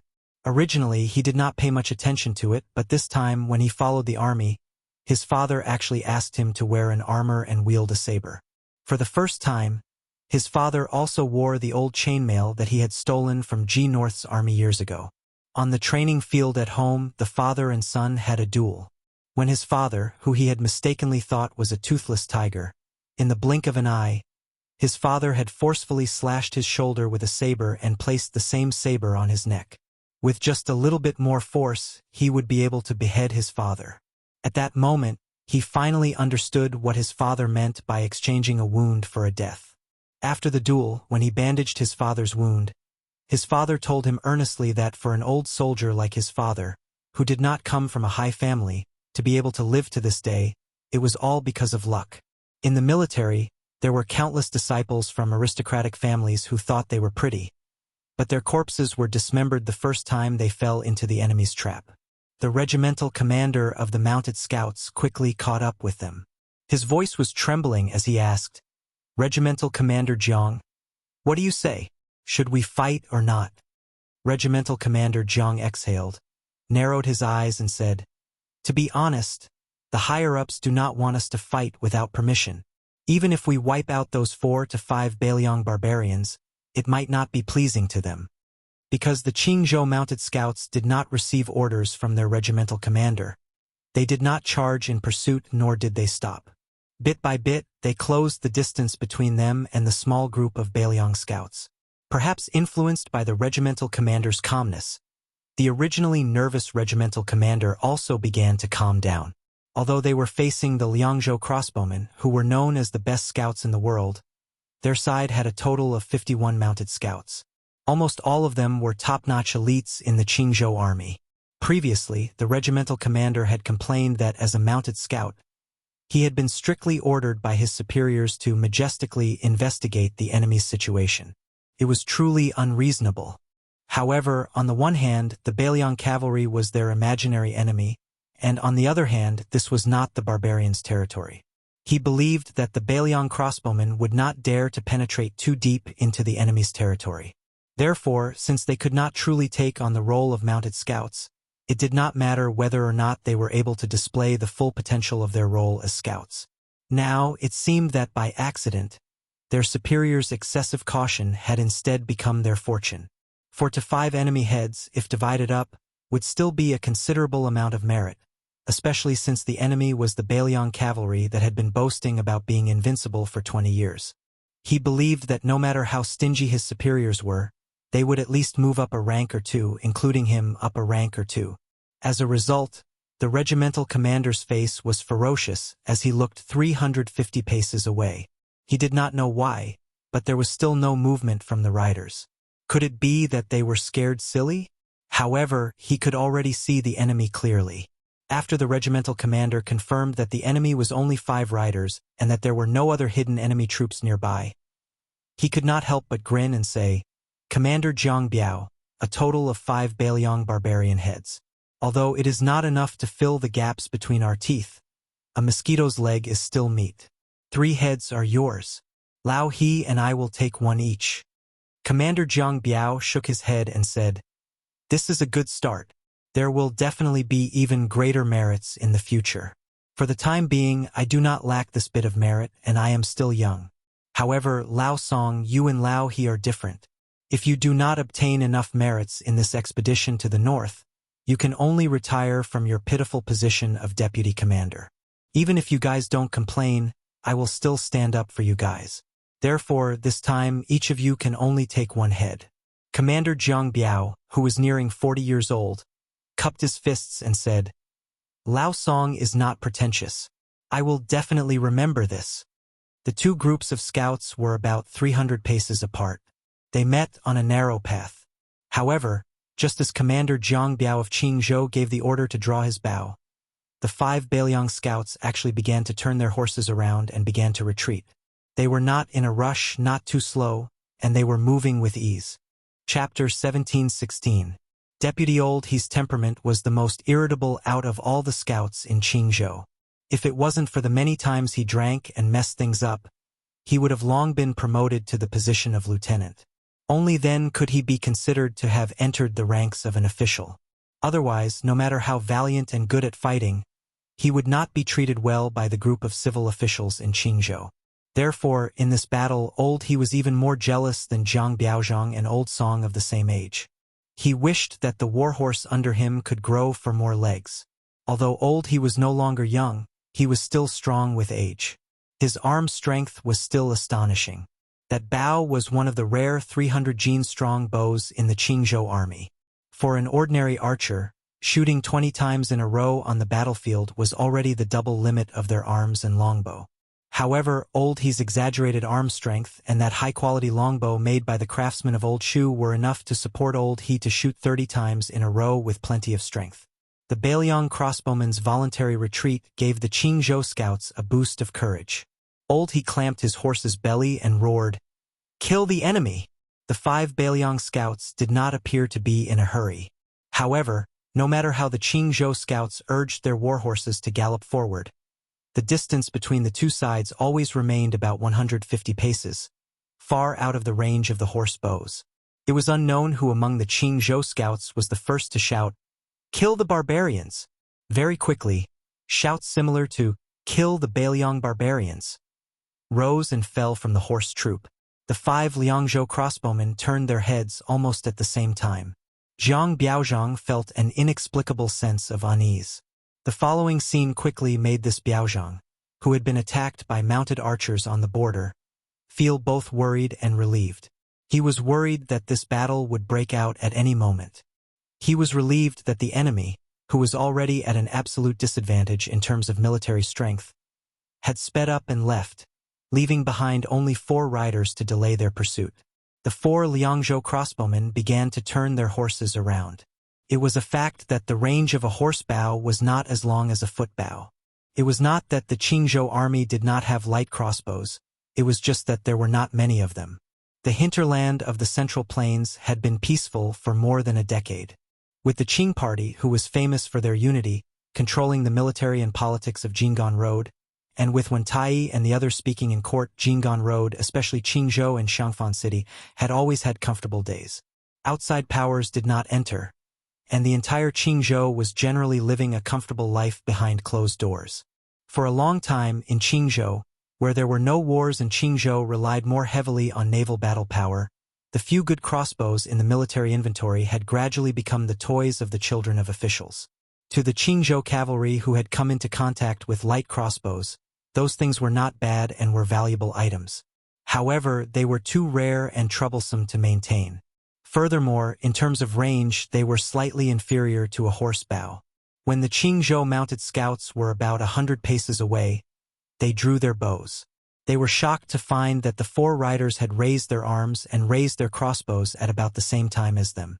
In reality, if a horse bow was immediately fired from this distance, the accuracy was already rather difficult. If one wanted to break through the armor and injure the enemy, it would be even more difficult. Unless the arrow hit the face of the enemy, the effect would be very small. Thus, it had always been the military law of the Qingzhou cavalry to only shoot at about 70 paces. Deputy Lao He, who had the greatest strength among the mounted scouts, became the first powerful figure to shoot an arrow. Both sides took 85 steps. Lao He, who had drawn his bow like a full moon, shot an arrow with a bang and swiftly pierced through the air. It was a straight line that completely defied common sense. It was enough to show the terrifying strength of this scout. The Liangzhou crossbowman unconsciously bent his waist and moved his shoulder. The carving feather arrow that had shot through his chest almost brushed past his metal armor. Lao He, who had been full of confidence, was shocked. At 80 paces, the 4 Beiliang riders had not only raised their arms and raised their crossbows, they had already begun to shoot at the enemy riders. With a muffled pu sound, a Qingzhou mounted scout who had been preparing his bow suddenly fell backwards. A crossbow arrow nailed into his forehead, piercing through his skull. A young mounted scout who had hurriedly released a soft arrow because he was too nervous only saw a grain-sized black dot suddenly appear before his eyes. In the next moment, his throat was pierced. He threw away his horse bow, his hands covering his neck as he fell off the back of his horse. Deputy Jiang tilted his head slightly. A Beiliang arrow drew a line of blood on his cheek. However, the hands of this well-known member of the Qingzhou cavalry didn't tremble in the slightest. Pang! Even though a Beiliang barbarian in the distance made a dodging stance, his entire shoulder was still pierced through the armor and into the flesh. Deputy Old Song of Qingzhou not only dodged the crossbow arrow, the first arrow's accuracy was also extremely accurate. It was just that the Beiliang rider facing him had bent over his horse's back, barely dodging it. Regardless of whether it was the Liangzhou crossbowman with the arrow in his shoulder, the rider who had bent over to dodge the arrow, or the 2 riders who had already killed someone, when the 3 leaders of the Qingzhou mounted scouts fired their second arrow, the other Qingzhou riders had already knocked their arrows and pulled back their bows. Their crossbow arrows had already been shot out. None of these 4 riders continued to target Deputy Jiang Biaozhang. As a result, 4 Qingzhou riders responded and fell off their horses. Without exception, they all fell from their faces and throats, enough to take their lives. However, most of the Qingzhou mounted scouts had already lost their heads out of fear. Not only did their accuracy greatly decrease, the opposing Beiliang barbarians were clearly extremely adept at dodging. As a result, apart from the master archer Lao He who succeeded in shooting a Liangzhou scout off his horse, even Deputy Old Song and Deputy Old Song's 2 arrows didn't succeed in killing the enemy. Deputy Jiang Biaozhang's arrow could be said to be exquisite. Not only did he not deliberately seek to kill with 1 shot, he even gave up on shooting at the person and directly chose to shoot at the warhorse's head. However, that Beiliang barbarian who looked like a sergeant had astonishing horsemanship skills. He only pulled the reins slightly, and the Liangzhou warhorse, which had a telepathic connection with its master, turned its head. As a result, that arrow only shaved off a large piece of flesh from the sergeant's thigh, temporarily reducing his combat strength. Deputy Jiang Biaozhang already had no time to worry about being frightened by the enemy cavalry's combat strength. He roared angrily, "Steady! If you don't have the confidence, then shoot the horse." He knew that after entering the 40th step, it was destined to be his side's most powerful and last arrow. Not only did the 3 Beiliang cavalrymen remain on their horses, But even the rider who fell off his horse and rolled on the ground to reduce the momentum also followed closely behind his 3 comrades. He shot the 3rd arrow while kneeling on one knee. Deputy Old Song's eyes were red with killing intent. His arm muscles bulged as he pulled the bowstring with all his might and shouted, "Die, barbarians!"